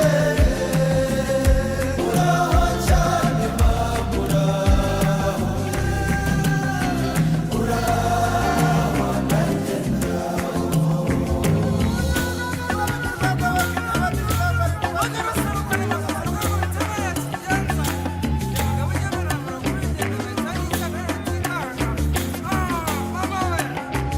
uraho gaya kagahinda kamwe gahindiro yaduhaye uraho cyane mama uraho nanjye uraho inyamibwa we mbese uraho inyamibwa yanjye uraho cyane mama uraho nanjye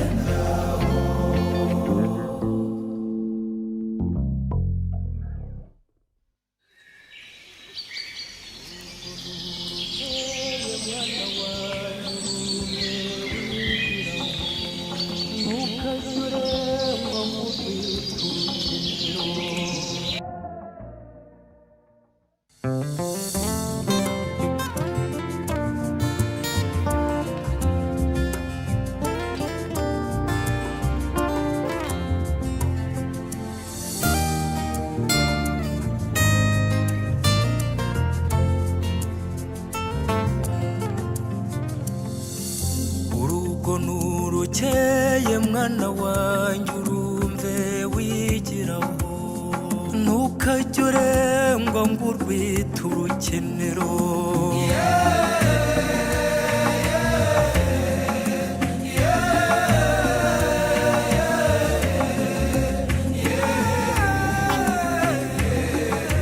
umukobwa w'imirarwe mwana wanjye urumve wigiraho ujye umuha akato wikomereza ingendo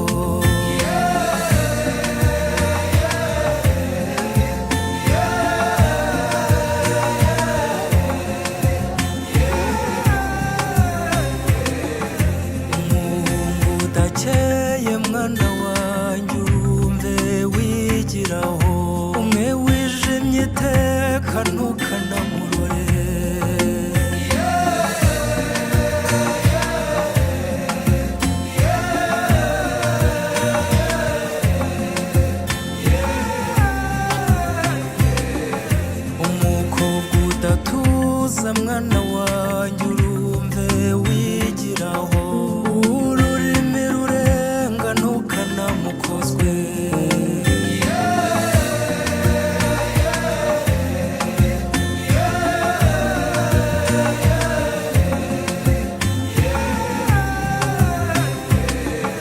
abahungu b'ibyangwe mwana wanjye urumve wigiraho abatikoza kondo jya ujugunya kure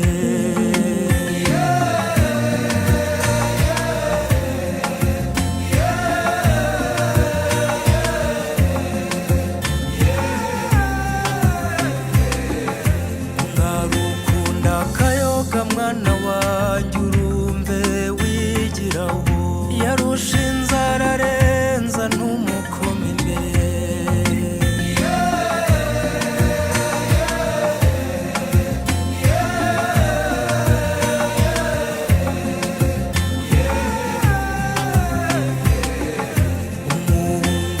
ukuboko mwana wanjye urumve wigiraho udatinya iby'abandi jya utereyo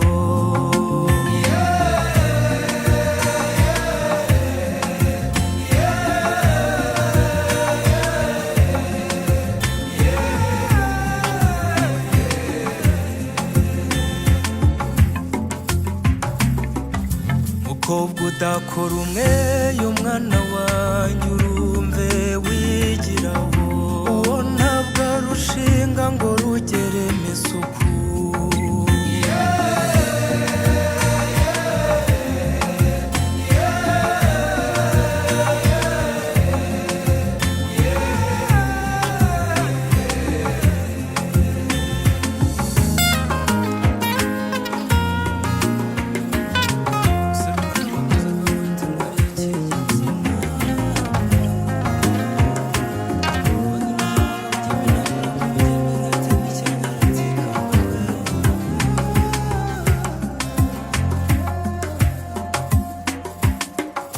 uzasanga uwo nshima mwana wanjye urumve wigiraho ubwenge n'ubutwari ubupfura n'umurava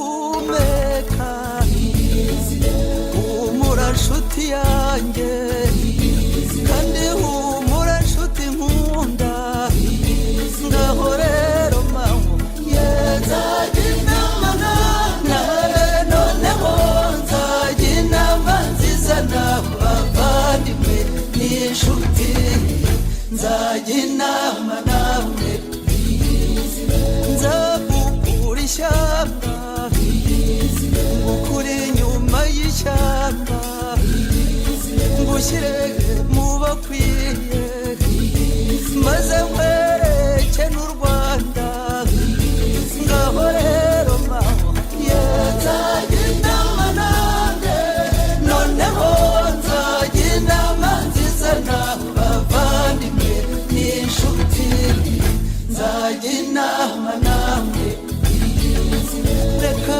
ndate igikobwa ngo umunsi wa rusanga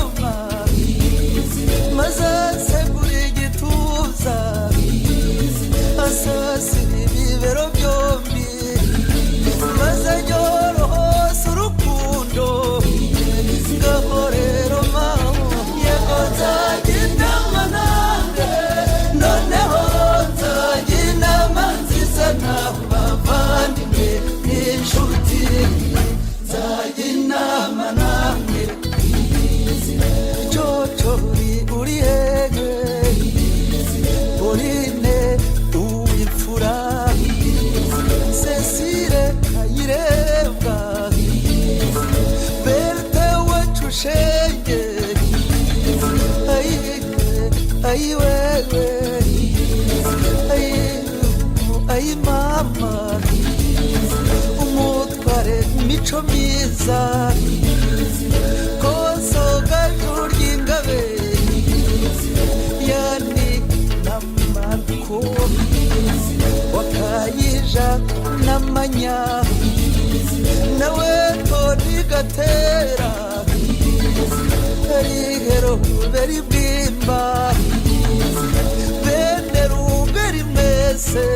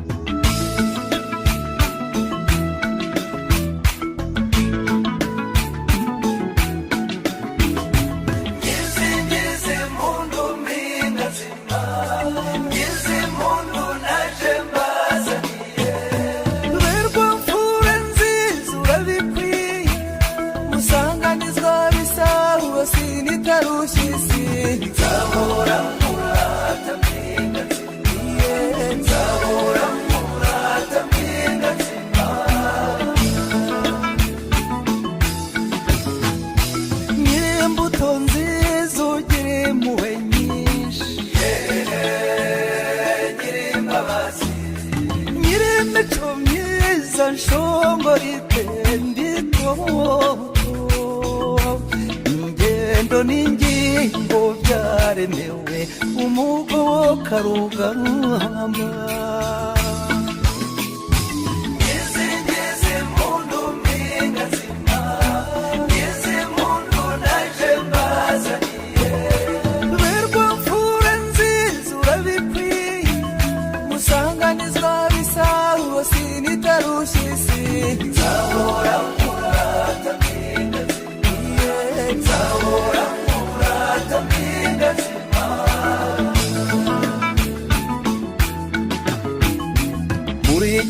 Nyambo nyamibura bikwiye wavutse mufura ushaka muziriye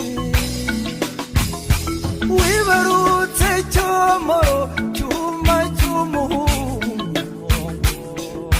iremeringarire wagabiwe na rurema kigenza kitatire cya mutabazi Izere cyunga miryango aje kugutaramira Minazima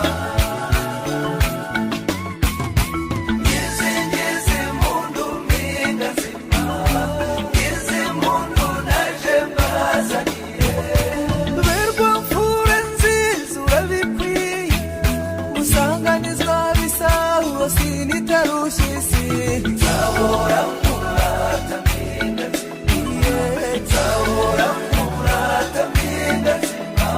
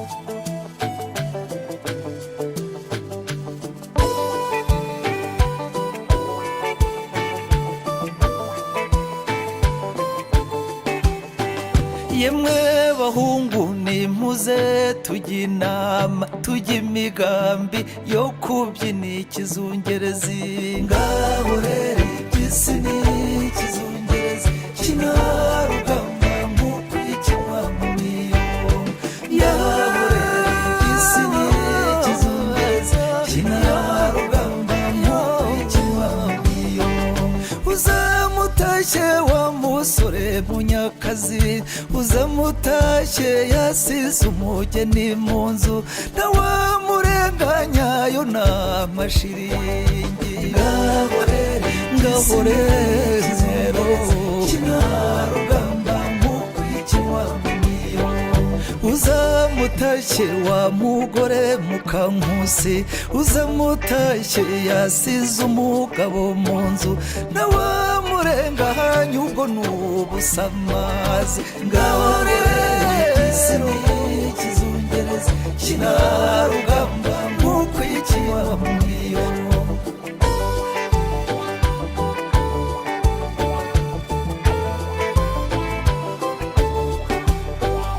umwiza n'umubi sinabarenganya mu kabari sagenda vunagura ingingo ngaho rero isi ni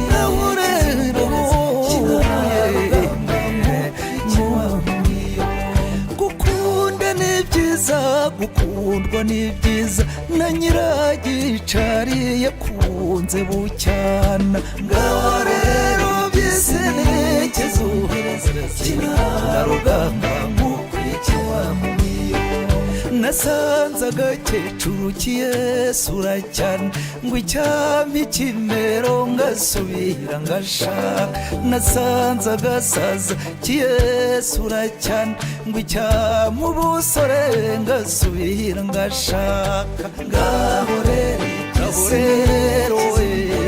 kinarugamba nk'uko ikinwa mu miyo nari mfite imfizi nyitiza rubanda buke mu gitondo amariza aragenda ngaho rero igisi we nk'uko ikinwa mu miyo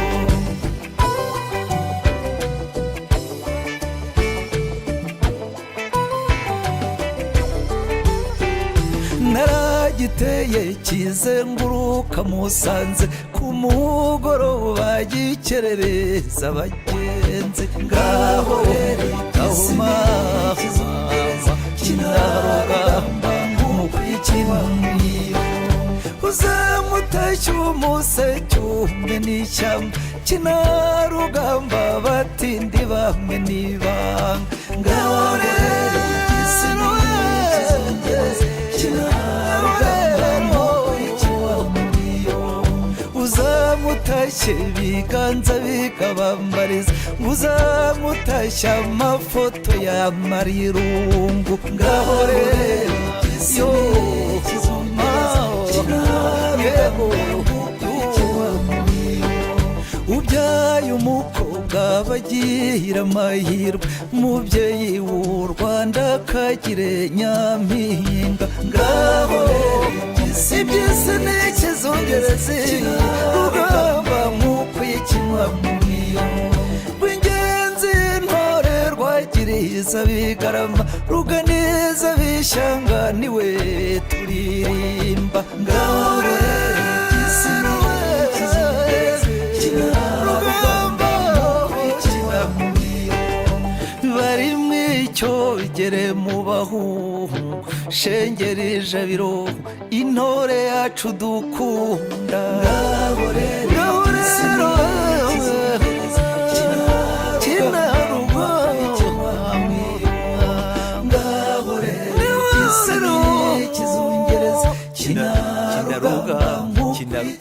kinarugamba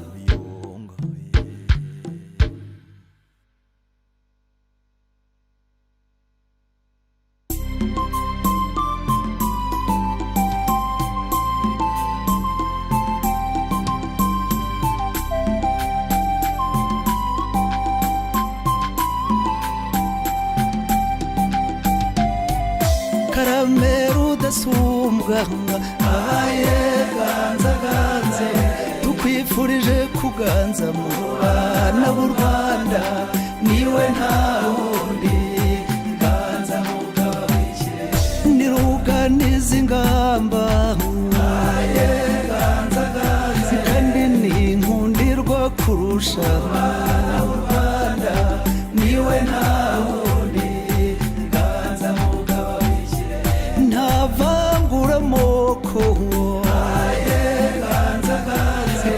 yobora n'urukundo mu bana b'u Rwanda niwe nta wundi ganza mugabo w'ikirere karamera udasumbwa aye ganza ganze tukwifurije kuganza mu bana b'u Rwanda niwe nta wundi ganza mugabo w'ikirere ye n'umugoboka rugamba aye ganza ganze yaciye izina mpunzi mu bana b'u Rwanda niwe nta wundi ganza mugabo w'ikirere yaduhesheje agaciro aye ganza ganze dushinjagira n'isheja abana b'u Rwanda niwe nta wundi ganza mugabo w'ikirere karamera udasumbwa aye ganza ganze tukwifurije kuganza mu bana b'u Rwanda niwe nta wundi ganza mugabo w'ikirere ganza ganza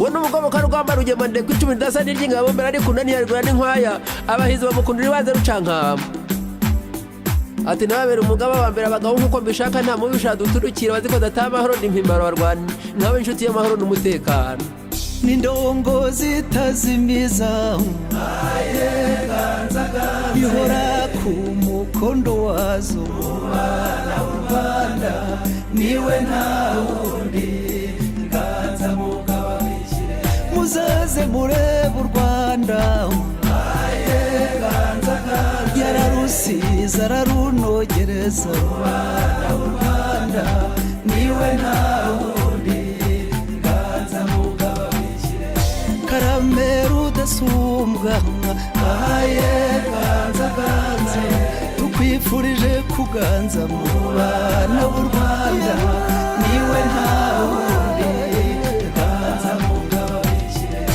karamera udasumbwa aye ganza ganze tukwifurije kuganza mu bana b'u Rwanda niwe nta wundi ganza mugabo w'ikirere aye ganza ganze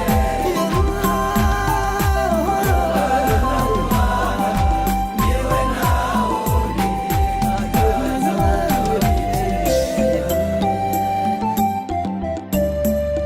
mugabo ganza ganza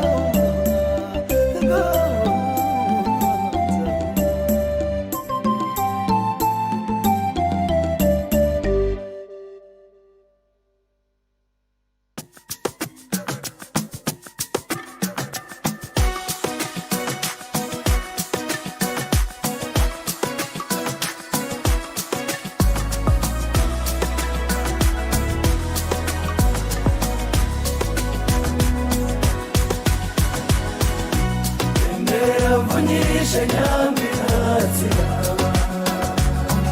nyabirwa yanyuze ijambo wundi rugeze ijabiro cyangwa unkomere yombi kuwambariye utikarame nanone azahora kwirahira rugabanya babisha umushumba w'umugabo ndirahira umukiza ukiri Rwanda murasabe yaduhanze muri mudukomeze maze karamera none irinda mu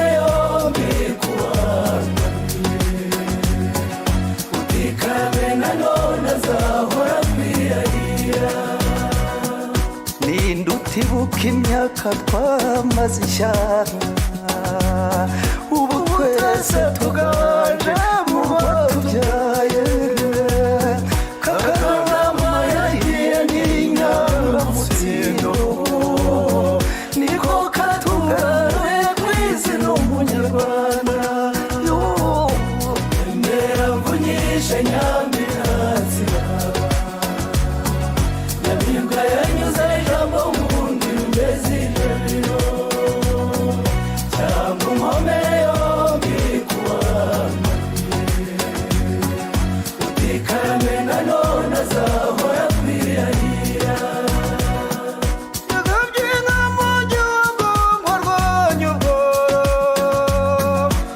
ugera mu Rwanda yongeye kuba indamutso umwana w'umunyarwanda arangwa amata agahaga amavuta atisiga umwera aho wawubonye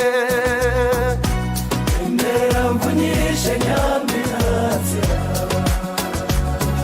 nyamibwa yanyuze ijambo ngundi rugeze ijabiro cyangwa unkomere yombi kuwamaniye utikame nanone azahora kwirahira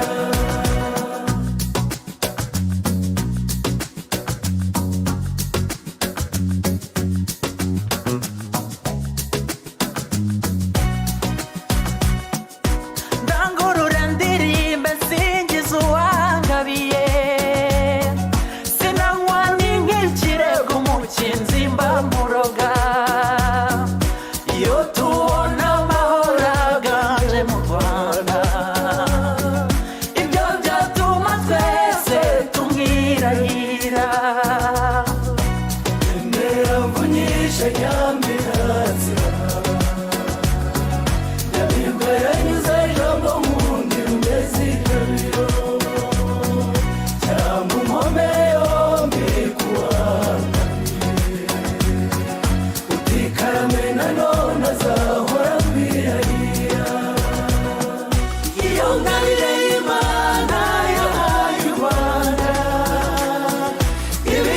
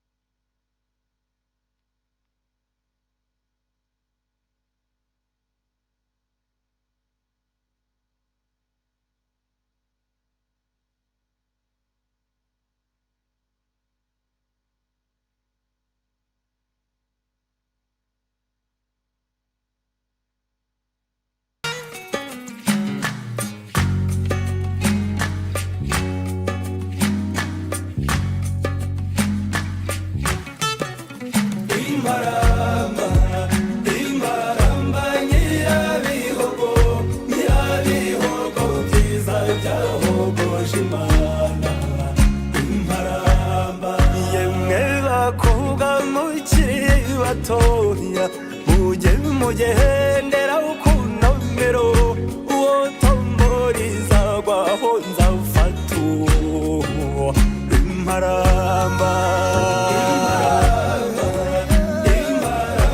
nyirabihogo byiza byahogoje imana imparamba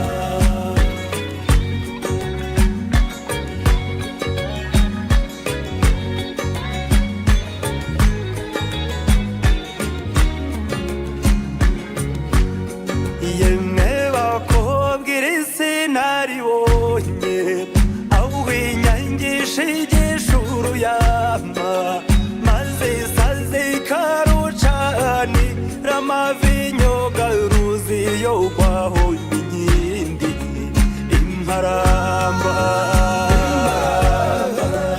imparamba nyirabihogo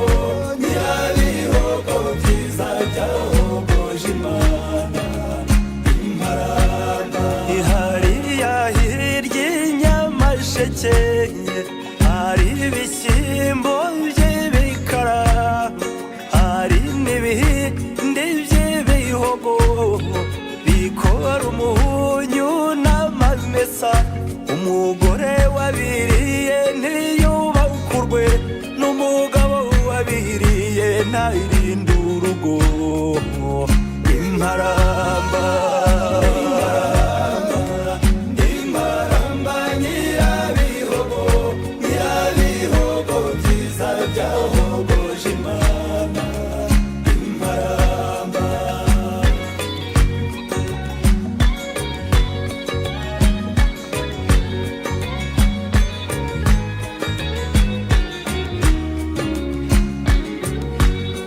mwana wa mama w'isekutabo umunsi wabonye hazacura iki guhora ubona bitera imvune guhora ugenda bisenya urugo urwose urusha kubona umuruho imparamba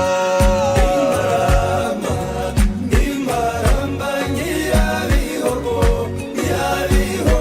byiza byahogoje imana imparamba igituma ndirimba amarira agatemba mama wambyaye yigiriye iwabo data wambyaye yagiye imahanga urumuna wanjye yabaye ikirangara mushiki wanjye yabaye icyoma sininkora mariyaje nzaherekezwa nande imparamba imparamba nyirabihogo byiza byahogoje imana imparamba imparamba imparamba nyirabihogo byiza byahogoje imana imparamba.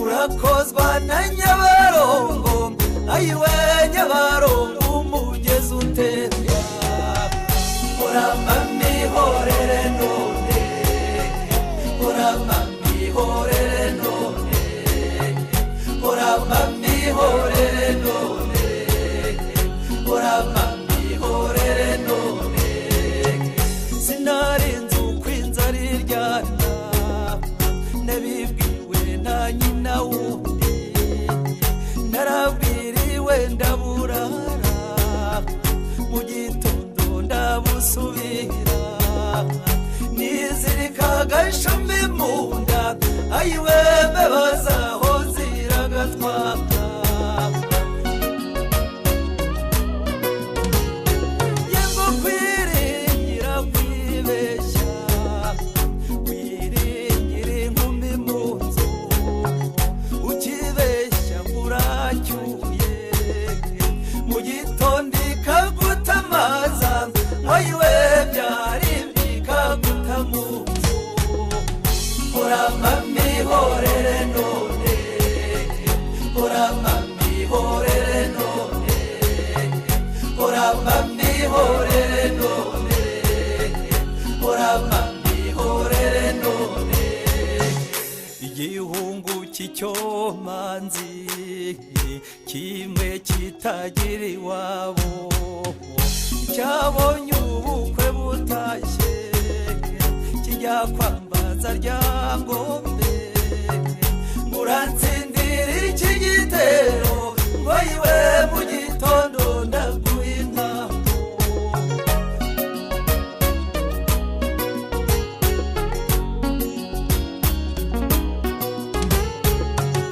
igikobwa cy'icyomanzi cya kindi cy'ikigenge cyabonye ubukwe butashye maze kinira mu ndaro yo mu gikari kiti wacu barantuye ngo yiwe naho ibyahe biragatamba urama mihorere none urama mihorere none urama mihorere none urama mihorere none se umuntu yaruse byose nyina w'umuntu arabihebuza niyo mwaba mutabanye murahuruka mwibwira ngo yiwe n'uruhanga rwuje urukundo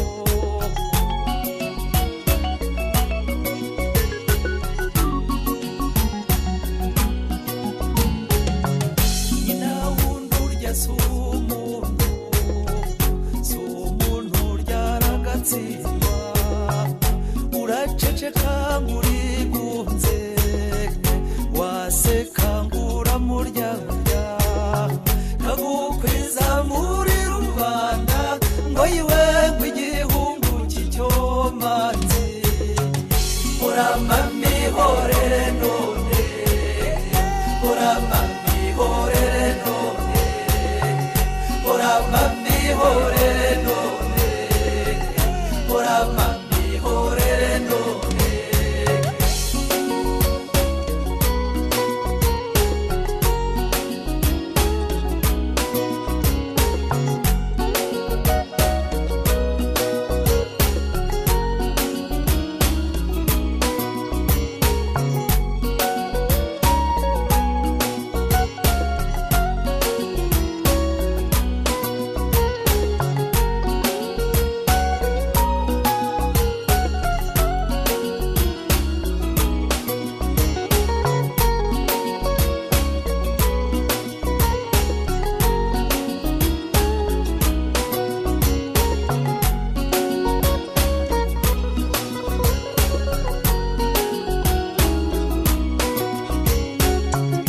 urama mihorere none urama mihorere none urama mihorere none urama mihorere none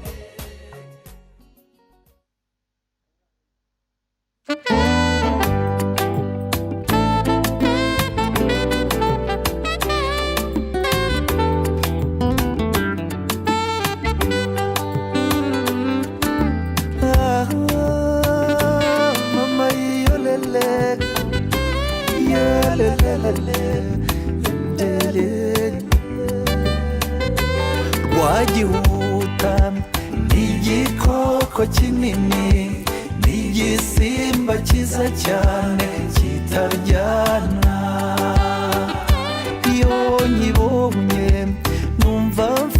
ubwoba buvanze no kuzuka uko kitaryana nibamba beshya muze mukirebe nimugire ubwoba kuko kitaryana ngwino cyagaze ugikorakorema ugikore buhoro ntugire ubwoba kuko kitaryana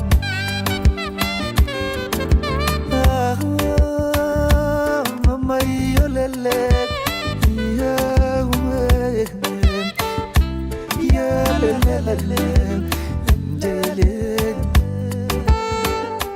iyo gishavuye gisa n'intare yica kiba kigiza nkana ngo ukinginge cyegere buhoro ukiguyaguyema ukigushe neza ntutinye na gato burya ntikiryana gikunda into iyo zitaramye kigira amarira agihora hafi abatakizi bicwa no kutakimenya barwaye intimba yo kutakibona yo rwagihuta eloko munene eloko makasi eswakate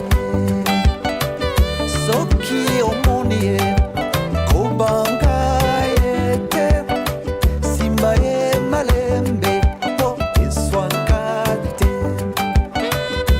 rwagihuta eloko munene eloko makasi eswakate soki omonie kobangaete simbaye malembe po eswakate ikirya mbambaroga ikirya kizana amahoro ikirya nigipfura we ikirya cyarwagihuta ikirya nikiryana ikirya nikiryana mbambaroga ikiryana we ikirya cyarwagihuta ikirya kizana amahoro ikirya nigitore we ikirya nigipfura we ikirya roho ikirya ndagikunda ma ikirya ndagikunda shenge ikirya cyarwagihuta we ikirya roho ikirya kigira impuhwe ikiryana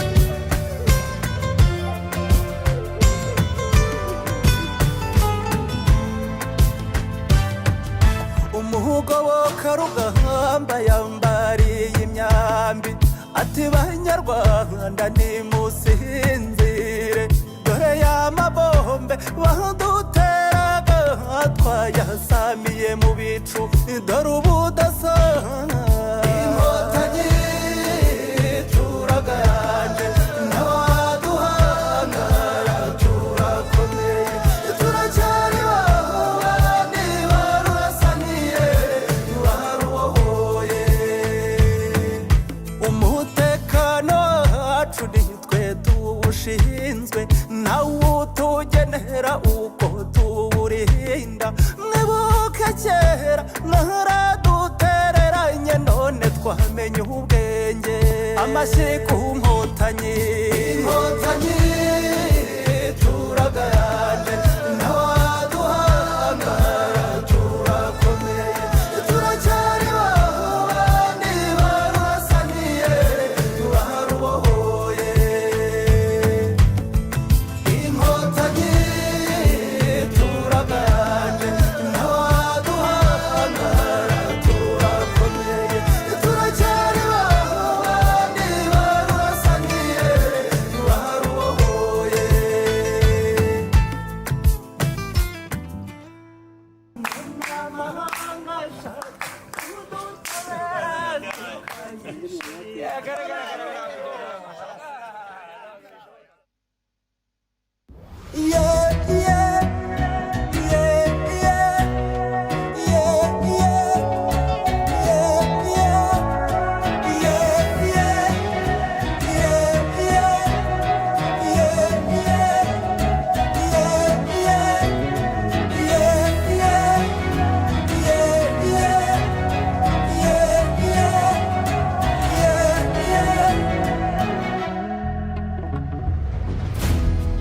nkundi yunsekeye mwiza ntukambe kurembariza mwiza ngwino si igikobwa nkundirwa kurusha mwiza wari uyu mubiri wose yizira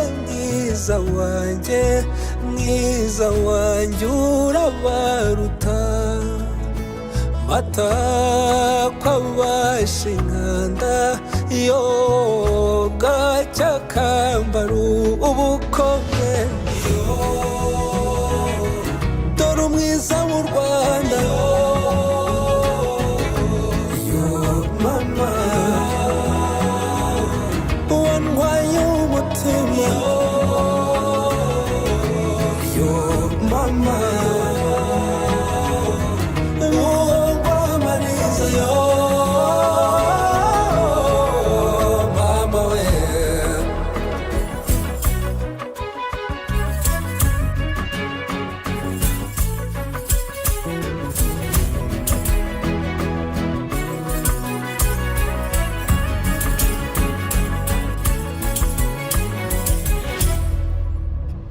irwandi wabo wabeheza ni uko muri ubwo bwiza ngakundi yumfashe mu biganza ukunda rumwe rudasaza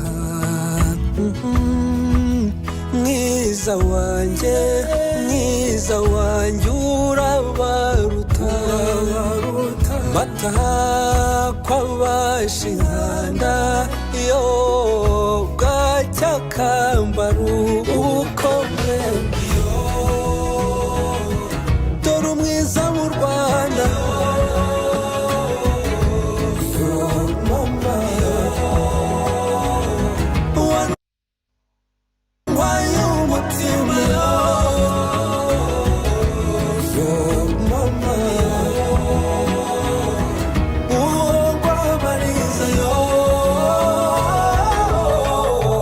mama we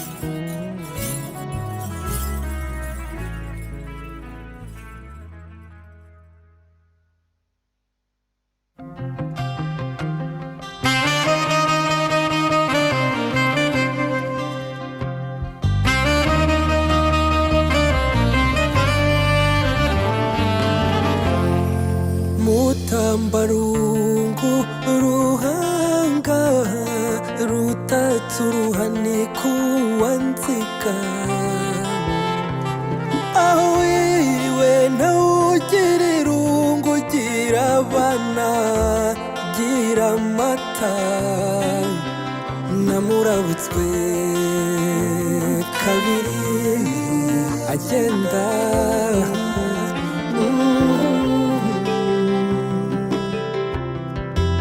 umwizu uhori wabo ku ruhimbi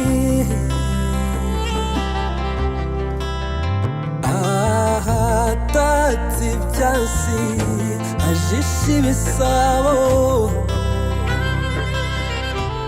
nakuboneye akazina mwita cunda we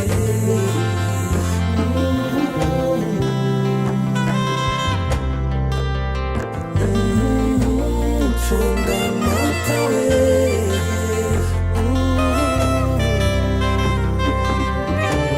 nakuboneye akazina mwita cunda we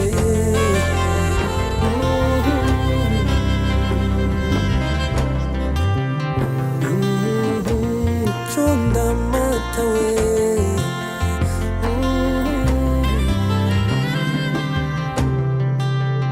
cunda we cunda mata we cunda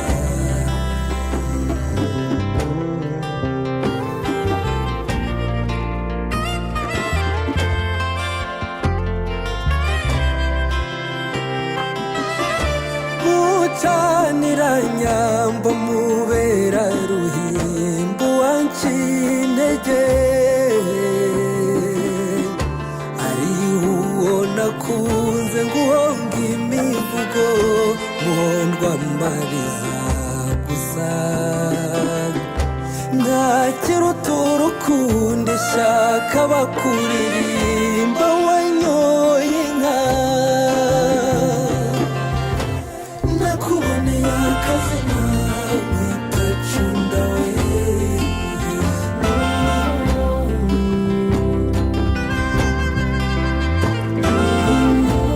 cunda mata we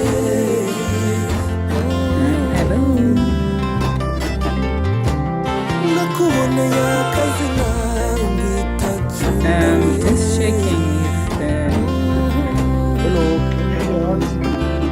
yes, I can hear you. Just wondering if the session is still on because I was supposed to present at 3:15.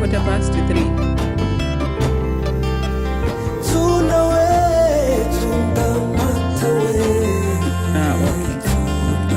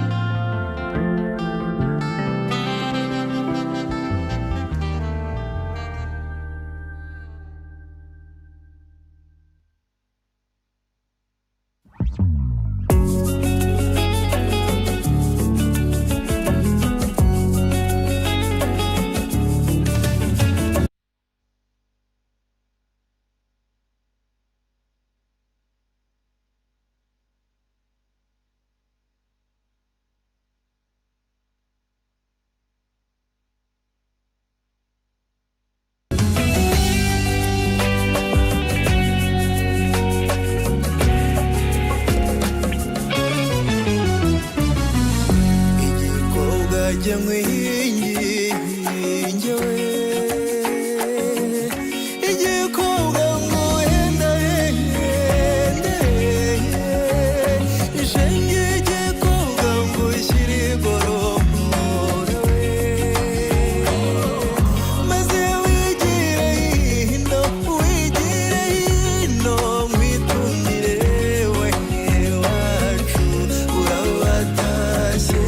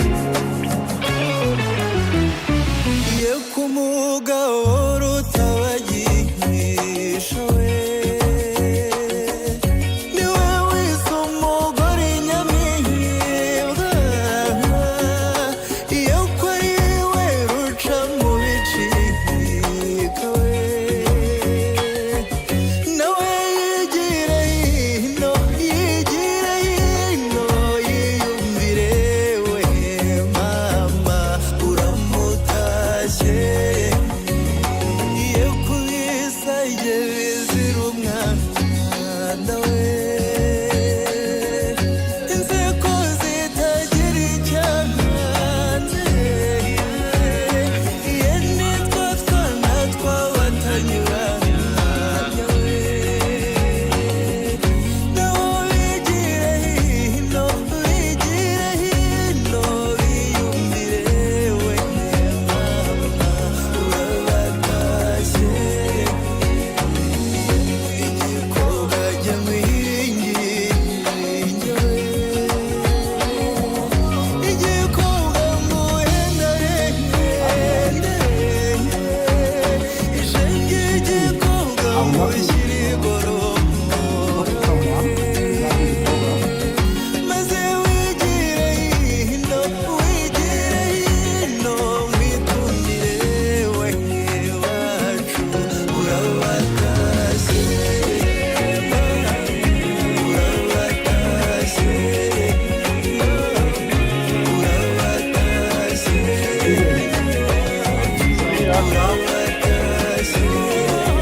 We have prepared the breakout session. There are 3 breakout sessions created. One is called Digital Trade and the Environment. The second one is called Regional Trade and Trade Agreements. The third one is called Trade. So you can join any of your preference. mboneza amakuza umbere inkubito naraye ndose dutabara igikuba kiracika i Kigali dutaha twingeruza abahizi nimuze mwumve imihigo yacu nitwebwe abarangwa n'ishyaka twatahanye nsize nk'uko twabize ndibuka abahungwa ho ku murindi ndibuka intwari zifora imiheto ndibuka igicaniro twataramye twishimira yuko twarutashye nimuze mwumve imihigo yacu nitwebwe abarangwa n'ishyaka twatahanye nsize nk'uko twabize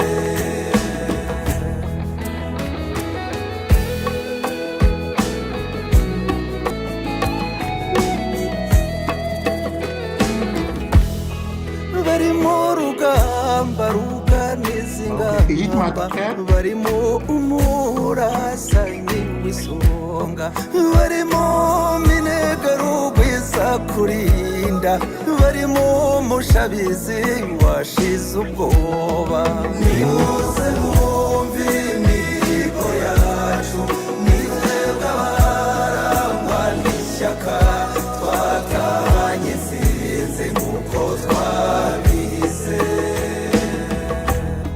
ndabumva byumba umutara n'ubuganza ndabumva i Kigali umurwa w'u Rwanda ndabumva hose bihariye ubutwari nimubahe impundu zivuga urwunge nimuze mwumve imihigo yacu nitwebwe abarangwa n'ishyaka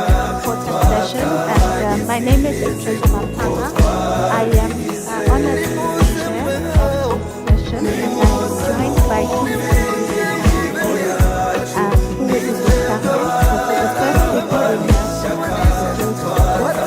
discussing.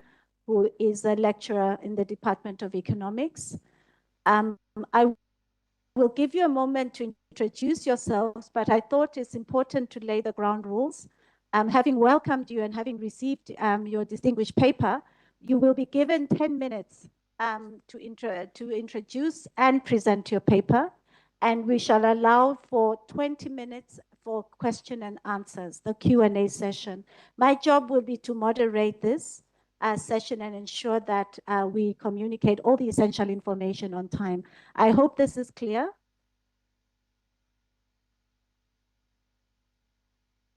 I hope so, because without further ado, the clock is now ticking. We are starting and handing over to the distinguished team. Thank you.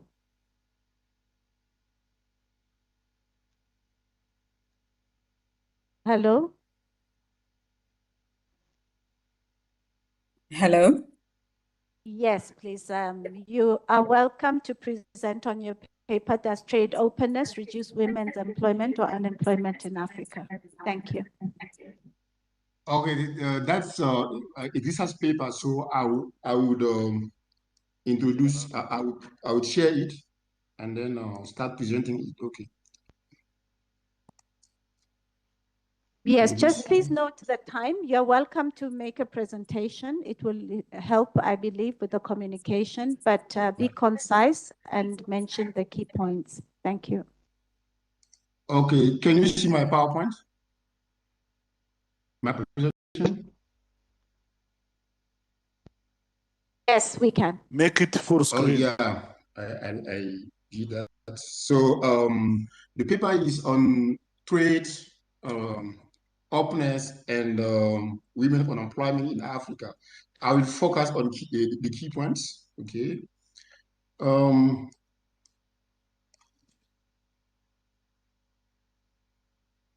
Where I So 4 points, background, main contribution, methodology and data, main result and discussion, conclusion and policy implications. So as we know that gender inequality in the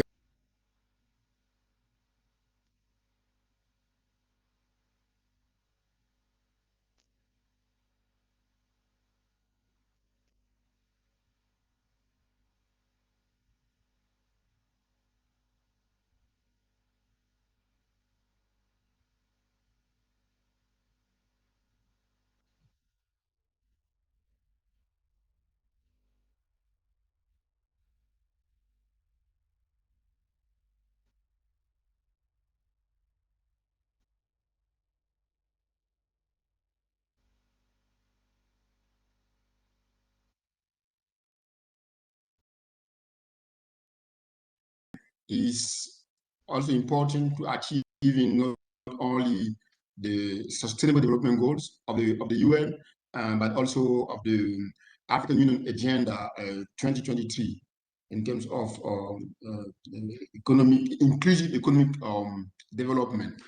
In this regard, trade openness can play a crucial role in reducing women unemployment. So I will skip the theoretical parts and go to the findings. So we analyze the effect of trade openness on women unemployment in Africa, and also we analyze the effect of trade openness on women employment vulnerability. So our work covers a panel of 46 countries in Africa over the period 2000 and 2022. So the dependent variables that we use are women employment and women employment vulnerability, and we use trade openness, which is measured by the sum of exports and imports of GDP, and data are from the World Development Indicators, and we use a dynamic model, and the GMM has the estimation methods to capture the effects of unemployment. And our data show that women, as you can see, female unemployment is very high compared to those of male. And also we can see that trade openness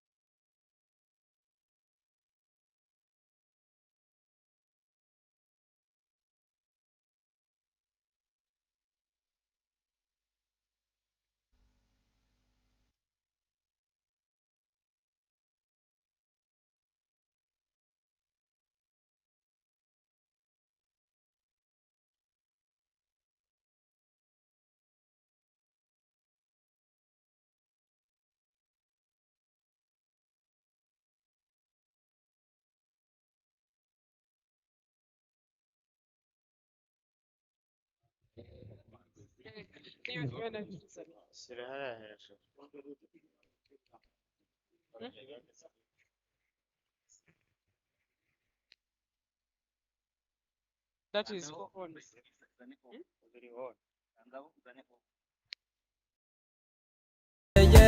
ese wari ubizi igiko niriwe nkutekereza cyane nareba ya shusho yawe nayibonye noneho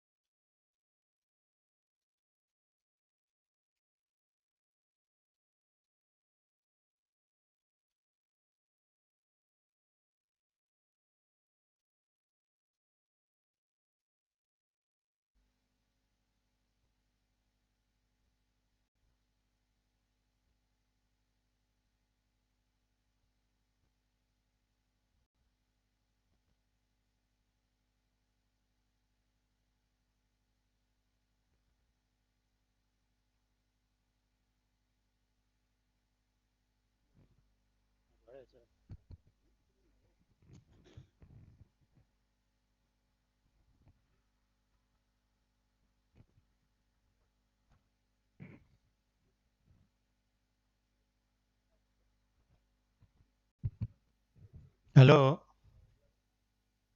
good afternoon. Good afternoon. Thank you so much for joining a track 2 presentations of this afternoon. My name is Francois Niragire. I will be chairing this session of research presentations on the conference program. We are expected to follow 3 research presentations. This track is titled Digital Trade, Trade and Environment. So we expect papers to address that theme. I think it is a very important theme as since COVID-19, people realized that some of the operations can be digitized and the services can be delivered without physical contact efficiently. And the connection of digital trade and environment is evident because a simple example is that digitalization reduces the use of hard copy or hard papers. And you know, the use of papers harms environment indirectly or directly because the manufacturing of the printing papers affects the environment. Before manufacturing, we need to cut trees or get some raw materials from our environment.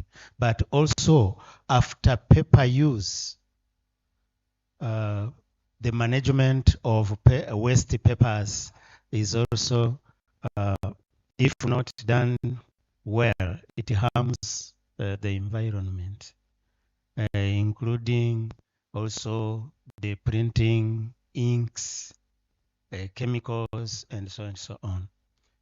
Some of those things happen without we realize that they affect or pollute our environment. So digitalization, and in particular, digital trade, that is digitalization of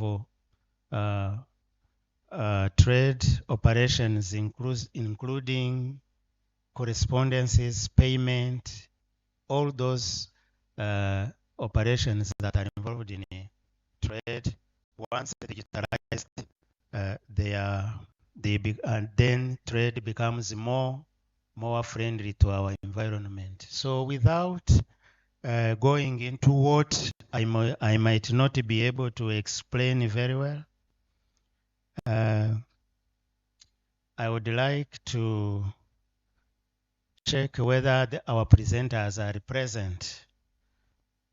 The first paper will be presented by Idrissa Kaijuka, or one of the co-authors, Jonas Barayandema, Jean-Baptiste Habyarimana, Faustin Maniragwa, Edward Habaguhirwa, or Marie-Louise Uwambabas. I think one of these authors is there to present. Okay, thank you. The second paper will be presented by either Dr. Aristide Maniriho, Professor Jonas, or Pascal Kaisire. Is there anyone who is ready to present? Okay, thank you very much. The last paper will be presented by Thomas Sankara, no, it is Idrissa Oedraogo, Okay, from Thomas Sankara University, Burkina Faso. The presenter will be online. So, because we have actually been late, we shall follow the presenter and allow 2 to 4 questions from the audience maximum, and we shall recommend that those who will be having more than 4 questions, that is more than 4 persons, can follow up with the authors or presenters while other people will be presenting. So if you agree, then we can proceed. Is it fine to have 4 interventions per paper and then make other interventions after all presentations or individually with the authors? Is it good? Okay, silence means thank you so much. So I would like to request the first presenter to come over and deliver the presentation. Please, can you help us and display the presentation of Idrissa Kaijuka and the co-authors?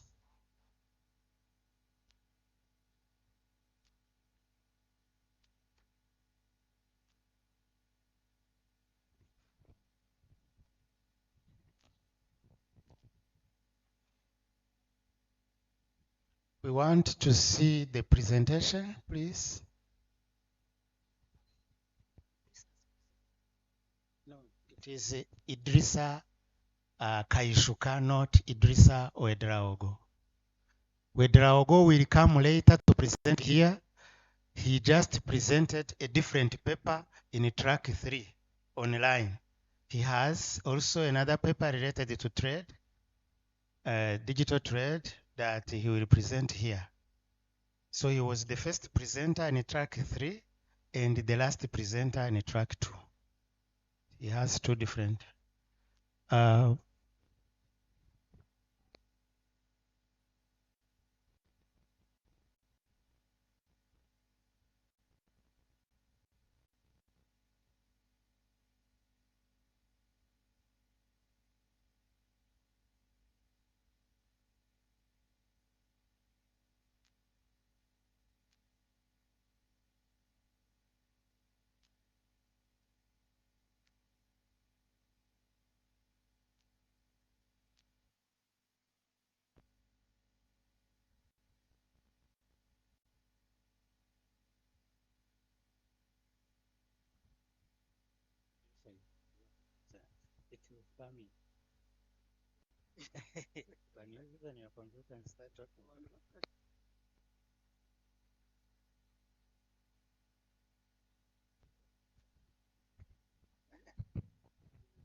Even these microphones are on. If you want, you can sit or you can use this one.